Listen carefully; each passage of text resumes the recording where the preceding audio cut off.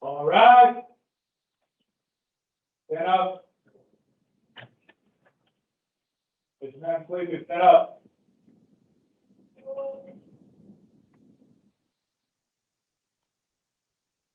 Please be seated.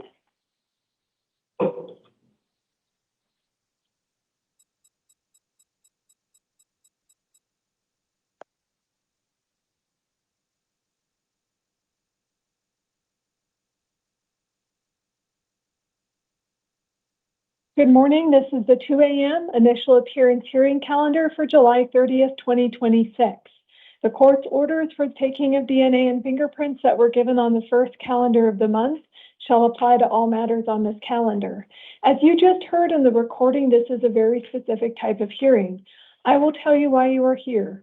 If an attorney has been appointed for you, when and where your next court hearings will be, if you are eligible for release, what your release conditions are, and any bond amount required. I will not read all the release conditions to each of you. That is your responsibility to review, but I may point out a few depending on your case. You all have standard release conditions, which include you must attend all your future court hearings. You must keep the court updated with your address. You must not possess or consume drugs without a valid prescription. You must not drive without a valid license, and you must not initiate contact with the arresting officers. You are all here today on criminal matters, which means you do have the right to remain silent. Anything you say or do may be held against you. This hearing is being recorded. It is also being broadcast live. I will ask you for your name and your date of birth. There may be victims watching the live stream, so I will read the victim rights advisement and then we'll begin with your hearing. If you are the victim of a crime with a case pending before this court, you are advised that you have rights under Arizona law that, among others, include the right to be treated with fairness, respect, and dignity, to a speedy trial, to be present at court proceedings, to choose whether or not to be interviewed by the defendant or defendant's attorney, to be heard before the court makes a decision on release, negotiation of a plea, scheduling and sentencing, and to receive restitution from a person who is convicted of causing you loss. If you have not already been provided a written statement of all victims' rights, please contact the Victim Services Division of the Prosecutor's Office. We'll now begin with your hearings, and I'll call you in one at a time. When it is your turn, please come stand at the podium in the center of the room and speak into the microphone. I will call a second person's name to have a seat in those chairs right there by the door. That way we can move quickly. While you're sitting there by the door, listen for your name to come in. I may need to pause the hearing from time to time to handle a warrant, so don't enter unless your name has been called. Also, while you're sitting there by the door, it's your opportunity to get ready to be on camera. So that means you may want to remove your hat or a hoodie and take your arms out of your shirt while you're sitting there at the door. That way you'll be ready to be recorded. At the end of your hearing, you are going to be provided with some paperwork. The paperwork has all the information I'm about to share with you. It includes the date, time, and location of your next hearing, your attorney's phone number if one has been appointed, your bond amount, and those release conditions that you need to review. This is very important information for you to have and follow, so make sure you hold on to that paperwork. We will begin this morning with Ernest Clark. Please come to the podium. After that is Matthew Navarrete. Have a seat by the door, please.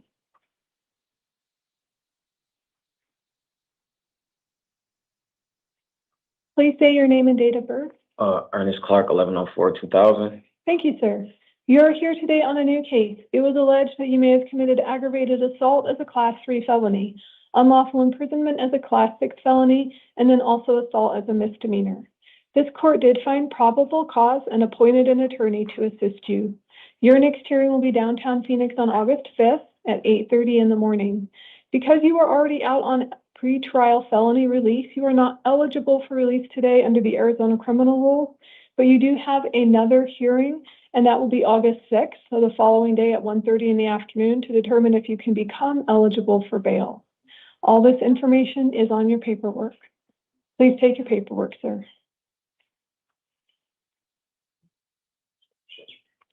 Matthew Navarrete, please come to the Moises Lagunas Moreno, have a seat by the door, please. Please say your name and date of birth. Matthew Angel Navarrete, 12489. Thank you, sir. You're here today on a new case. It was alleged that you had narcotic drugs in your possession for sale, which is a Class 3 felony. This court did find probable cause and appointed an attorney to assist you. Your next hearing will be downtown Phoenix on August 5th at 8:30 in the morning. You are eligible for release. It is a cash-only bond of $50,000 with an electronic monitoring device. If you're able to post your bond, follow your release conditions carefully and make sure you let pretrial services know about any work or obligations that you have so they can program your electronic monitoring device. If you don't keep it charged, or you don't go to your next hearing, or you fail to abide by your release conditions, they may issue a warrant for your arrest, and then you would be held in custody until your next hearing. If you're not able to post your bond, you'll stay in custody and be transported to your next hearing.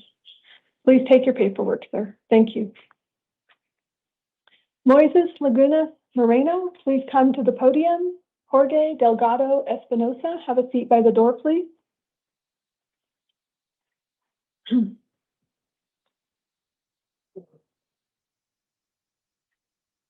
Please say your name and date of birth. Moises Laguna, September 7, 1998. Thank you, sir.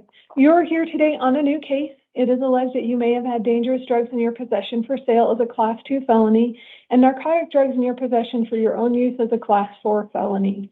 This court did find probable cause and appointed an attorney to assist you. Your next hearing is downtown Phoenix on August 5th at 8:30 in the morning. You have a $50,000 cash-only bond with pretrial services. So if you're able to post your bond, call pretrial services within 72 hours. Make sure you go to your next hearing. All right, please take your paperwork, sir. Thank you. Jorge Delgado Espinosa, please come to the podium. Aiden Medina Barrera, have a seat by the door, please. Please say your name and date of birth. Jorge Delgado Espinosa, 32387. Thank you, sir. You're here today on a new case. It is alleging aggravated assault as a Class 4 felony. Based on the law enforcement report, this court did find probable cause and appointed an attorney to assist you. Your next hearing will be August 5th at 8:30 in the morning downtown Phoenix. There was a victim impact statement considered as well as the state's recommendation. So your bond is set at $25,000 and that is secured. You may use a bail bonding company. If you're able to post that bond, you would be released to pretrial services with an electronic monitoring device, as well as random illegal drug and alcohol testing. So some of your release conditions include you're not to return to the scene of the alleged crime or have any contact with the alleged victim, witnesses, or complainants. Do not possess or consume any alcohol, marijuana products like THC or CBD unless you have a valid prescription. You're also not to possess any weapons, and that includes simulated ones, and you must obey any order of protection that is issued and served upon you. You are cautioned, sir, that violation of your no victim contact order, whether in custody or out of custody, may result in additional felony aggravated harassment allegations. If that were to happen while you were out of custody, you would no longer be eligible for bond going forward. All of this is written out on your paperwork. Please take your paperwork, sir. Aiden Medina Barrera, please come to the podium. Christopher Blanco, have a seat by the door, please. Please say your name and date of birth. Adam Medina, May 15, 2004. Thank you, sir. I apologize for saying your name incorrectly. You're here today on a new case. It is alleged you may have committed aggravated assault as a Class 4 felony and then assault also as a misdemeanor. This court did find probable cause and appointed an attorney to assist you. Your next hearing will be downtown Phoenix on August 5th at 8:30 in the morning, and this court is going to adopt the state's recommendation of $25,000 secured appearance bond. If you're able to post that bond, you would have an electronic monitoring device required, so let pretrial services know about your work commitments and obligations. You are also not to return to the scene of the alleged crime or have contact with the alleged victim, witnesses, or complainants. It appears that's your residence, sir. So what this means is you may have one civil standby that is ordered, or you can call local law enforcement. They will go with you to pick up necessary things like medication, identification, or clothing, but they will not resolve property disputes. You're also cautioned that you must obey any order of protection that is served on you, and that if you are to violate the no victim contact order, whether you're in custody or out of custody, it may result in additional allegations of aggravated harassment, which is a felony. If you were out of custody at that time, you'd no longer be eligible for bail. So take it seriously and read through your release conditions carefully if you're able to post bond. If you're not able to post bond, that no victim contact order still applies, but you would stay in custody and be transported to your next hearing, and the next judge may change any and all of these orders. Please take your paperwork, sir. Christopher Blanco, please come to the podium. Ivo Macias, have a seat by the door, please. Please say your name and date of birth. Christopher Jose Blanco, 091906.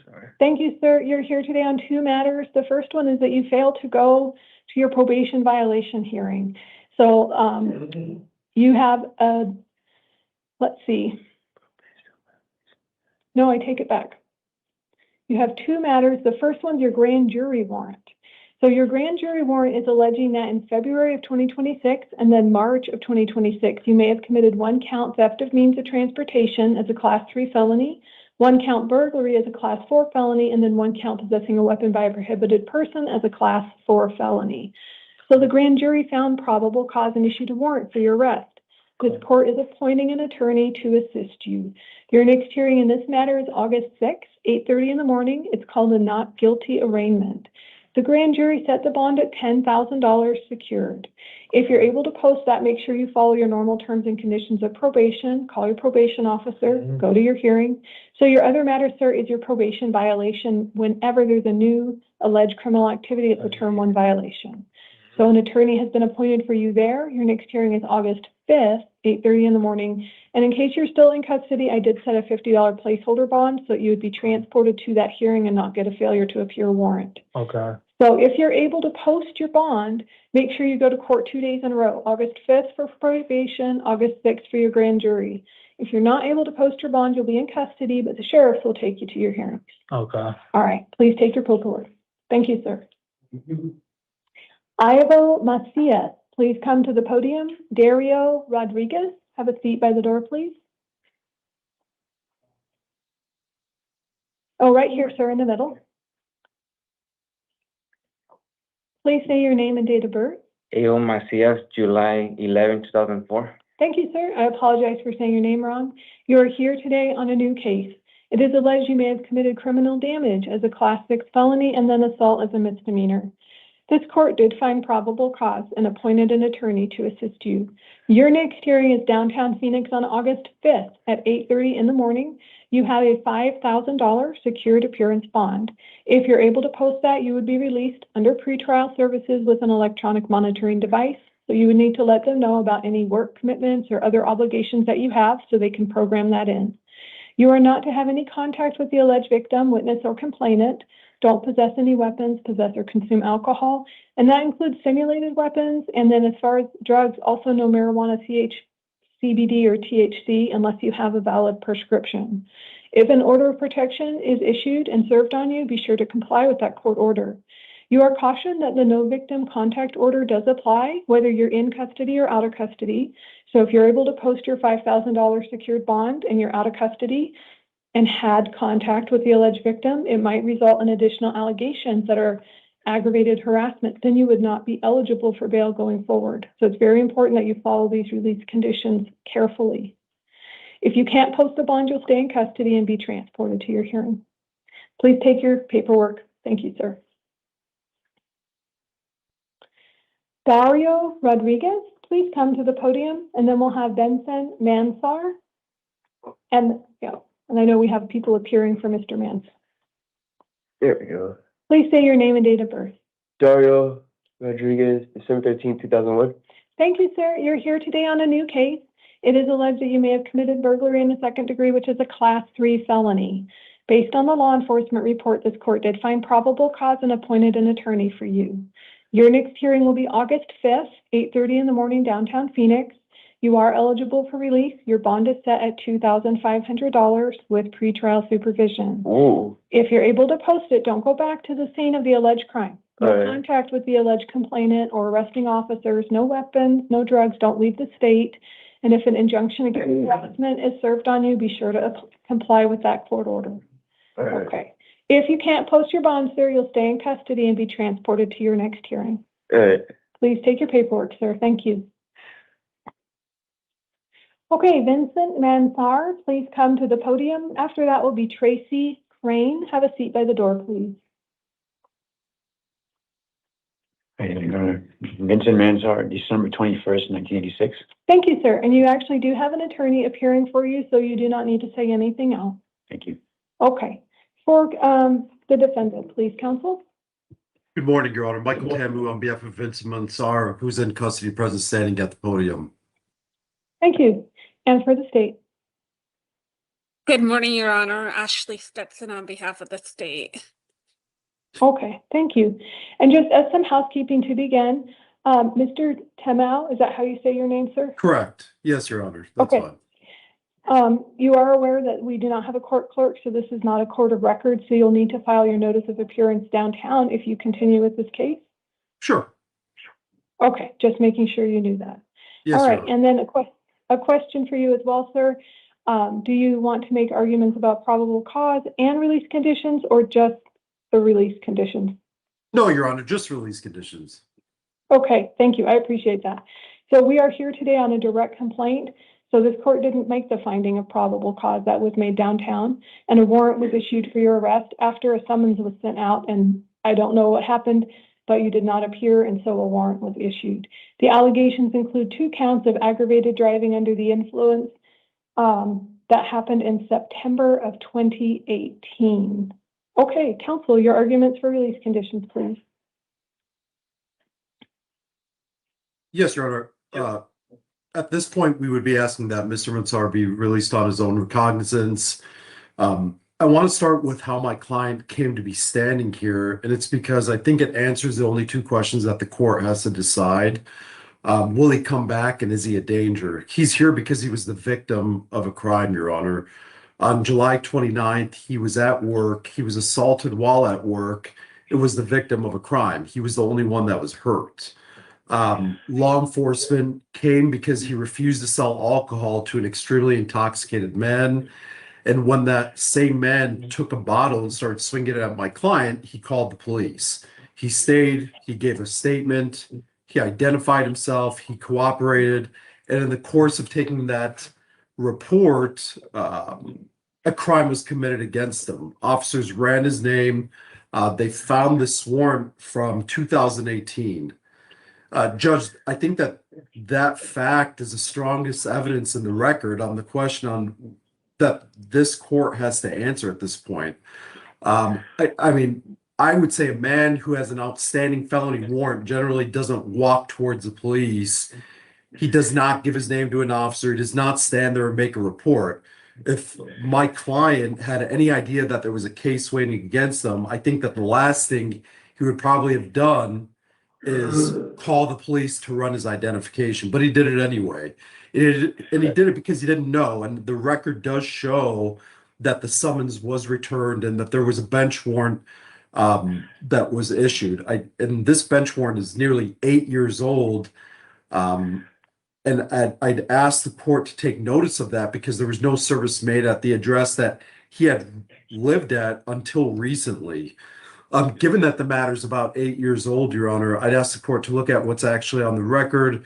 He's lived openly under his own name, worked at the same exact location for, I believe it's over 20 years, and has been under payroll the entire time.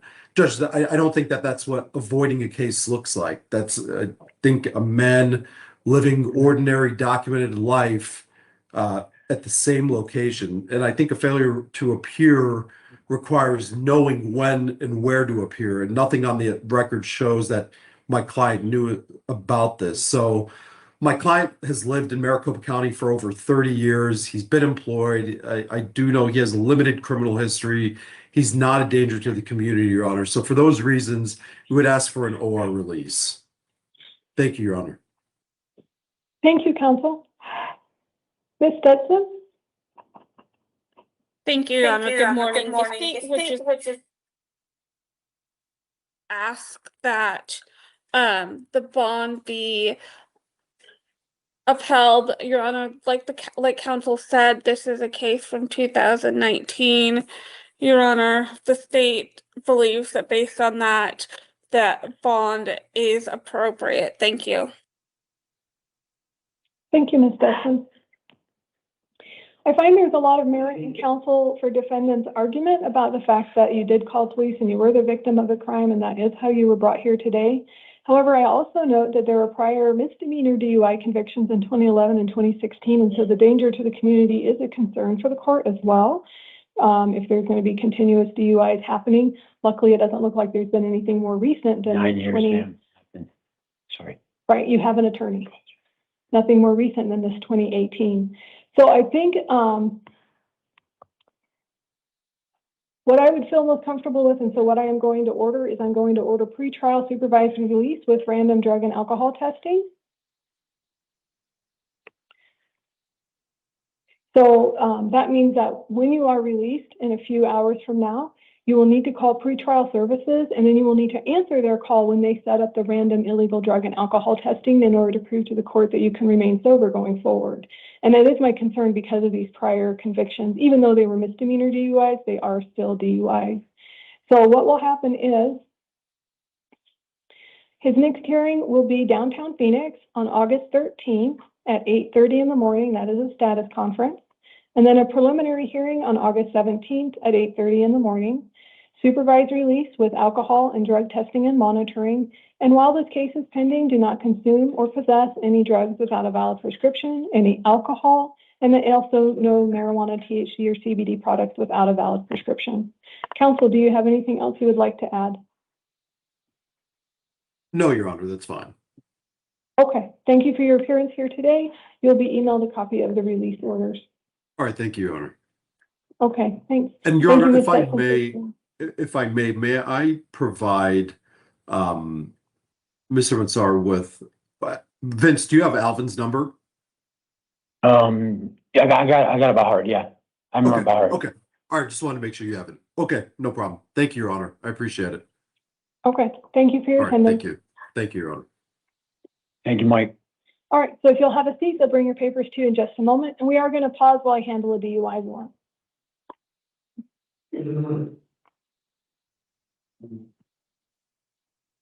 And thank you, Ms. Stetson. You may be excused if you have no other matters.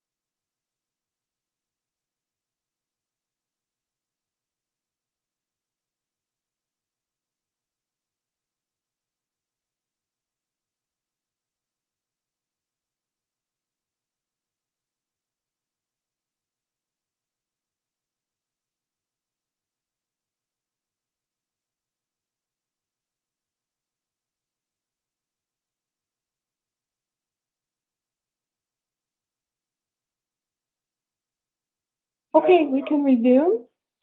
So we will start with Tracy Crane. Please come to the podium. After that is Naya Gamble. Have a seat by the door, please. Naya Gamble. Good morning, sir. Please say your name and date of birth. Good morning, Tracy Crane, 3/13/83. Thank you, sir. You're here today on 3 matters. It looks like all 3 of them are probation violation warrants, and they are alleging that you violated terms 3, 4, 5, and 15, and that your whereabouts were unknown since June 16th.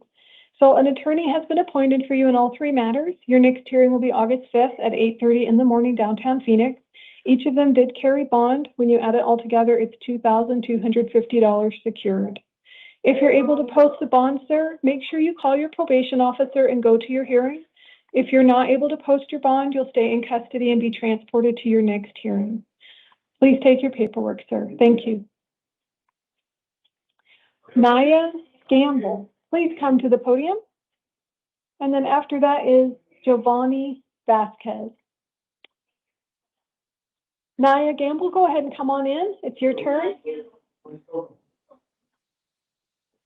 Okay. Right here in the center at the podium. Thank you. Oh, too far. Right here.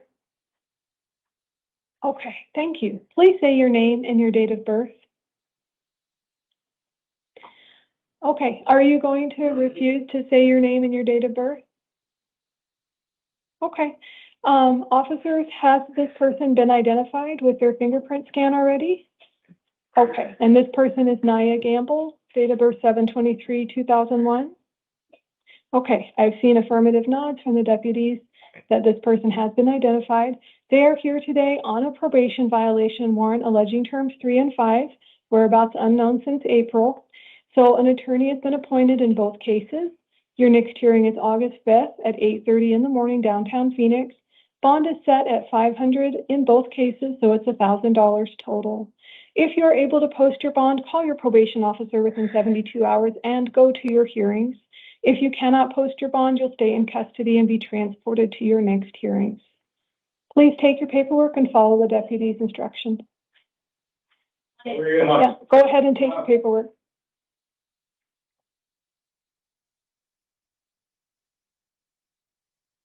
Giovanni Vasquez, please come to the podium. Miguel Vasquez, have a seat by the door, please.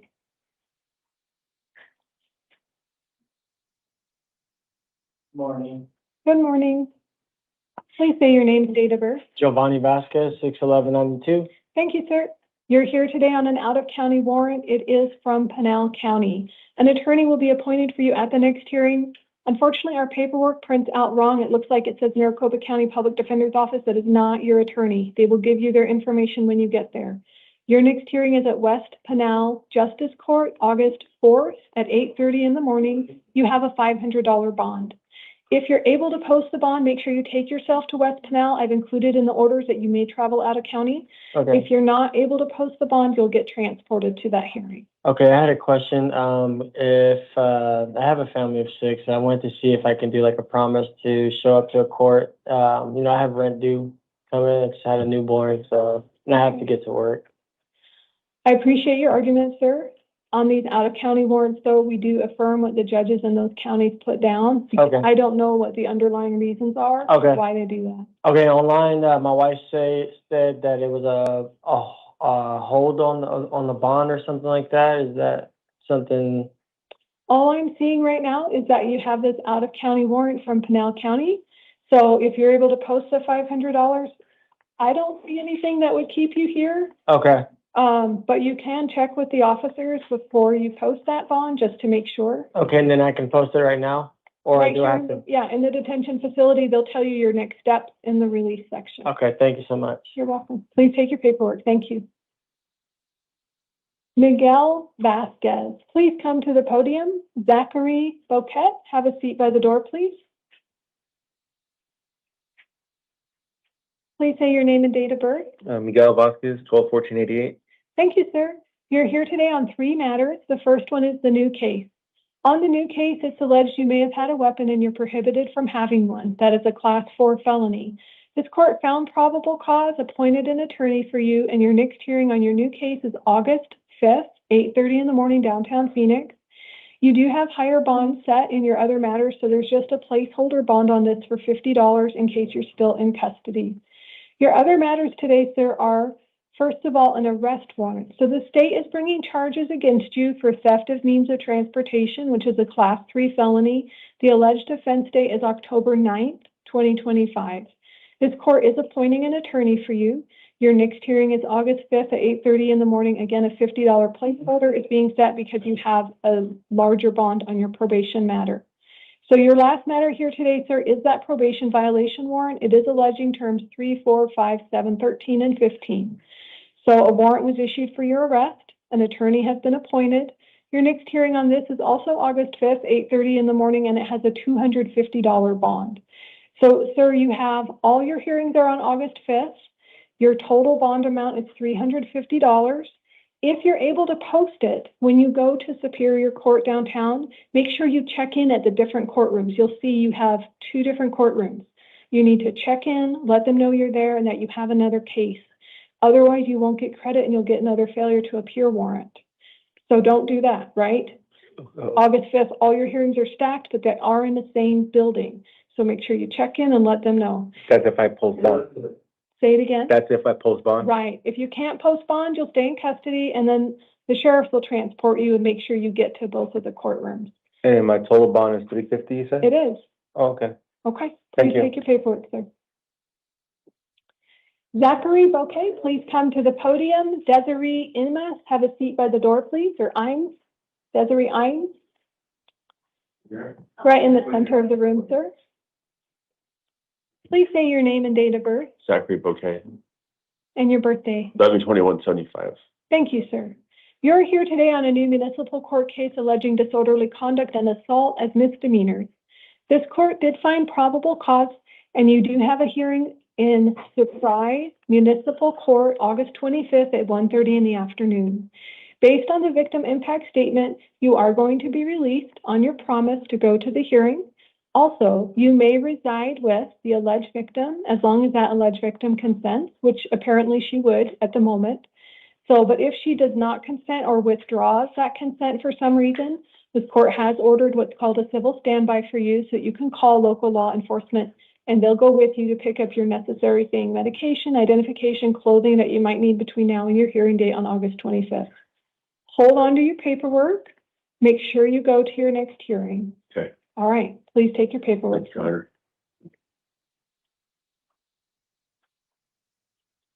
Desiree Eames or Imes, please come to the podium. And Ray Howard, have a seat by the door, please. And I apologize in advance. I'm sure I've said your name wrong. Please say your name and date of birth. Desiree Imes, February 8th, 1988. Thank you, ma'am.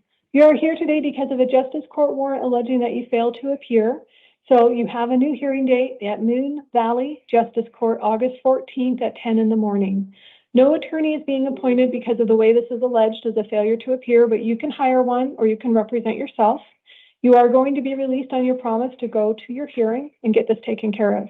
I need you to understand, though, ma'am, that even though you're going to be released in a few hours, this warrant is unresolved. So I've included their phone number for you as well. You can call ahead, find out how you can get this resolved sooner. If you have any law enforcement contact between now and August 14th, you may end up back here again. Okay. All right, please take your paperwork. Ray Howard, please come to the podium.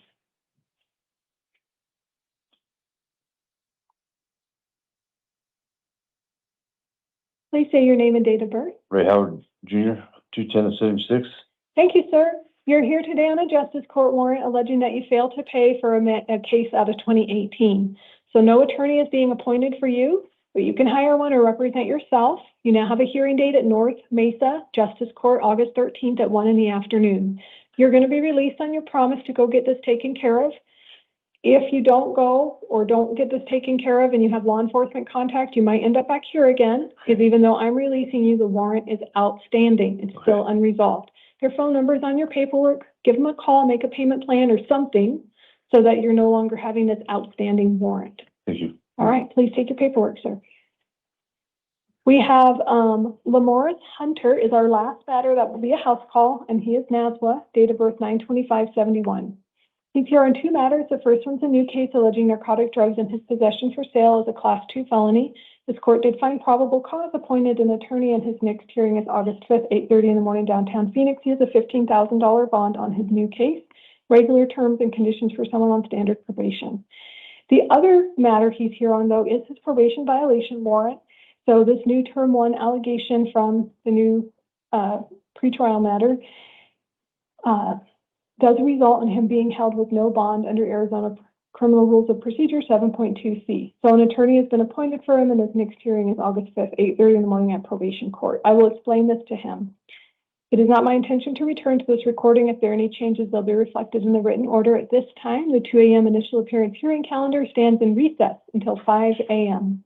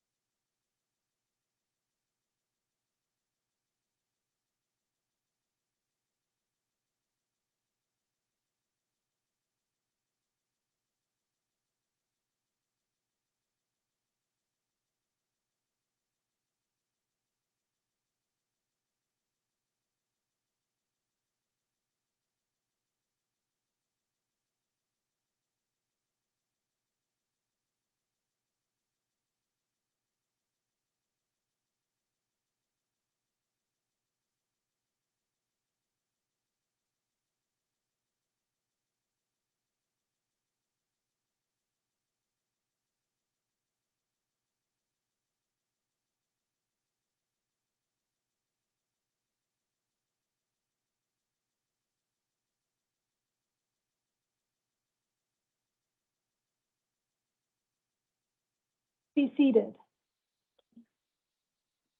Can you hear me now in there? Okay, please sit down. You can sit down, please.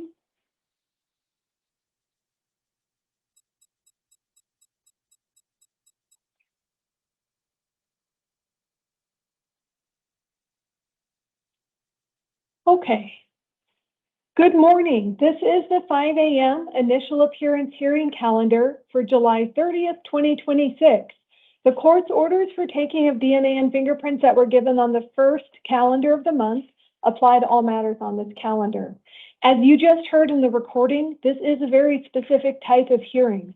I will tell you why you are here, if an attorney has been appointed for you, when and where your next court hearing will be, if you are eligible for release, what your release conditions are, and any bond amounts required. I will not read all the release conditions to each of you. That is your responsibility to review, but I may point out a few depending on your case. You do all have standard release conditions, which include you must go to all your future hearings. You must keep the court updated with your contact information. You must not possess or consume drugs without a valid prescription. You must not drive without a valid license, and you must not have contact with the arresting officers. You are all here today on criminal matters, which means you do have the right to remain silent. Anything you say or do may be held against you. This hearing is being recorded. It is also being broadcast live. I will ask you for your name and your date of birth. There may be victims watching the live stream this morning, so I will read the victim rights advisement, and then we will begin with your hearings. If you are the victim of a crime with a case pending before this court, you are advised that you have rights under Arizona law that, among others, include the right to be treated with fairness, respect, and dignity, to a speedy trial, to be present at court proceedings, to choose whether or not to be interviewed by the defendant or defendant's attorney, to be heard before the court makes a decision on release, negotiation of a plea, scheduling and sentencing, and to receive restitution from a person who is convicted of causing you loss. If you have not already been provided with a written statement of all victims' rights, please contact the Victim Services Division of the Prosecutor's Office. We'll now begin with your hearings. I will call you in one at a time. When it is your turn, please come stand at the podium in the center of the room and speak into the microphone. I will call a second person's name to have a seat in those chairs right there by the door so we can move quickly. Once in a while, I may need to pause the hearing to handle a warrant. So please do not enter the hearing room unless you have been called. At the end of your hearing, you'll be provided with paperwork. It has all the information I'm about to share with you: the date, time, location of your next hearing, your attorney's telephone number, as well as your release conditions that you need to review. Hold on to that paperwork. It's important information for you to have. While you are waiting in that chair by the door, it's a good time for you to get ready to be on camera. Once you enter the hearing room, you are on camera, so go ahead and take off your hat, your hoodie, your arms out of your shirt if that's needed. Just take a minute right there while you're sitting and waiting for your name to be called. We're going to begin this morning with Thomas Rice. Please come to the podium. And then Tracy Scannell, have a seat by the door, please. Please say your name and date of birth. Thomas Larry Rice Jr., 1978. Were you born in July? No. You were born in September 1978? Okay, let me go ahead and update that.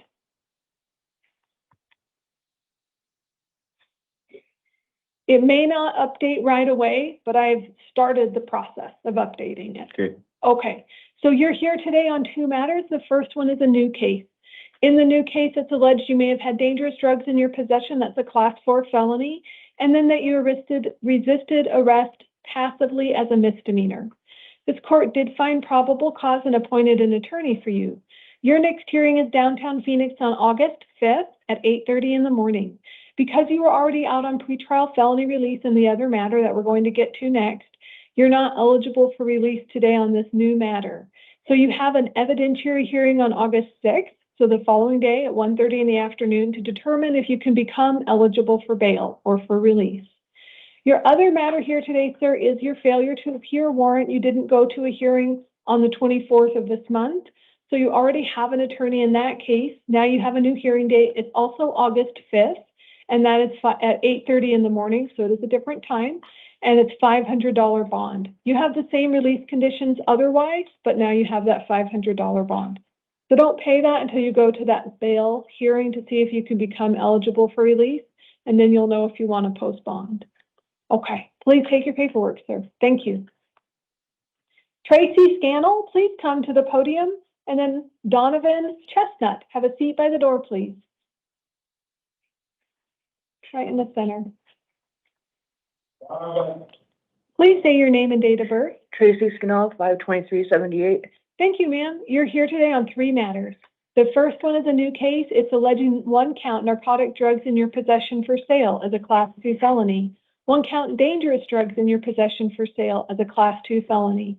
And then 1 count narcotic and dangerous drugs in your possession for your own use as a class 4 felony each.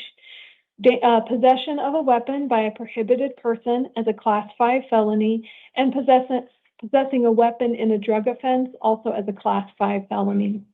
So this court did find probable cause and appointed an attorney to assist you. Your next hearing is downtown Phoenix on August 5th at 8:30 in the morning. On your new case, you have a $15,000 secured appearance bond, and then the standard release conditions for somebody who is on standard probation. Your other 2 matters, ma'am, are your probation cases. And on one of them, you have a $50 placeholder. Both of them, you do have an attorney appointed, and your next probation hearing is also August 5th, 8:30 in the morning, downtown Phoenix. Your matter that is the, let me just pull it up. The one where you have the allegations of conspiracy to commit dangerous drugs possession for sale, because of the new allegations in your new case and the type of probation you're on, under the Arizona Criminal Rule 7.2C, you're not eligible for release. So you are going to be held without bond on one of your probation cases. You'll get credit for the others because they have those bonds attached. When you go see the probation judge on August 5th, they'll determine whether or not you should be released going forward or if you'll receive a sentence of incarceration. So all this is written out on your paperwork, including your attorney's phone numbers. Please take your paperwork, ma'am. Thank you. Donovan Chestnut, please come to the podium. Andrew Nava Garcia, have a seat by the door, please. Please say your name and date of birth. Donovan Lee Chestnut, And your birthday, sir? 5/27/1999. Thank you, sir. You're here today on 3 matters. The first one is a new case. In your new case, it's alleged that you committed aggravated assault as a class 4 felony, burglary or unlawful entry as a class 4 felony, and then resisting arrest with physical force as a class 6 felony. This court did find probable cause and appointed an attorney to assist you. Your next hearing is downtown Phoenix on August 5th at 8:30 in the morning. You have a $10,000 secured appearance bond in your new case.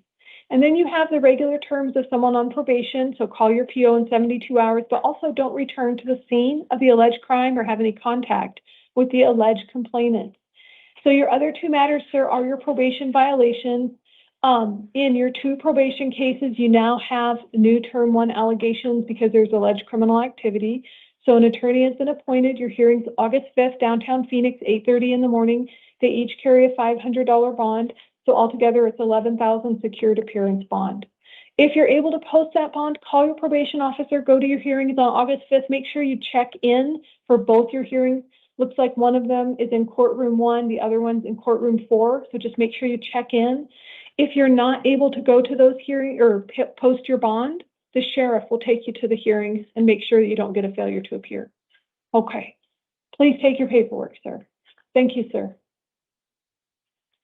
Andrew Nava Garcia, please come to the podium. Cody Spires, have a seat by the door, please. Please say your name and date of birth. Andrew Nava Garcia, 11/13/1999. Thank you, sir. You are here today on two matters. It looks like they are failure to appear warrants. One is for sentencing, and then the other one was for a probation case. In each of them, you already had attorneys appointed, and now you have new hearing dates. On your probation case, it's August 10th at 8:30 in the morning, downtown Phoenix, and it's the same for your sentencing hearing. And let me just check if they're in the same courtroom. They are. They're in the same courtroom. So you now have a new hearing date. You still have the same attorney. They each carried bond. The bond is $2,500 each, so it's $5,000 secured. If you're able to post it, you have the same release conditions as before. Just make sure you call your probation officer and go to your hearing. If you cannot post your bond, you'll stay in custody and be transported there. Okay, don't forget your papers, sir. Thank you. Cody Spires, please come to the podium. Tony Weaver, have a seat by the door, please. Please say your name and date of birth. Cody Spires, 12/11/1986. Thank you, sir. You're here today on 4 matters. The first one is a new case, and it is alleging resisting arrest passively as a Class 6 felony, and then criminal trespassing as a misdemeanor. This court did find probable cause and appointed an attorney for you. Your next hearing on your new case is August 5th at 8:30 in the morning, downtown Phoenix. You have a $2,500 secured appearance bond in your new case. Your conditions of release include your regular terms for probation, so call your PO, but also don't go back to the scene of the alleged crime. The next 2 matters that you have are probation violation warrants. They're alleging terms 3, 4, and 5, and that your whereabouts were unknown since February. So in your 2 probation cases, you have an attorney appointed. Your next hearing is August 5th, 8:30 in the morning also. Let me see if they're the same courtroom. They are not. So if you're able to post bond, make sure you check into both courtrooms and let them know you're there. It's the same building, but different courtrooms. And on your probation cases, you have $750 and then $500 in bond on those warrants. Your last matter here today, sir, is a justice court warrant out of Highland Justice Court. So an attorney will be appointed for you in the matter of bond only. If you want to fight the charge, which is drug paraphernalia possession as a misdemeanor, you can hire an attorney or represent yourself. Your hearing on that is a day sooner. It's August 4th, and that's at 8:30 in the morning. There's a $500 bond on that. So altogether, sir, it's $4,250 for all your matters together, secured appearance bond. If you're able to post that bond, call your probation officer and go to your 3 sets of hearings. The Highland Justice Court is first on the 4th, and then on the 5th, you've got probation and the new case in different courtrooms, same building. If you can't post your bonds, you'll stay in custody and you'll get transported by the sheriffs to your various hearings. Okay, please take your paperwork, sir. Thank you. Tony Weaver, please come to the podium. Jeremy Christensen, have a seat by the door, please.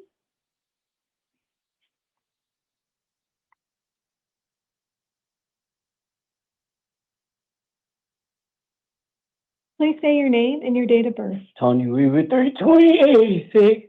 Thank you, sir. You're here today on two matters. The first one is a new case alleging you had drug paraphernalia as a Class 6 felony. This court did find probable cause and appointed an attorney for you. Your next hearing is downtown Phoenix on August 5th at 8:30 in the morning, and you have a $2,500 secured appearance bond in that matter. Your other matter here today, sir, is a probation violation warrant alleging terms 3, 5, and 15. Your whereabouts have been unknown since April 30th. So an attorney has been appointed for you there. Your next hearing is also August 5th, 8:30 in the morning, downtown Phoenix. It has a $300 bond. So, sir, altogether, you are looking at $2,800 in secured appearance bond. If you're able to post it, call your probation officer and go to your hearing. They are on the same day at the same time, two different courtrooms, but the same building. So make sure you check into both of them, and they'll let you know where in the order that you fall so that you don't get a failure to appear. If you're not able to post your bond, the sheriff will take you to your hearings and you'll stay in custody. Okay, please take your paperwork, sir. Jeremy Christensen, please come to the podium. Bernice Ballesteros, have a seat by the door, please.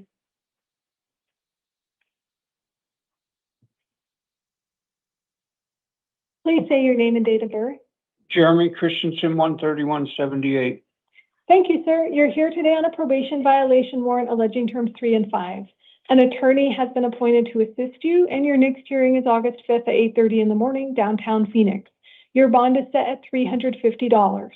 If you're able to post it, call your probation officer and go to your hearing. If not, you'll stay in custody and be transported to your next hearing.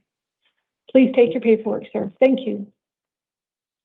Bernice Ballesteros, please come to the podium, and then Randy Bushnell, have a seat by the door, please.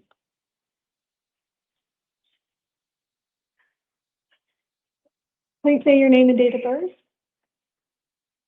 It's 11/22/71, and it's Bernice Ballesteros. Thank you, ma'am. You did a good job pronouncing it. Oh, thank you. You are here today on a probation violation warrant. It is alleging terms 4, 7, 13, and 15.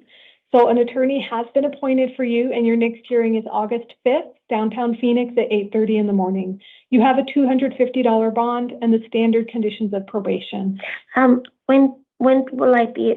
How does that work? Like, can I? How long do you have to pay the bond? You can pay it anywhere between today and your hearing date.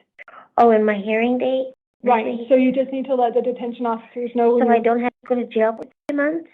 Well, I do know that you needed to do some time, but that's up to the next judge if they want to go and put it right away, or if they're going to give you a chance to come and turn yourself in for that time period that you owe. Oh, because my probation officer recommended that I go to jail. Should I just do the So jail? just don't pay your bond and your days will start counting. Okay, thanks. You're welcome. Please take your paperwork. Randy Bushnell, please come to the podium. Raquel Goetson, have a seat by the door, please.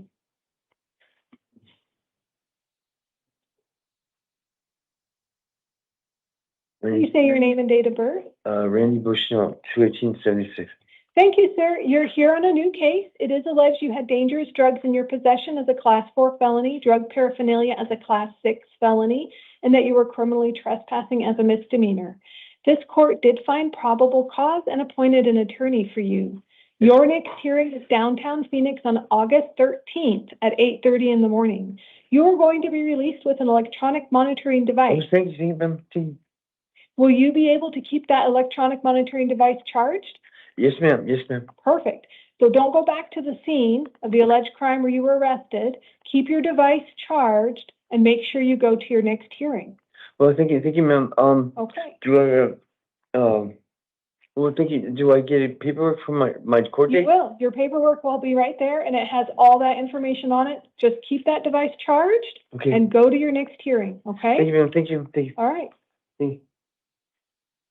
Raquel Goetson, please come to the podium. Glenn Freeman, have a seat by the door, please.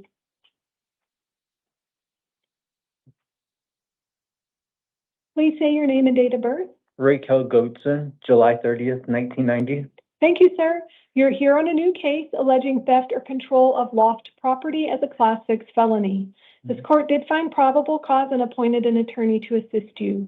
Your next hearing is downtown Phoenix on August 13th at 8:30 in the morning. Okay. You are going to be released under pretrial services, which means you do need to call them within 72 hours and then answer their call when they call you to remind you about your court hearing. Yes, ma'am. Do not have any contact with the alleged victim, complainants, or witnesses. Follow your release conditions carefully and go to your next hearing. Yes, ma'am. Please take your paperwork, sir. Thank you. Glenn Freeman, please come to the podium. Davina Velasquez, have a seat by the door, please. Hello, Please say your name and date of birth. Glenn James Freeman, 9859. And is it September 8th? Yes, ma'am. Thank you, sir. You are here on a new case alleging narcotic drugs in your possession as a Class 4 felony, drug paraphernalia as a Class 6 felony, and consuming liquor in public as a misdemeanor. This court did not find probable cause on the narcotic drug allegation, but the state may still bring additional evidence to support that allegation, so it is not dismissed. The state did find probable cause, or excuse me, this court did find probable cause on the paraphernalia and the consuming in public. So you do have an attorney appointed to assist you. Your next hearing is August 13th, 8:30 in the morning, downtown Phoenix. You are going to be released under pretrial services supervision. So you need to call them within 72 hours of your release and then answer their phone call when they call to remind you about court. Okay, I'm being released on You are. pre-trial? Yes, you are. Oh my, thank you so much. Please take your paperwork. Thank you, sir. This will never happen again. Davina Velasquez, please come to the podium. James Thornton, have a seat by the door, please. Please say your name and date of birth. Davina Velasquez, 6/12/89. Thank you, ma'am. You are here today on a new case. It is alleged that you had dangerous drugs in your possession for sale, drug paraphernalia. These are both felonies. Driving with a suspended or revoked license and consuming liquor in your vehicle as misdemeanors. This court did find probable cause and appointed an attorney for you. Your next hearing is downtown Phoenix, and before I go any further, I need to ask, do you know if you are on federal parole or probation? I'm not. Okay, I didn't see that in your criminal history either. Okay, so your next hearing will be August 13th, 8:30 in the morning, and that's downtown Phoenix. You're going to be released under pretrial services with random illegal drug and alcohol testing. So what that means is in a few hours when you're released, you need to give them a call, and then you need to answer their call because they're going to tell you when to go and test. This will give you a chance to prove to the next court you can remain sober. It really gives you a good chance to build your case. So make sure you take advantage of that and comply with the pretrial services. All right, please take your paperwork. James Thornton, please come to the podium. Alejandro Hernandez, have a seat by the door, please. How you doing, Your Honor? Please Okay. say your name and date of birth. James Thornton, August 13th, 1989. Thank you, sir. Thank You are here today on a new case. It is alleged you may have committed 2 counts, aggravated assault with a deadly or dangerous instrument, which is a Class 3 felony. This court did find probable cause and appointed an attorney to assist you. Your next hearing will be downtown Phoenix on August 13th at 8:30 in the morning. You are going to be released under pretrial services supervision, so you do need to call them within 72 hours of your release. You need to make sure you go to your next hearing. Make sure you do not return to the scene of the alleged crime. No contact with the alleged complainants, victims, witnesses, just no contact. Also, while this case is pending, you're not to possess any weapons, and that includes even simulated weapons like BB guns, pellet guns, or replicas. Just do not own it. Don't have it around you. If an order of protection is issued and served on you by the alleged victims, make sure to comply with that court order. Please take your paperwork, sir. Can I ask one question, please? Yep. My car was towed. Is there any way, anyhow, I don't have the funds in that was my wife's vehicle. It was literally in the neighborhood. Is there any way, am I going to have to pay for that? Most likely, I am not in charge of towing the cars. I think that was between Scottsdale or Buckeye Police, so you're going to have to contact them. You do have an attorney, though, appointed to assist you, so you could ask them to assist you with that as well, but normally they just work on the Superior Court case. But give them a call, find out what resources they might have to offer you. Thank you, Your Honor. Yep, please Have take a your blessed paperwork. day. Alejandro Hernandez, please come to the podium.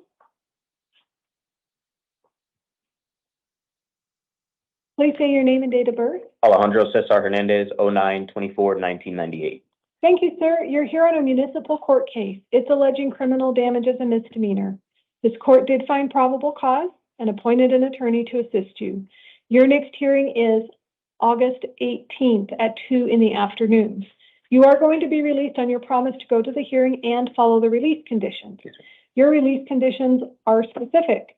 Between now and your next hearing, do not own or possess any weapons, and that includes simulated weapons. Yes, ma'am. You must obey any order of protection that might be served on you.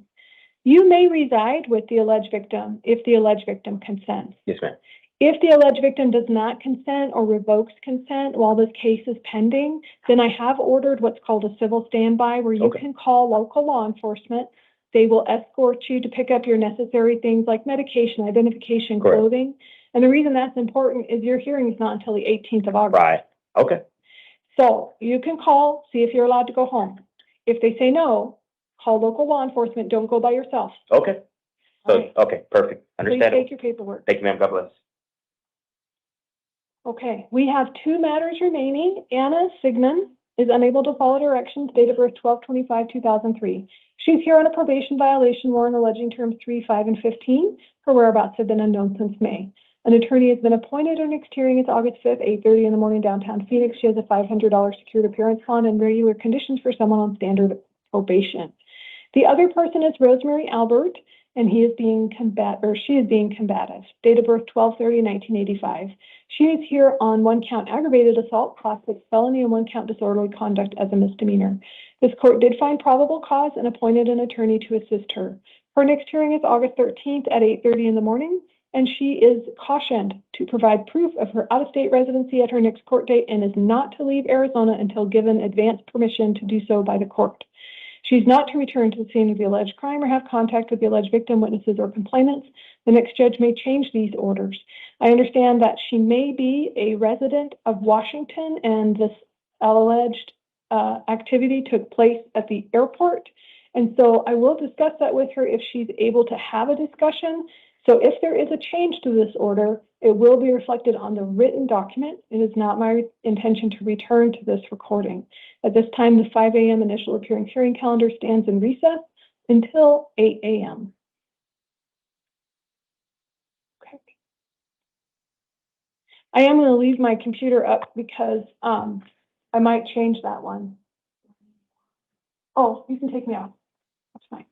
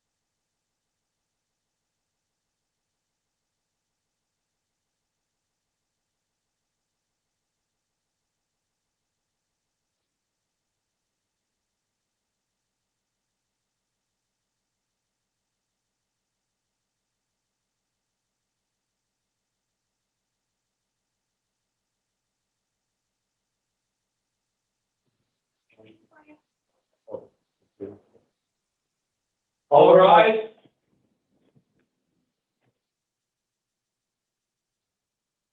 Thank you. You may be seated.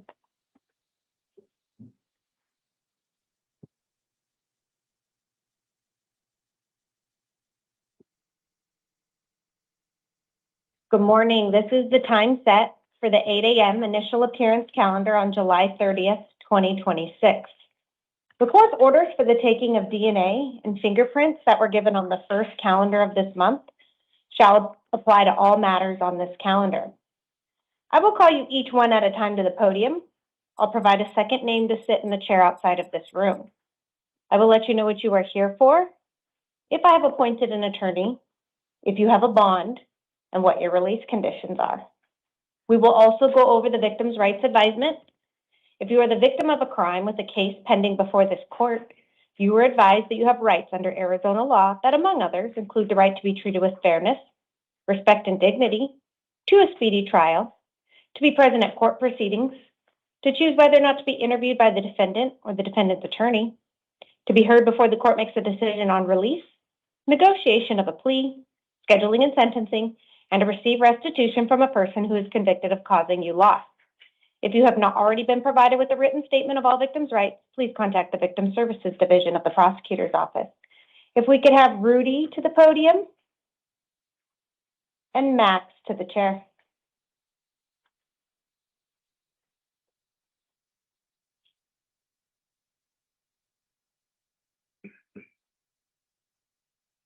May I get your name and date of birth?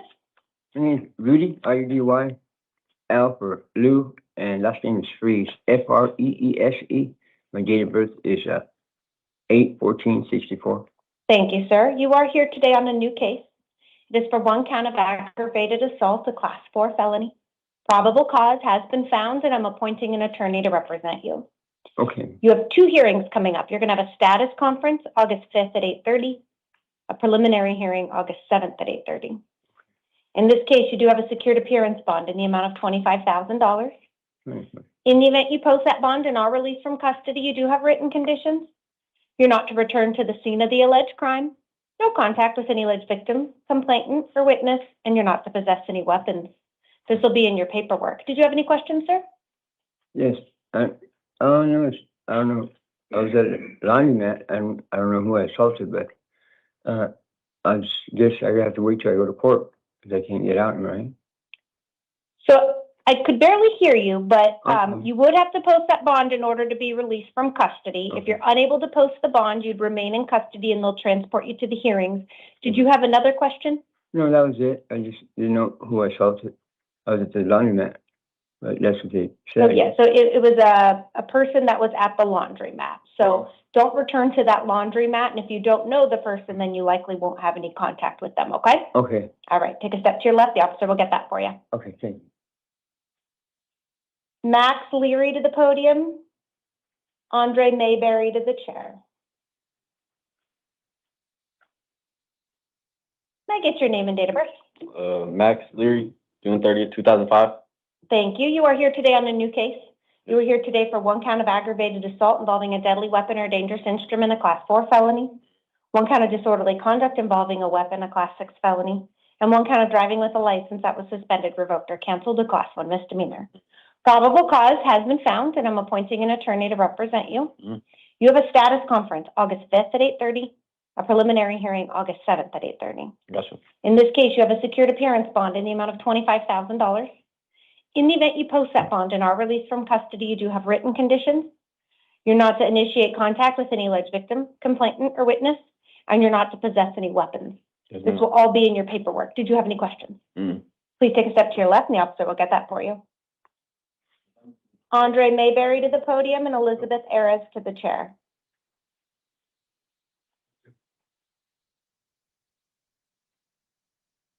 May I get your name and date of birth? Yes, Andre Mayberry, November 8th, 2001. Thank you. It does look like you are here today on 2 cases. It looks like they're both out-of-county warrants. One is Coconino County, one is Navajo County. We'll start with your Coconino County warrant. That warrant was issued as a result of an allegation that you violated your probation. This warrant was issued March 17th of 2026. In this case, I'm going to appoint an attorney to represent you. I'm going to set a hearing. That hearing will take place in Coconino County on August 4th at 8:30. In that case, you do have a cash bond in the amount of $5,000. Okay.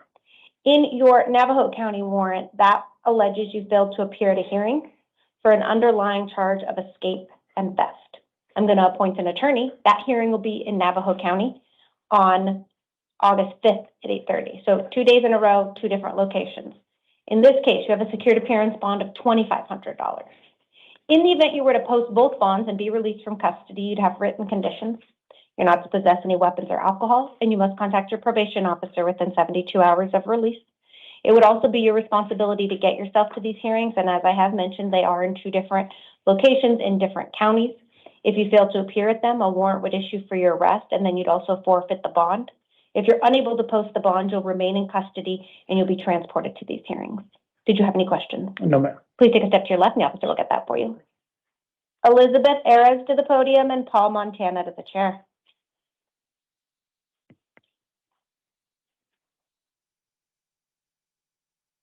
May I get your name and date of birth? Elizabeth Eras, 10/19/88. Thank you, ma'am. You are here today because a grand jury warrant was issued.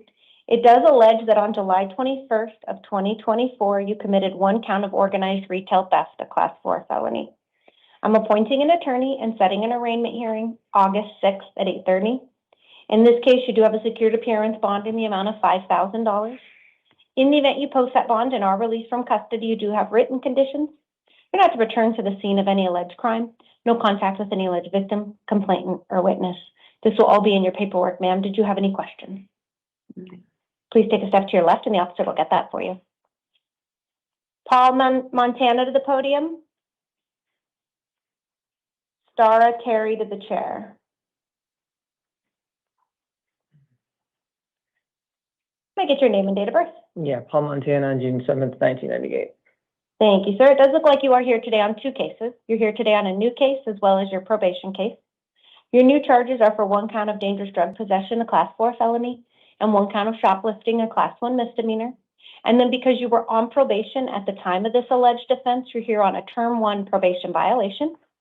I am finding probable cause and appointing an attorney to represent you in these cases. And I'm going to give you 3 hearing dates. They are 3 days in a row. You're going to have a status conference August 5th at 8:30, a probation revocation hearing August 6th at 8:30, and a preliminary hearing August 7th at 8:30. You have a secured appearance bond of $500 in each case for a total bond of $1,000. In the event you were to post that bond and be released from custody, you would have written conditions. You're not to return to the scene of any alleged crime, no contact with any alleged victim, complainant, or witness, and you must contact your probation officer within 72 hours of your release. That will be in your paperwork. Did you have any questions? Please take a step to your left, and the officer will get that for you. Thank you. Stara Terry to the podium and Jesus Diarte to the chair.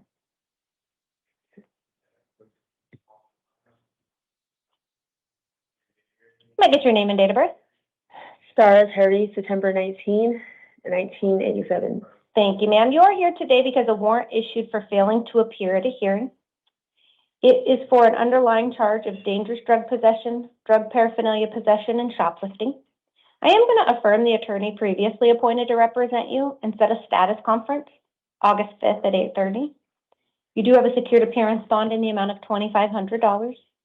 In the event you post that bond and are released from custody, you do have written conditions. You're not to possess any weapons, and you're not to possess or consume drugs without a valid prescription. It will also be your responsibility to ensure that you attend all of your future hearings. If you were to fail to appear again, another warrant would issue for your arrest, and you'd forfeit any bond you may have posted. That'll be in your paperwork, ma'am. Did you have any questions? So I'm to remain in jail until August 5th. So you do have a bond of $2,500. So if you're unable to post that bond, it does mean you would remain in custody and they would transport you to that hearing on August 5th. Okay, thank you. Thank you, ma'am. If it's up to your left, the officer will get that for you. Okay, thank you. Jesus to the podium, Demetrius to the chair.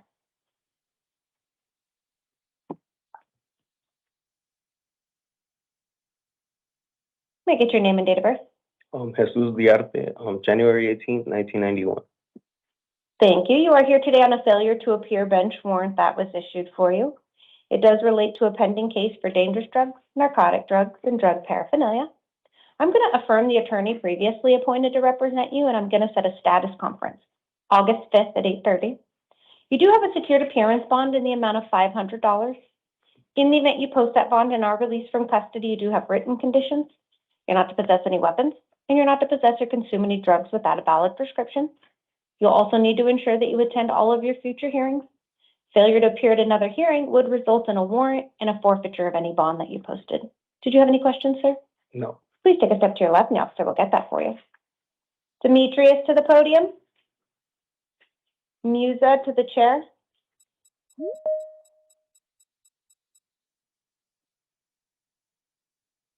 May I get your name and date of birth?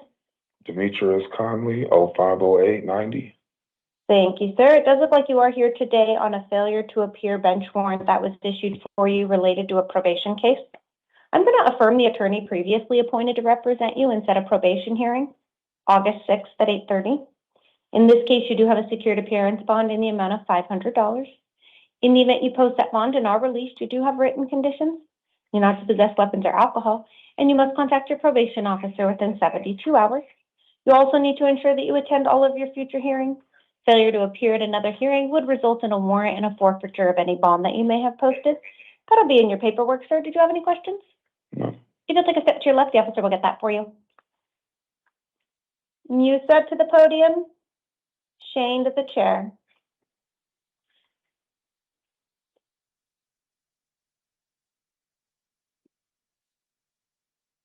May I get your name and date of birth? Musa Salah Abdulaziz, 01/05/1981.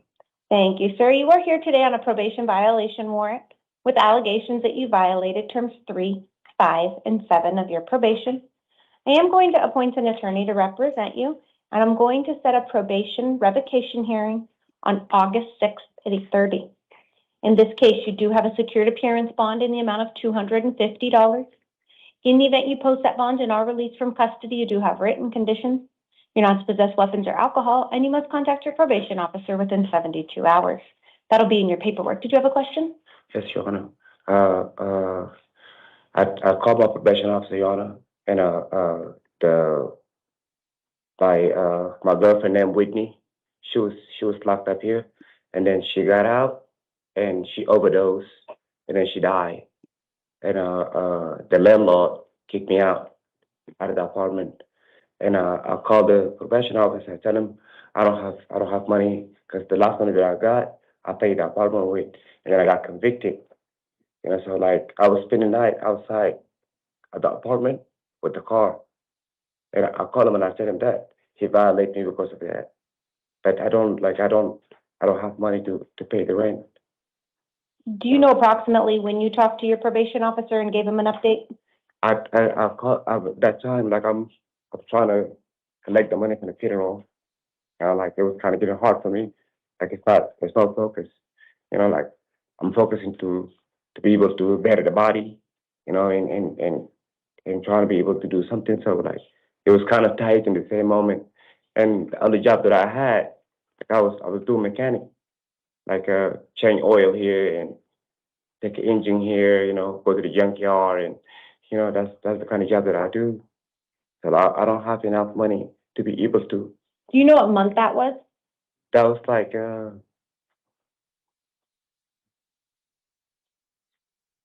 last month, because I never visited him only one time, only 1 month. That's why I never visited him. That was the month when Whitney died. And Do you have access to a telephone? no, No? I have a phone. It was Wi-Fi, and then like that day when we got into an argument, me and her, she take the phone and threw it in the freeway. So if you have Wi-Fi, you have a phone that you can connect to? Yes. Okay. All right. What I'm going to do is I'm going to release you to the supervision of the adult probation department, but you must contact your probation officer within 72 hours of. I will, Your Honor. I even tell him, Your Honor, I was like, probation, I'm not running from you. I just don't have money. Like all the money that I had, I gotta bury my girl. So I've been to the car wash. I could be a bit better. My condolences, and I'm sorry to hear that. She was here. Her name is Whitney. You might look at her. She's over there. So like everything was getting hard. Life is hard, and I'm badly making it, Your Honor. I do understand. I am going to release you, but please make sure that you contact your probation officer within 72 hours. I'm gonna go there to him.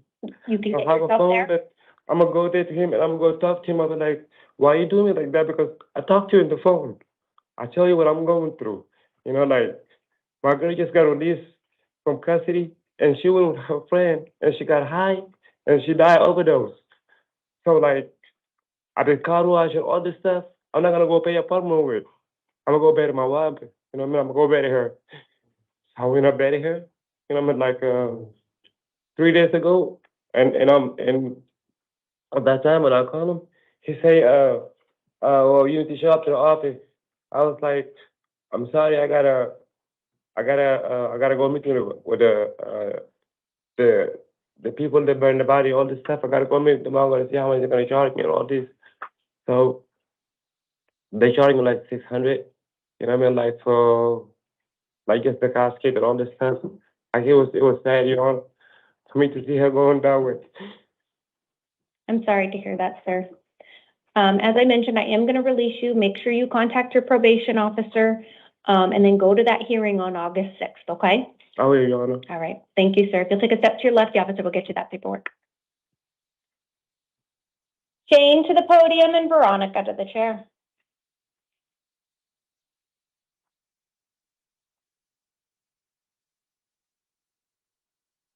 Morning, Your Honor. Good morning. May I get your name and date of birth?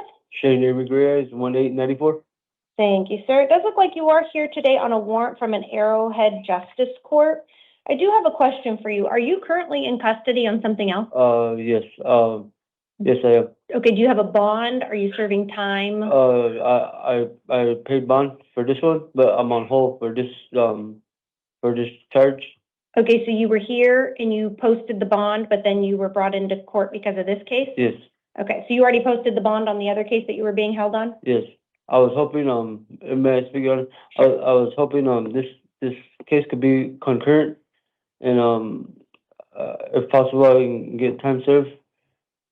Well, I don't know anything about your other case. I don't even know if it's out of the same court, so you'll have to Okay. take that up with the Arrowhead Justice Court. Okay, You're here on the Arrowhead Justice Court because they allege you failed to appear at a hearing for an underlying charge of shoplifting. yeah, In that case, I'm going to set a hearing in the Arrowhead Justice Court on August 18th at 2 p.m. okay, Since you've already posted bond on the other case and you're set to be released, I'm going to release you today on this case on your own recognizance, but that is your promise to appear at this hearing, okay? yes, So you must attend this hearing. If you fail to appear again, another warrant will issue for your arrest, and then you'd likely be held on a bond at the next hearing. I'm not appointing an attorney in this case, but you can hire one at your own expense. As it relates to your question for any time served, the Arrowhead Justice Court is going to be making any rulings on this case, so you'll have Okay. to address that with them, okay? okay. Any questions? No. Okay, we do need to reprint this, so if you could take a seat in the gallery, we'll bring that out to you. Okay, thank you. Thank you. Have a good day. You too. Veronica to the podium and Brandon to the chair.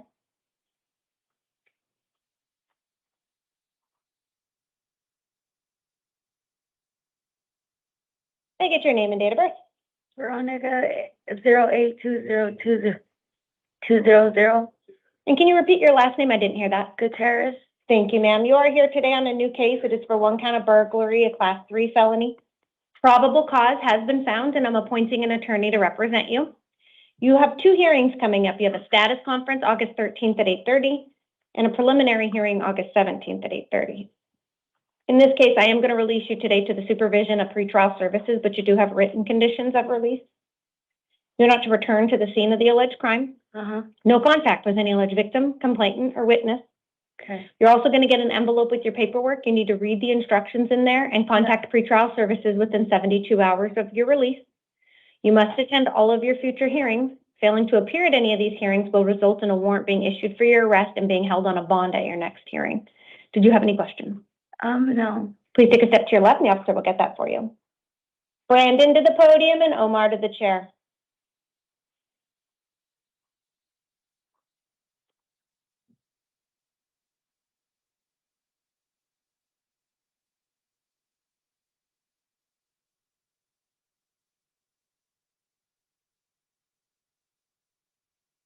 Is it all right?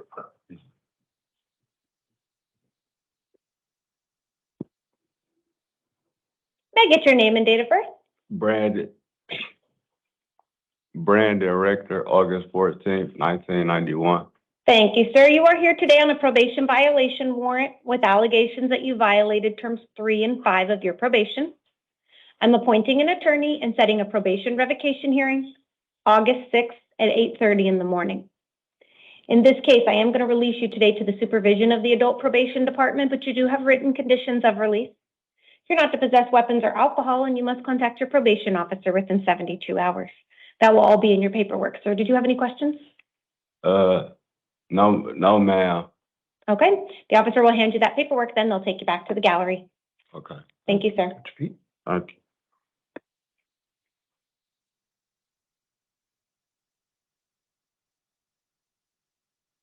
Omar Cardenas to the podium. Ms. Hale to the chair.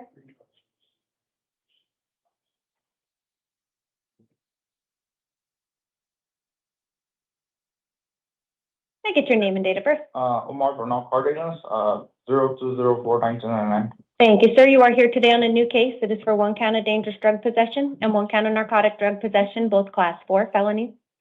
For purposes of today's hearing only, I'm not finding probable cause for the narcotic drug possession, but I am finding probable cause for the dangerous drug possession. It doesn't mean the narcotic drug possession is dismissed. It just means I don't have enough information here today. They may test that substance and move forward with the charges. I'm going to appoint an attorney and give you 2 hearing dates. You're going to have a status conference August 13th at 8:30, preliminary hearing August 17th at 8:30. I'm going to release you today on your own recognizance. That is your promise to appear at these hearings, but you do have written conditions. You're not to possess or consume drugs without a valid prescription.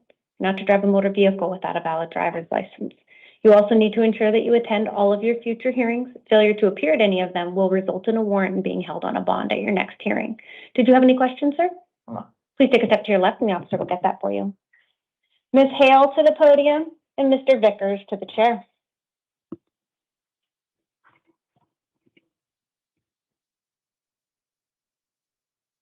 Can I get your name and date of birth? Yeah, Deonica Hale, 2/23/2000. Thank you, ma'am. You are here today on a new case. It is for 1 count of narcotic drug possession, a class 4 felony, and 1 count of drug paraphernalia possession, a class 6 felony. Probable cause has been found, and I'm appointing an attorney to represent you. Yes. You're going to have a status conference August 13th at 8:30, a preliminary hearing August 17th at 8:30. Okay. I am going to release you today on your own recognizance. That is your promise to appear at these hearings. Yes, ma'am. You do have written conditions. You're not to possess or consume drugs without a valid prescription, and you're not to drive a motor vehicle without a valid driver's license. You'll also need to ensure that you attend all of your future hearings. Failure to appear at any of them will result in a warrant and being held on a bond at your next hearing. Did you have any questions, Ben? No, ma'am. If you take a step to your left, the officer will get that for you. Mr. Vickers to the podium. Mr. Astorga to the chair.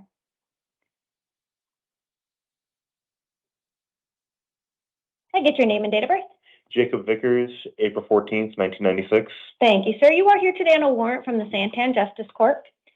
This warrant alleges you failed to comply or failed to pay some fines for a previous charge of driving with a license that was suspended, revoked, or canceled.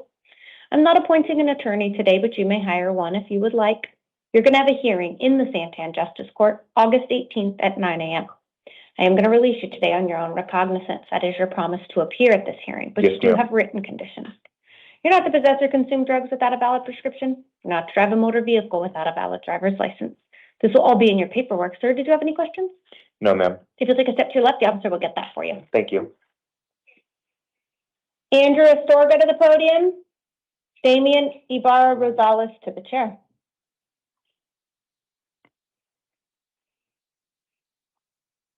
Can I get your name and date of birth? Andrew Sorga, August 1st, 1996. Thank you, sir. You are here today on a new case. It is for 1 count of criminal damage, 1 count of assault, and 1 count of disorderly conduct, all class 1 misdemeanors. Probable cause has been found. I'm not appointing an attorney at this time, but you may hire one if you would like. You're going to have a hearing in the Santan Justice Court on August 18th at 9 a.m. I am going to release you today on your own recognizance. That is your promise to appear, but you do have written conditions. You're not to return to the scene of the alleged crime. No contact with any alleged victim, complainant, or witness. This will all be in your paperwork, sir. Did you have any questions? No, Your Honor. Please take a step to your left and the officer will get that for you. Damian Ibarra to the podium and Daniel Reyes to the chair.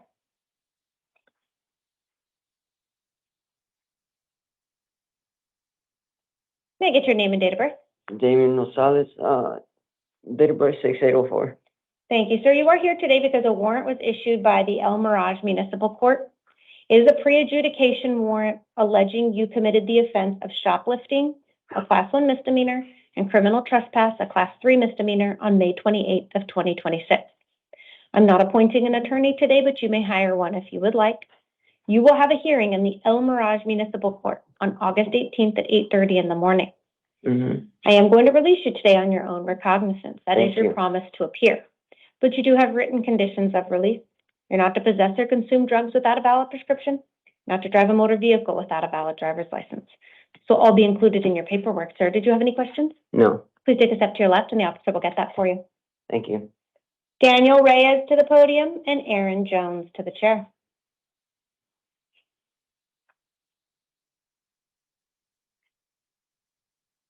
May I get your name and date of birth? Daniel Reyes, November 22nd, 1998. Thank you, sir. You are here today on a post-adjudication warrant from the Peoria Municipal Court related to a prior offense of extreme DUI. It likely means you failed to comply with some classes or failed to pay some fines because it is a post-adjudication. I'm not appointing an attorney at this time, but you may hire one if you would like. You're going to have a hearing in the Peoria Municipal Court, August 18th at 9 a.m. I am going to release you today on your own recognizance. That is your promise to appear at this hearing. You do have written conditions. You're not to possess or consume drugs without a valid prescription. You're not to drive a motor vehicle without a valid driver's license. This will be in your paperwork, sir. Did you have any questions? No, Judge. Please take a step to your left and the officer will get that for you. Thank you. Mr. Jones to the podium. Mr. Washington to the chair. May I get your name and date of birth? Yeah, Aaron Jones, 0406-2000. Thank you, sir. You are here today because a warrant was issued by the El Mirage Municipal Court alleging you failed to appear at a hearing for driving with a license that was suspended, revoked, or canceled. I'm not appointing an attorney today, but you may hire one if you would like. You will have a hearing in the El Mirage Municipal Court on August 18th at 8:30 in the morning. I am going to release you today on your own recognizance. That is your promise to appear at this hearing. Yes. But you do have written conditions. Yes. You're not to possess or consume drugs without a valid prescription, not to drive a motor vehicle without a valid driver's license. Yes. You also need to ensure that you attend this future hearing. If you fail to appear again, another warrant would issue and then you'd likely be held on a bond. Okay. Any questions, sir? Do I have a bond? You do not have a bond today. Make sure you attend your next hearing, okay? Okay. All right, take a step to your left. Mr. Washington to the podium and Ms. Garcia to the chair.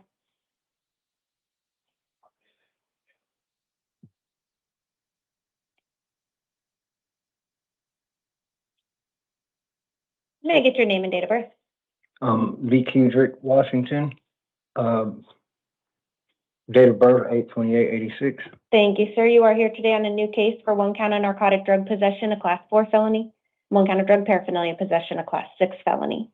For purposes of today's hearing only, I am not finding probable cause for the offenses. It does not mean they're dismissed. It just simply means I don't have enough information today. They may test the substance that was located and move forward with these charges. So I'm still appointing an attorney to represent you, and I'm still going to give you hearing dates. If you fail to appear at either of these hearing dates, it will still result in a warrant being issued for your arrest and being held on a bond. So although you're being released to these charges as today, you must attend your status conference August 13th at 8:30 and your preliminary hearing August 17th at 8:30. This will be in your paperwork. Did you have any questions? No. Please take a step to your left, and the officer will get that for you. Ms. Garcia to the podium and Mr. Torres to the chair.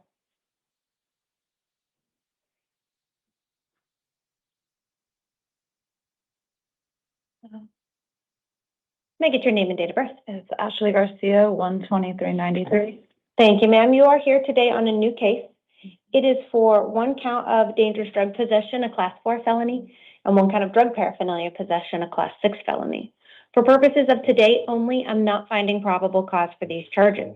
It doesn't mean they're dismissed. I just don't have enough information today. Okay. So I'm still going to appoint an attorney, Okay. and I'm going to give you hearing dates. Okay. Failure to appear at these hearing dates will still result in a warrant and being held on a bond. Okay. You have a status conference August 13th at 8:30, Okay. a preliminary hearing August 17th at 8:30. Okay. Those will be in your paperwork. Did you have any questions? Please take a step to your left. The officer will get that for you. Thank you. Mr. Torres to the podium. Andre Ferris to the chair.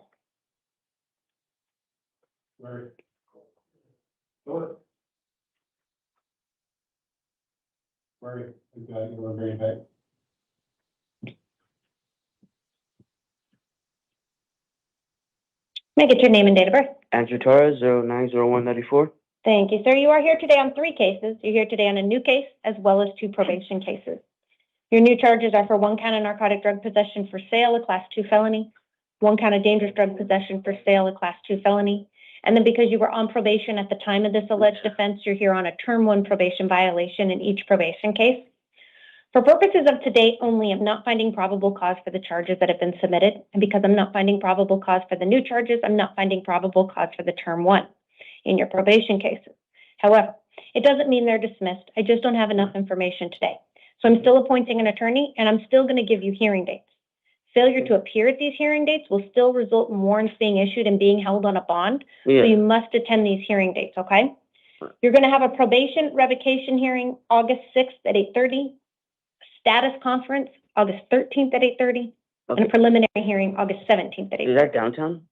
They are downtown, yes, sir. Okay. Dates, times, and location will be in the paperwork we're going to give you. Your probation hearing is in a different location than your status conference and preliminary hearing, but they're all downtown Phoenix. They're all on the paper too, both locations? Yep, the locations are on there, so keep all of them because they are different locations. But again, make sure you appear. Failure to appear will still result in a warrant, okay? Yeah. All right, take a Am I step being to OR? You're being released because I'm not finding probable cause. Okay, All right, take a step to your left. thank you. Mr. Ferris to the podium. Mr. Baker to the chair.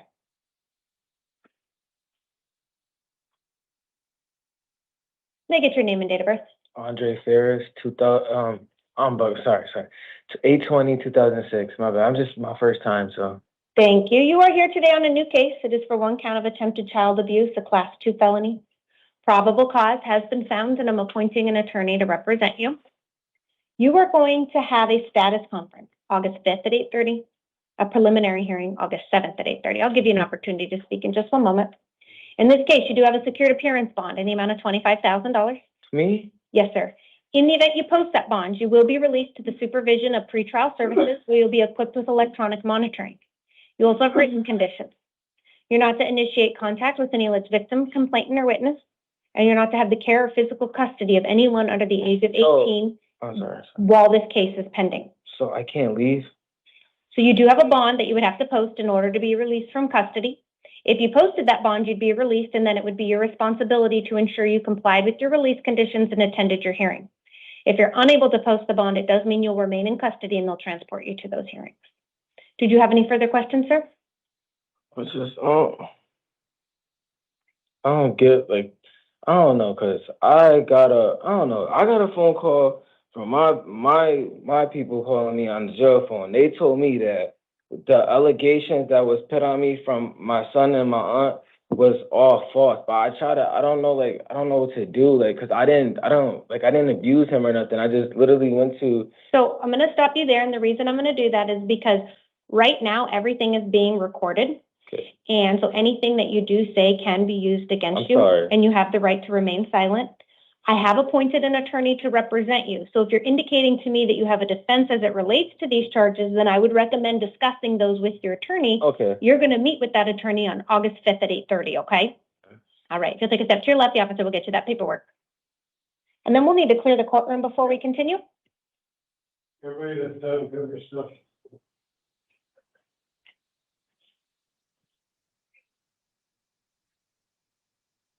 Did you do 20 already? That one is going to be next. Can you remind me which ones you're appearing on? It'll be the 3 after that, 1, 7, and 18.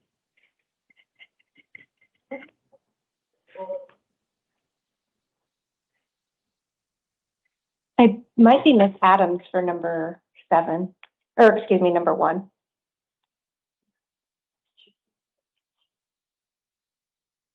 There's somebody here virtually. I believe that's for Emily. Good morning, Your Honor. I am here for Emily Roderick. Wonderful. We have one more case, and then we will be calling Miss Roderick. Thank you, Miss Adams. We just wanted to make sure we had everybody here Thank you before for we continue. allowing me to appear virtually, Your Honor. Of course. Thank you, Miss Adams. Could I have Mr. Baker to the podium and Miss Roderick to the chair? May I get your name and date of birth? Cody Ryan Baker, 1393. Thank you, sir. It does look like you are here today on 2 cases. It does look like you're here today on a new case, as well as a failure to appear bench warrant that was issued for you. Your new charges are for 1 count of dangerous drug possession, a Class 4 felony, and 1 count of drug paraphernalia possession, a Class 6 felony. In this case, probable cause has been found, and I'm appointing an attorney to represent you. As it relates to your other case, they allege you failed to appear at a hearing with an underlying charge of failing to register as a sex offender. I'm going to affirm the attorney previously appointed to represent you in that case. You are going to have 4 hearing dates coming up. On your new charges, you're going to have a status conference August 5th at 8:30, an evidentiary hearing August 6th at 1:30, and a preliminary hearing August 7th at 8:30. On the case you failed to appear, you have a status conference on August 10th at 8:30. In the case you failed to appear, you do have a secured appearance bond in the amount of $15,000. However, on your new charges, because you were out on felony release at the time of the alleged offense, you're not eligible for bond today. The time set to determine if you're eligible for bond on your new charges is the evidentiary hearing on August 6th at 1:30. So what that means is posting the bond on the failure to appear case is not going to secure your release until you at least find out if you're going to have bond on your new charges, but that hearing date's not until August 6th at 1:30. So you'll remain in custody until at least that time. Any questions? No. Okay, please take a step to your left. The officer will get you that paperwork. Ms. Roderick to the podium. Mr. Johnson to the chair.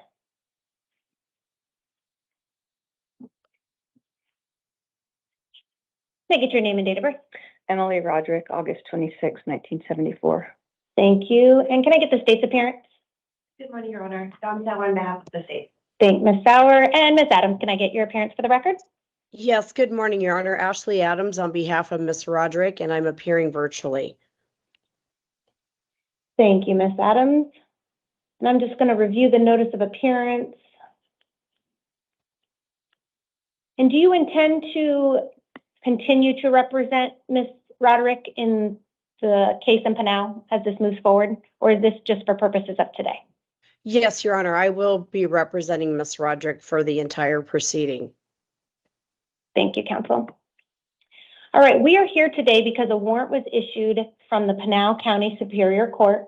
It is a grand jury warrant that was issued. It does allege 1 count of molestation of a child, a Class 2 felony, and 8 counts of sexual conduct with a minor, a Class 2 felony. I am going to note in here that you do have counsel that has entered their appearance and intend to continue to represent you, so I'm not going to appoint an attorney at this time. Next, we need to discuss a hearing that we'll need to set in Pinal County Superior Court, and then we also need to discuss any bond and or release conditions that you may have. But before I do that, I do want to hear from everybody. Ms. Sauer, did the state have a recommendation on this case? State is a little surprised at how low the bond is in the warrant given the charges, but the state will ask that the court affirm that amount. Thank you, Ms. Sauer. And Ms. Adams? Yes, Your Honor, Ms. Roderick was already arrested on a complaint. She filed a bond in that matter, and then the charges were dismissed and the bond was returned to her sister who filed the bond. But I do believe that's a reasonable amount. Ms. Roderick has significant ties here to the community. All of her family's here. She has animals, and she is not a flight risk. She also, has hired private counsel, and I will ensure that she appears for all of her court dates. In terms of, I believe the bond was set at $25,000. Is that correct? That's what the detective told me. That is correct. Yes, Your Honor, I believe that that's a sufficient amount to ensure her appearance and also to handle any concerns with respect to any dangerousness to the community. Thank you, Ms. Adams. I am going to set a hearing in the Pinal County Superior Court. That hearing date will be August 4th at 8:30 in the morning. I am going to affirm the secured appearance bond of $25,000 that was set in the grand jury warrant that was issued.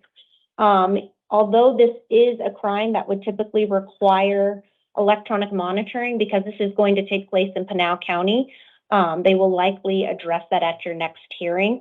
We will not be able to do that here today in Maricopa County. You do have release conditions, no contact with any alleged victim, complainant, or witness. All of this will be in your paperwork. Ms. Adams, did you have anything further? Yes, Your Honor. Would her sister be able to post bond here in Maricopa County down there at the jail?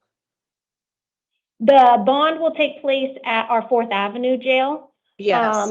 Ms. Roderick will be given instructions and taken to processing next and be given access to phones. She can contact somebody and she'll have the exact instructions on who her sibling would need to contact, but it does get posted at the 4th Avenue jail. Once this facility gets notice of that, it takes about 4 to 6 hours to be released from custody. All right, Your Honor. Thank you very much. Does it have to be a cashier's check? Or do you know? I don't believe they require that, but I think it would be best to ask the 4th Avenue Jail Bonding Company, or excuse me, the bonding department. I believe she can even go through a bail bonding company because it is secured if she were to choose to do that. But if she wants to post the full $25,000, the way they accept payments, she should probably ask them just to make sure she's doing it the correct way. All right, thank you. And I just wanted to make sure, since it was a Pinal County case, we could still bail her out here, but it sounds like we can. So thank you very much. Thank you, Ms. Adams. Ms. Sauer, anything further? No, Your Honor. All right. That does conclude this hearing. Ms. Roderick, if you'll take a step to your left, the officer will get you that paperwork. And Ms. Adams, thank you for being here. Feel free to disconnect. All right, thank you, Your Honor. Have a great day. You too. Can I have Mr. Johnson to the podium? Yes, Your Honor. Can I get your name and date of birth? First name Jacob, last name Johnson. Birthday 9/11/2001. Thank you, sir. And can I get the state's appearance for the record? Dawn Sauer on behalf of the state, Your Honor. Yes, sir. Thank you, Ms. Sauer. You are here today on a new case. It is for 1 count of sexual conduct with a minor, a Class 4 felony, and 1 count of sexual abuse, a Class 5 felony. Probable cause has been found, and I am appointing an attorney to represent you. You're going to have 2 hearings coming up. You're going to have a status conference August 5th at 8:30 and a preliminary hearing August 7th at 8:30. Before you speak, I'll give you an opportunity in just a moment. Yes, ma'am. Before we discuss any release conditions and any bonds you may have, I do want to hear from everybody in the court. So I'll start with the state, Ms. Sauer. And Mr. Johnson, if you could stay looking forward. The state's asking for a $250,000 cash only bond, given the nature of the charges.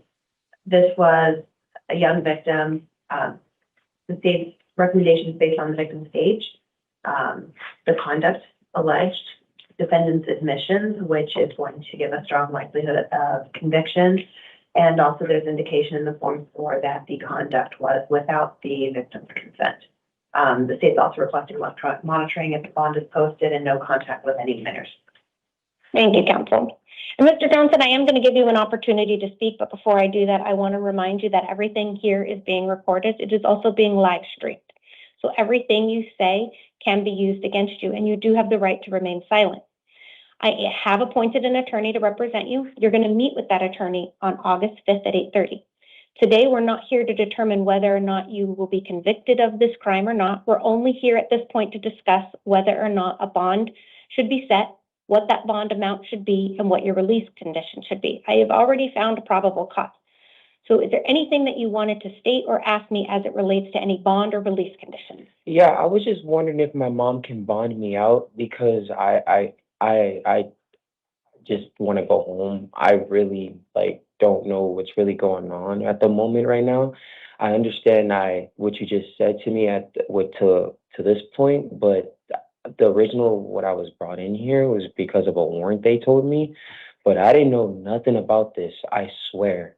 And they literally just gave me paperwork on the restraining order to get back to her.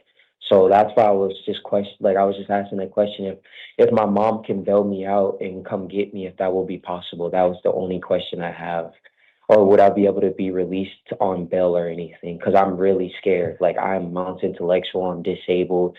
My mom has all the paperwork. I don't want to be here. I'm really scared right now. I am really scared. So the answer is yes. Your mother can post bond to have you released. You do have a cash bond in the amount of $100,000. If she were to post that bond, hold on. If she were to post that bond, you would be released to the supervision of pretrial services and equipped with electronic monitoring. Your bond is $100,000. If she does post that bond or you post that bond and are released from custody, you do have written conditions. You're not to initiate contact with the alleged victim, complainant, or witness, and you're not to have any contact with any minors. Yes, ma'am. That will be in your paperwork. Did you have any further questions? Yes.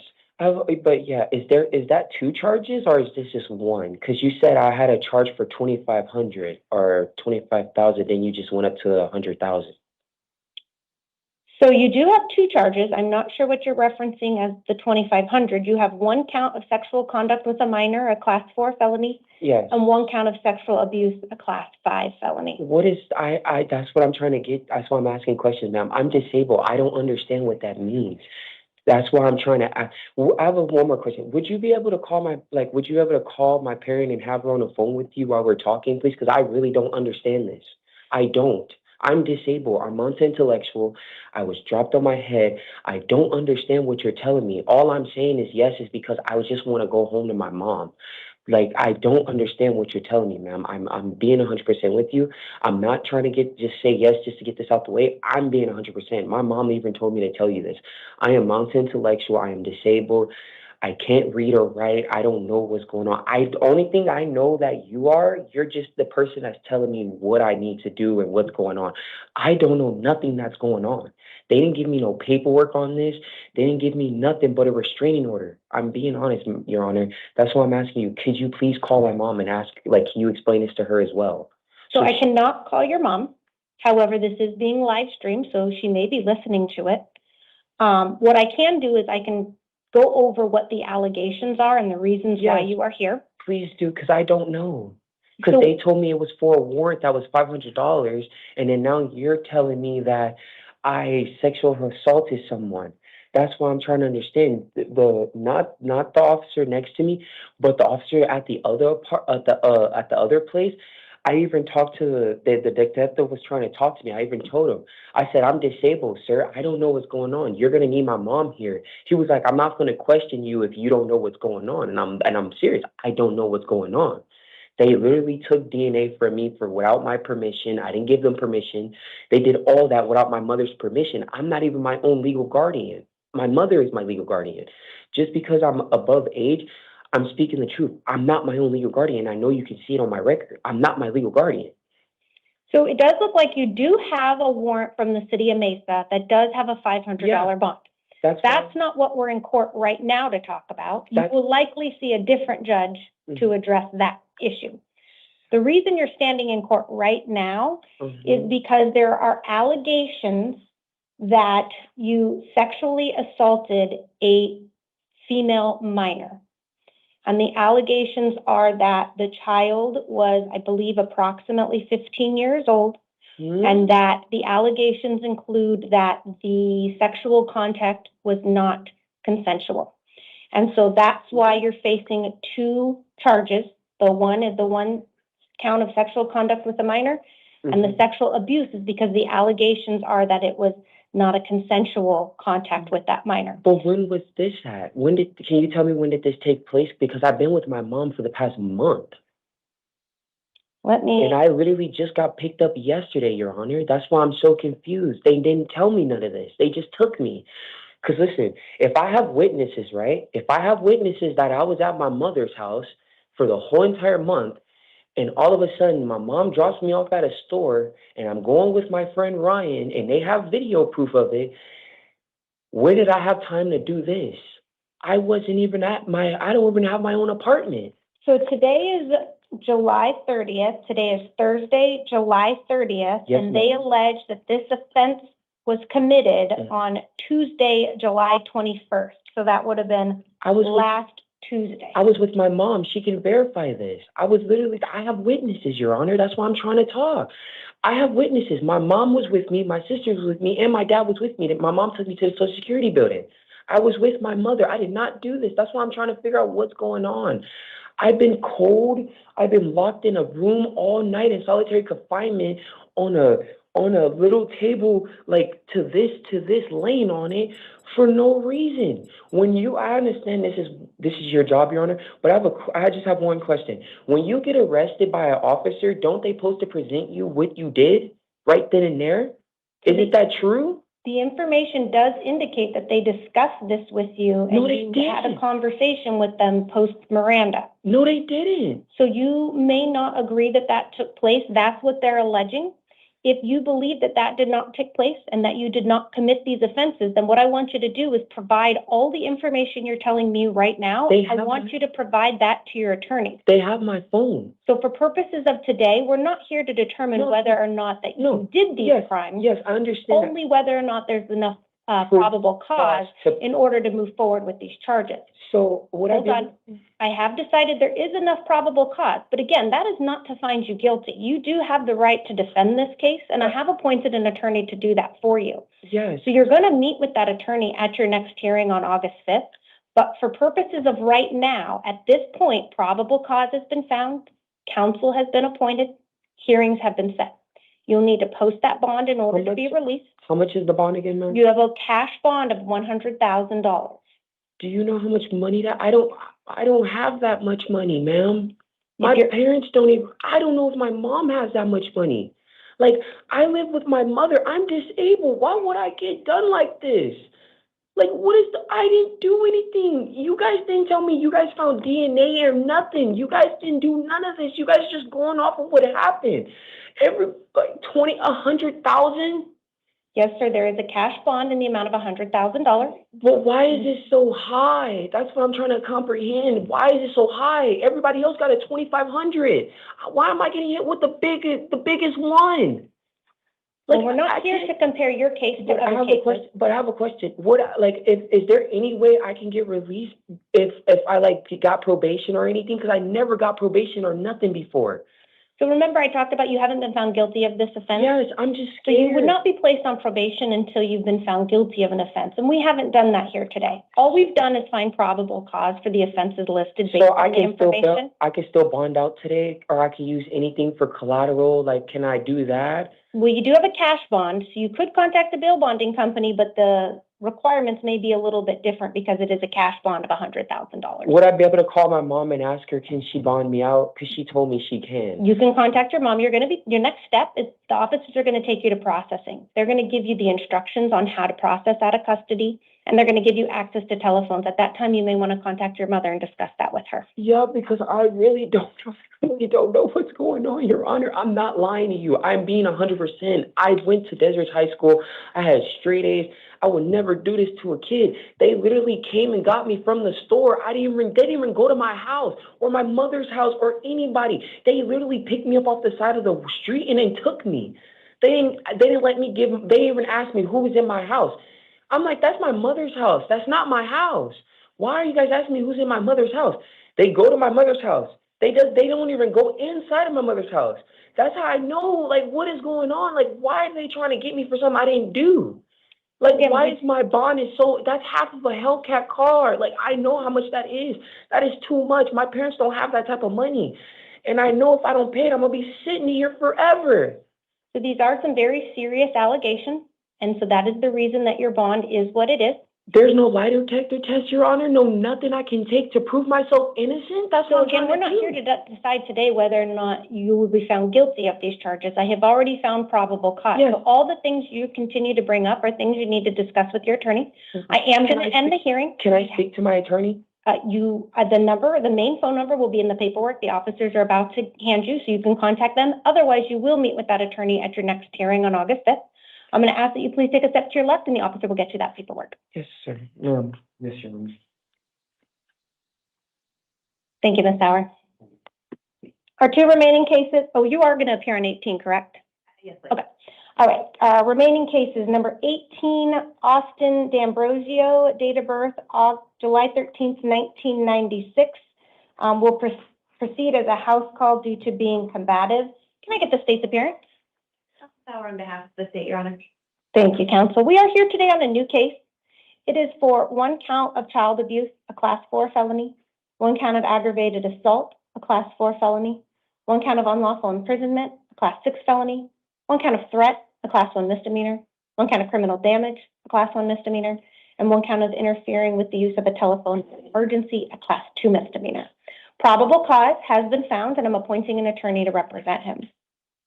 He's going to have a status conference August 5th at 8:30, a preliminary hearing August 7th at 8:30. Ms. Sauer, was there anything you wanted to add to the record? Yes, Your Honor. The state is strongly requesting a cash-only bond. The recommendation was $150,000. That's based on the significant risk that the state believes the defendant poses to not only the victim here, but the community, to law enforcement. 6 weeks to imprison an elderly person is a very long period of time. The injuries were very significant, but have been catastrophically worse based on his underlying medical condition and the length of time that he was held there. The state also believes that the defendant is a significant danger based on his threats to commit murder and suicide by cops. And for those reasons, the state is requesting that cash bond and is posted electronic monitoring. Thank you, Ms. Sauer. I am going to set a cash bond in the amount of $100,000. In the event that bond is posted, he will have release conditions, and he will be released to the supervision of pretrial services and equipped with electronic monitoring. Release conditions do include not returning to the scene of the alleged crime, no contact with any alleged victim, complainant, or witness. He's not to possess weapons, and he's not to have the care or physical custody of any incapacitated or vulnerable person while this case is pending, even temporarily. All of this will be included in his paperwork. And Ms. Sauer, feel free to leave it if you would like. Thank you. We do have one remaining case that will proceed as a house call due to being a danger to self. Travion Williams, date of birth, February 6, 1996, is here today on a new case for one count of aggravated assault of a first responder, a class 6 felony. Probable cause has been found, and I'm appointing an attorney to represent him. He will have a status conference August 5th at 8:30. a preliminary hearing August 7th at 8:30. He does have a secured appearance bond in the amount of $1,500. In the event he posts that bond and is released, he does have written conditions. He may not return to the scene of the alleged crime, no contact with any alleged victim, complainant, or witness. All of this will be included in his paperwork. If anything changes after I meet with either of these parties, I will update the written record. This does conclude our 8 a.m. calendar, and we will now stand in recess.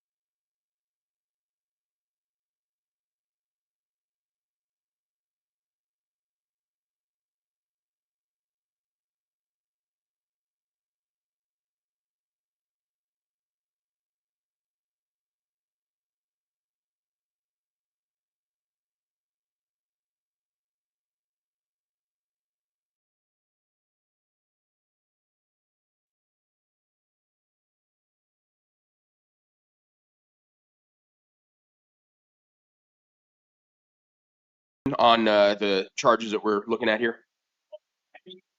And you're muted, Mr. Wilson. Yes, Your Honor, I believe read. Okay, very good. So, Mr. McGarrett, you do have the right to remain silent. Anything you say about this case could be used against you. You have the right to be represented by an attorney during all proceedings on this case. If you can't afford one, one would be appointed for you. You do have a representative from Suzuki Law, Mr. Wilson, here this morning to represent you.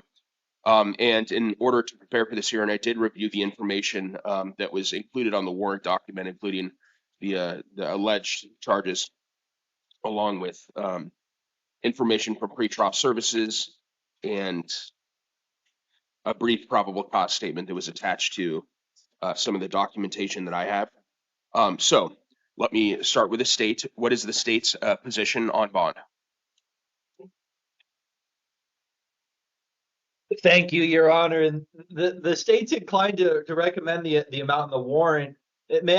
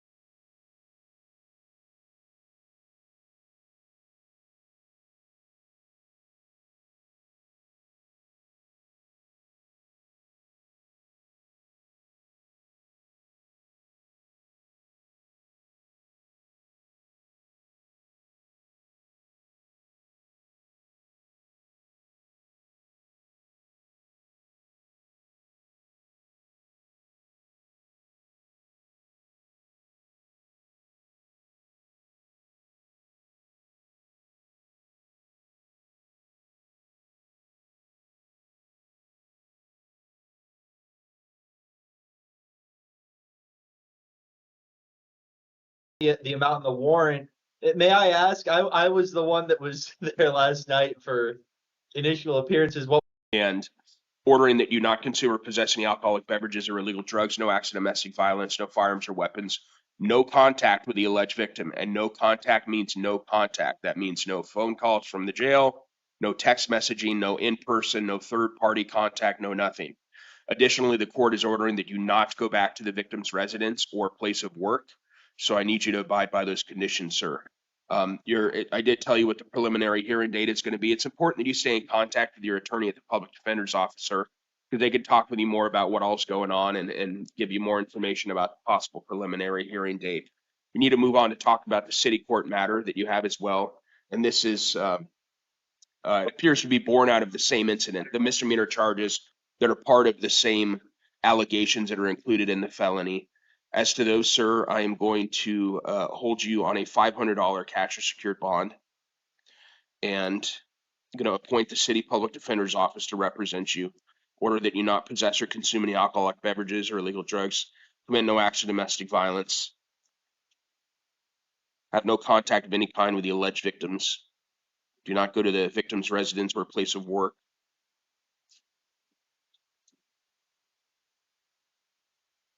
and setting your next court date for a video review. That's going to be on August 7th at 1:45 in the afternoon in Tucson City Court in front of Judge Verena. So a couple things, sir, and then we're done. So first of all, it's important that you come back to any future court dates, because if you do not do that, a warrant will issue for your arrest. And secondarily, on the city court case, you could actually be taken to trial in your absence. If you were convicted at that trial and could not be sentenced within 90 days of that conviction because you were not present to be sentenced, you could lose the ability to appeal your conviction. Do you understand that, sir? Yes, sir. All right, thank you. You're excused.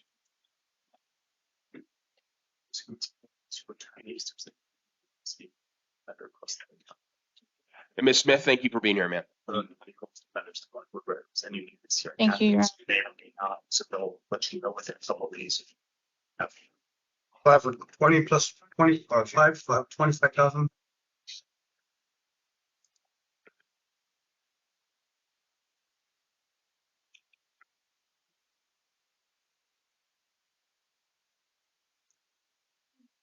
Yes. Sorry, I can't hear you.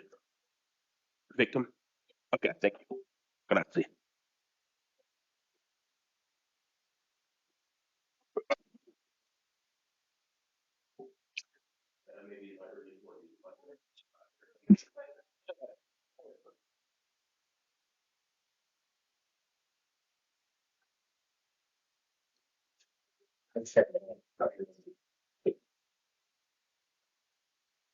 Yes. Yes.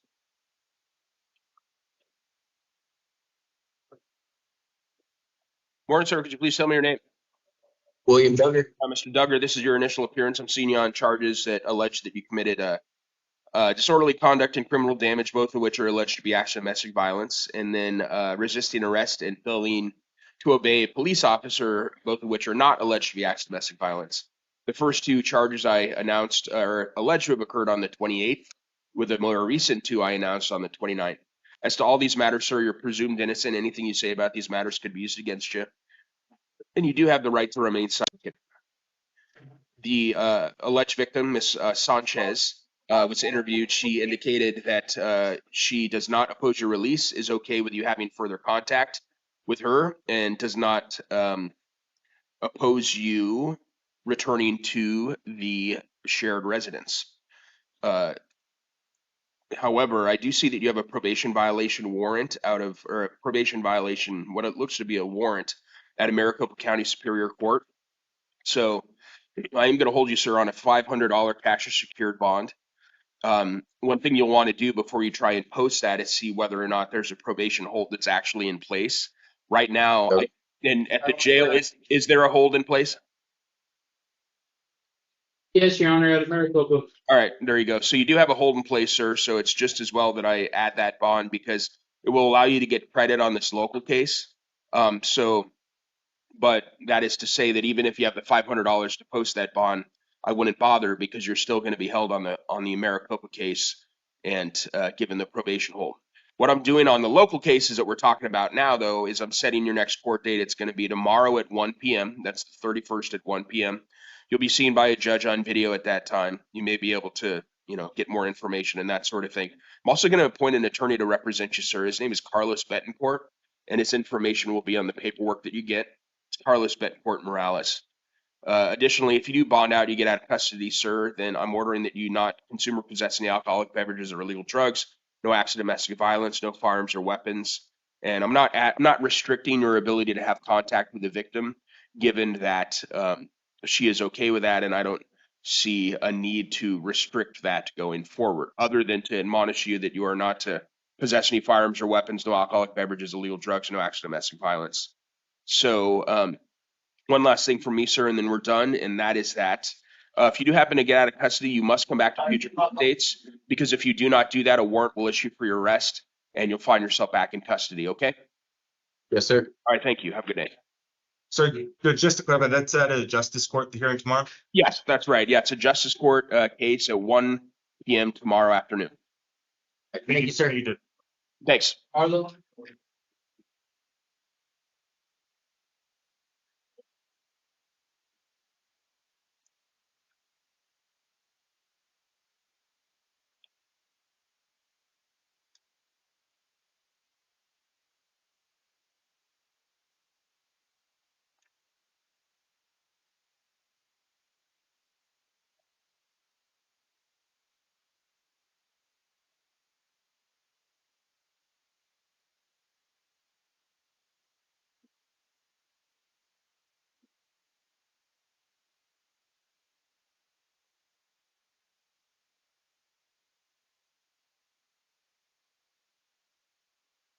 All right, good morning, sir. Morning, sir. Please tell me your name. My name is Alan Harlow. All right, Mr. Harlow, this is your initial appearance. I'm seeing you on charges that allege that you committed assault, alleged to be an act of domestic violence. And as to that charge, you are presumed innocent. Anything you say about it could be used against you, and you do have the right to remain silent. Take a look real quick, just a second.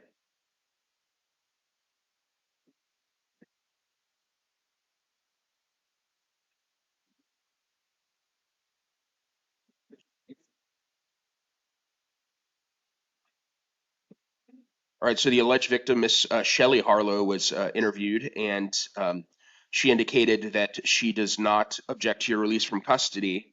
However, she said that you're not welcome to return home, and she is okay with telephonic only contact with her. So that is what I'm going to order. I am going to release you on this, sir, but you got to abide by those conditions. Do not go back to that residence. Do not have in-person contact with her. Just telephonic contact. Do you understand that, sir? Yes, sir. Okay. I'm also ordering no firearms or weapons, no alcoholic beverages or illegal drugs. Yes, sir.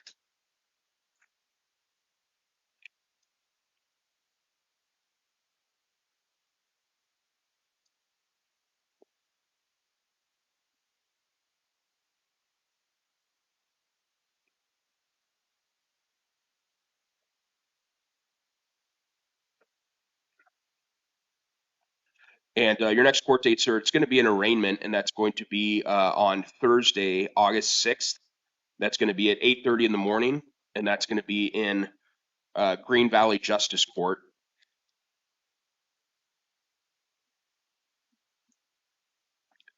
And it's important that you come back to that court date, sir, because if you don't do that, then a warrant's going to issue for your arrest. You could find yourself back in custody. Okay, sir? All right, that's it. You should be released in the next couple hours or so. Thank you. Thank you, sir. Thomas?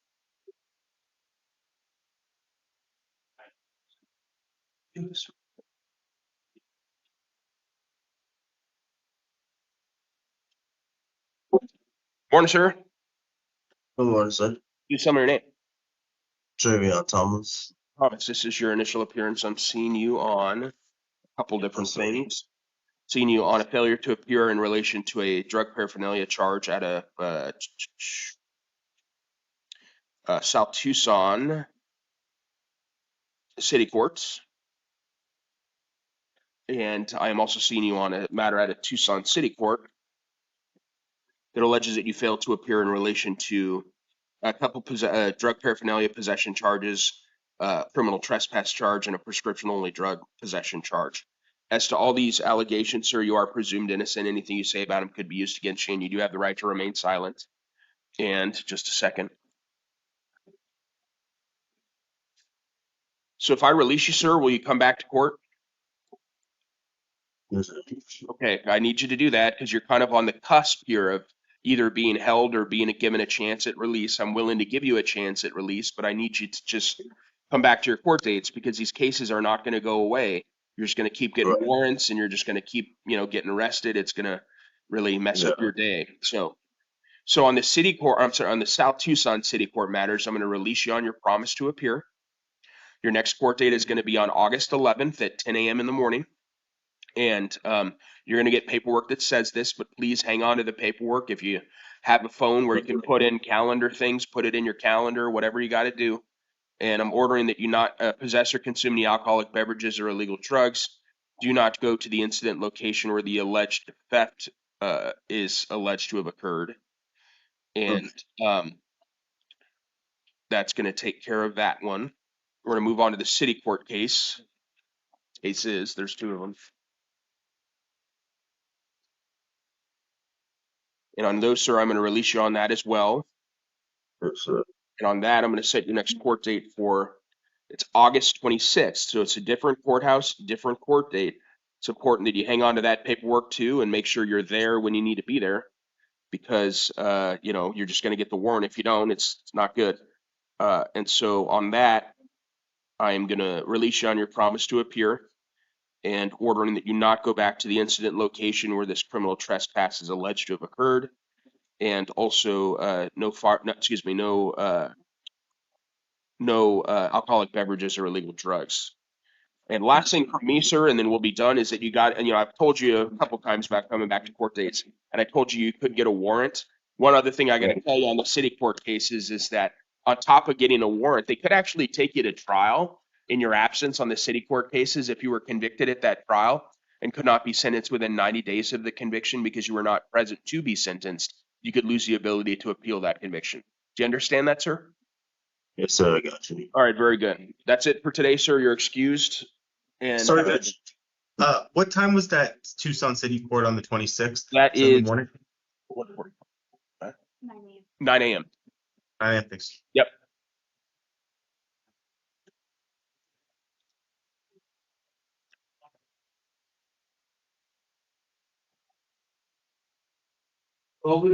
Thank you.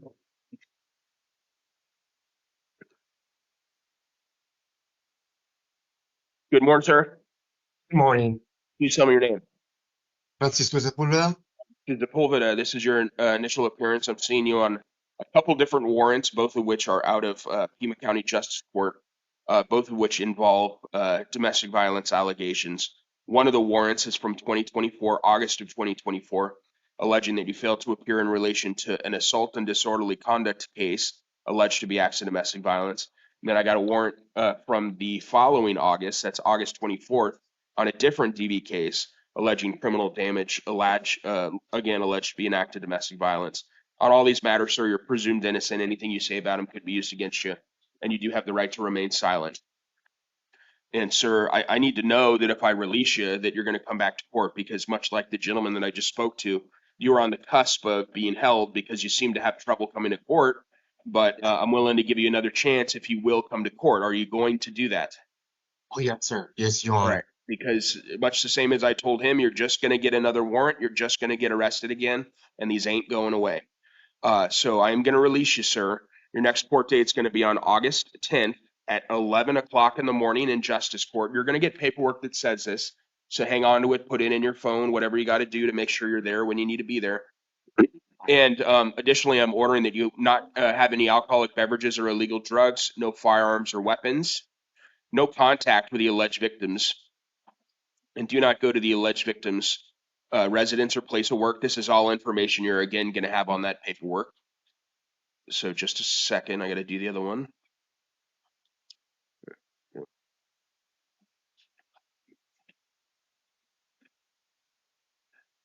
And last thing for me, sir, is that you got to come back to future court dates. I talked to you about the warrant. So it's just, last reminder for me, you got to come back to those court dates, because if you don't, you'll get that warrant, okay? All right, thank you. You're excused. Ashley?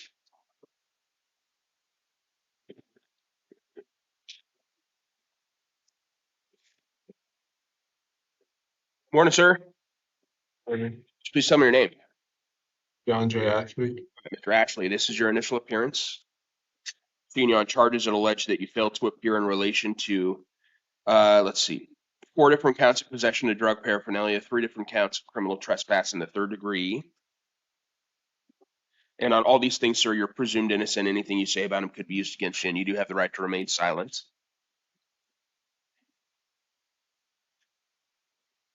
So on this, sir, I am going to hold you on a $250 cash or secured bond. I'm seeing you on 4 different failure to appear cases. And because of that, I'm going to order that bond. I'm appointing the city public defender's office to represent you. And their information will be on the paperwork that you get. Setting your next court date as a video review, and that's going to be on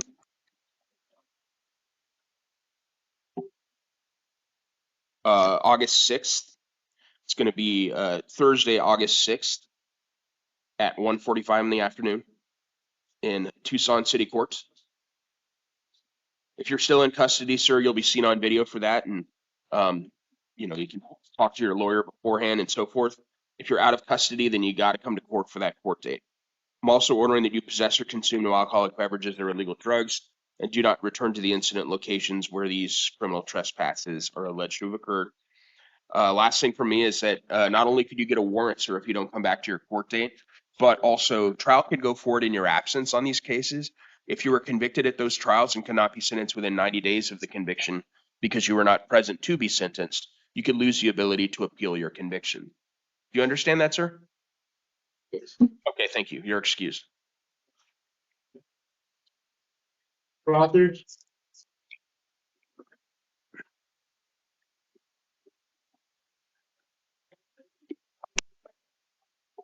Morning, sir. Morning. Please tell me your name. Noah Michael Brothers. Second.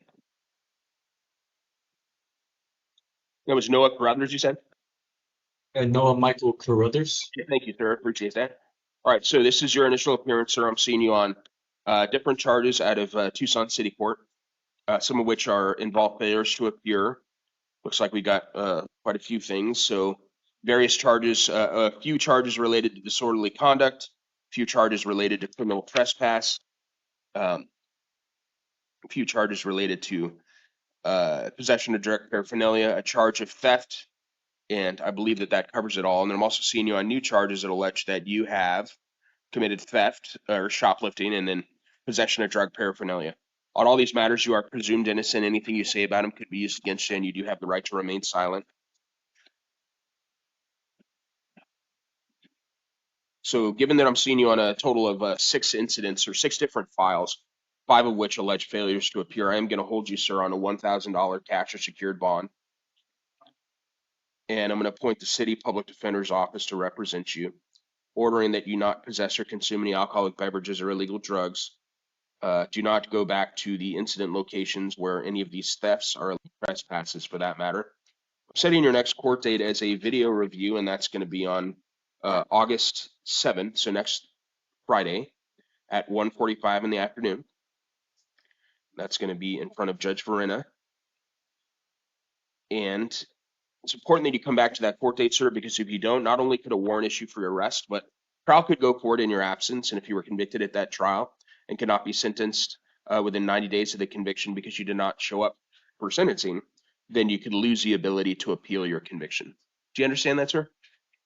Yes. All right, thank you. So just, would you say the date is for the next hearing? It's video review, August 7th, Friday, August 7th, 1:45, City Court. Perfect. Yes.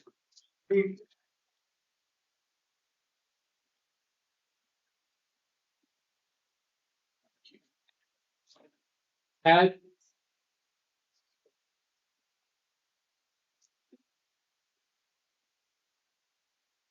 Morning, sir. Morning. Please tell me your name. Ryan Had. Mr. Hadd, this is your initial appearance, sir. I'm seeing you on charges that allege that you committed a criminal damage, disorderly conduct, fighting, and that you failed to comply with a court order. As to all those items, sir, you are presumed innocent. Anything you say about them could be used against you, and you do have the right to remain silent. And just a second.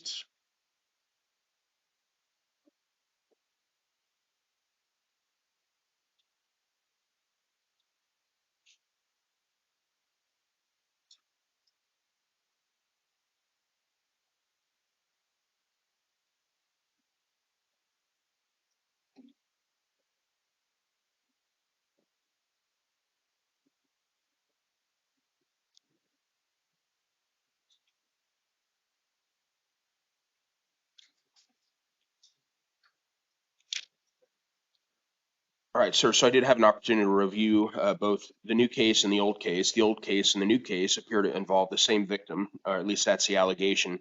And so I have concerns about your inability to follow court orders. So I'm going to hold you on a $250 cash secured bond. If you post that, sir, certain additional conditions are that you have no contact of any kind with the alleged victim. And additionally, that you possess or consume no alcoholic beverages or illegal drugs. I'm appointing the city public defender's office to represent you, sir. And there is a hearing that you already have on the books for August 18th at 10:30 in the morning. I'm going to vacate that, though, because I'm going to set a hearing that's sooner than that, given that you are being held in custody. And that next court date is going to be next Friday, the 7th of August at 1:45 in the afternoon for a video review. That'll be in front of Judge Bond. And a couple things, and we're done. First of all, you got to come back to any future court dates, sir. If you bond out, if you don't do that, you'll get a warrant for your arrest. And also on these city cases, they could take you to trial in your absence. And if you were convicted at that trial and could not be sentenced within 90 days of the conviction because you were not present to be sentenced, you could lose the ability to appeal your conviction. Do you understand that, sir? Yes, I do. Thank you. You're excused. Templin,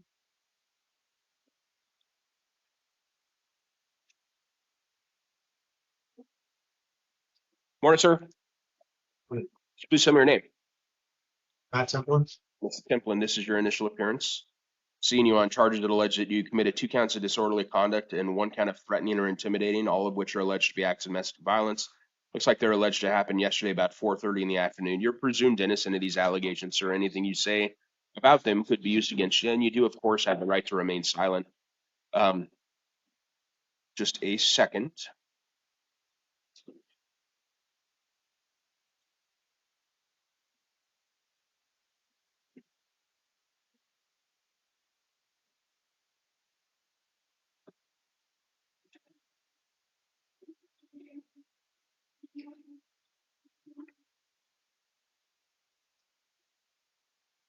So there's a split here between the alleged victims. Miss Templin,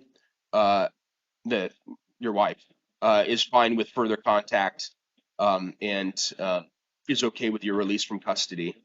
The minor who's alleged to be a victim objects to your release from custody. So just a second.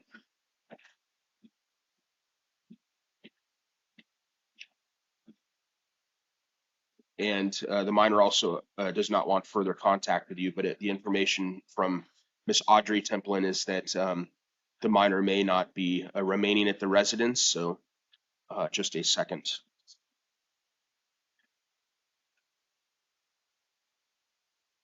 If I release you, sir, will you have no contact with the minor? Yes, sir. Okay. So I'm going to do that. I'm going to release you on your promise to appear.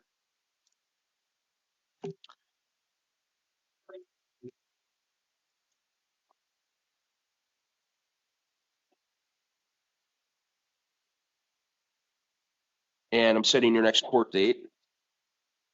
That's going to be on September 8th at 1:30 in the afternoon. That's September 8th, 1:30 in the afternoon. That'll be for a hearing in front of Judge Million in Tucson City Court.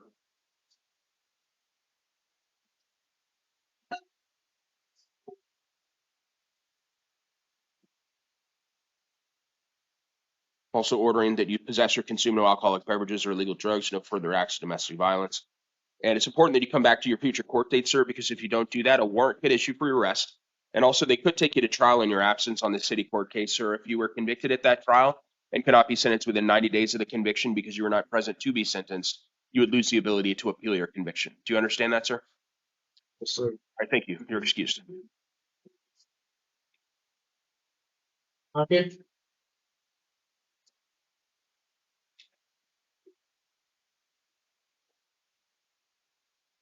Good morning, sir. Could you please tell me your name? Good morning. My name is Ernie Quiroz. Okay, thank you. Just a second.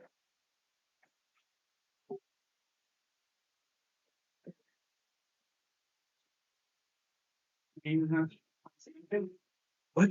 What's your last name? Quiroz. Q-U? Yeah. That's Ernesto Quiroz? Yes. Okay, very good. So this is your initial appearance, sir. I'm seeing you on charges that allege that you sold a narcotic drug and that you possess drug paraphernalia. You're presumed innocent of both of those. Anything you say about these matters could be used against you, and you do have the right to remain silent. Just a second.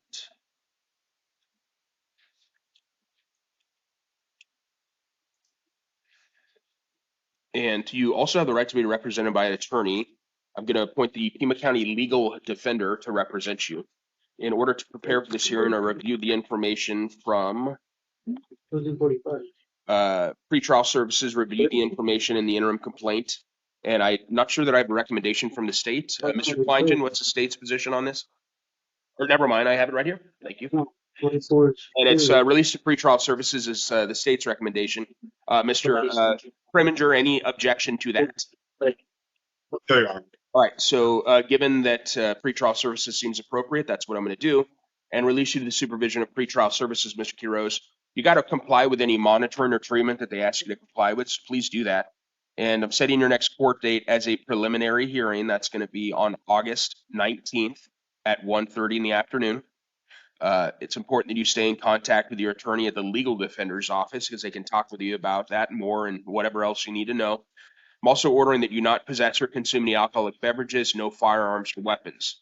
Last thing from me, sir, and then we're done, is to tell you that you got to come back to future court dates because if you do not do that, a warrant will issue for your arrest. Do you understand?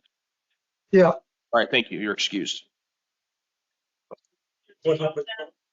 You're going to want to keep your services, checking with them, and then call this number to find out your attorney. Sorry, in a couple of minutes. They share your attorney. But you're gonna let me loose right now? They're gonna, let you go, and you just need to get in touch with retail services. Okay, so what do I do? You just go back in there and they'll release you. Okay. Just go back? Yeah.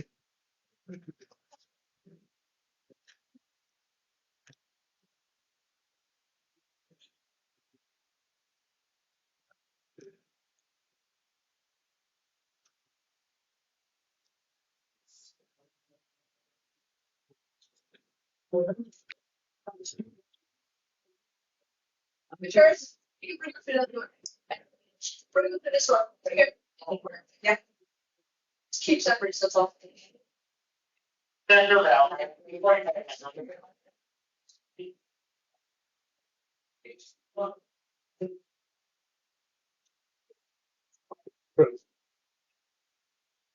Yes, move your.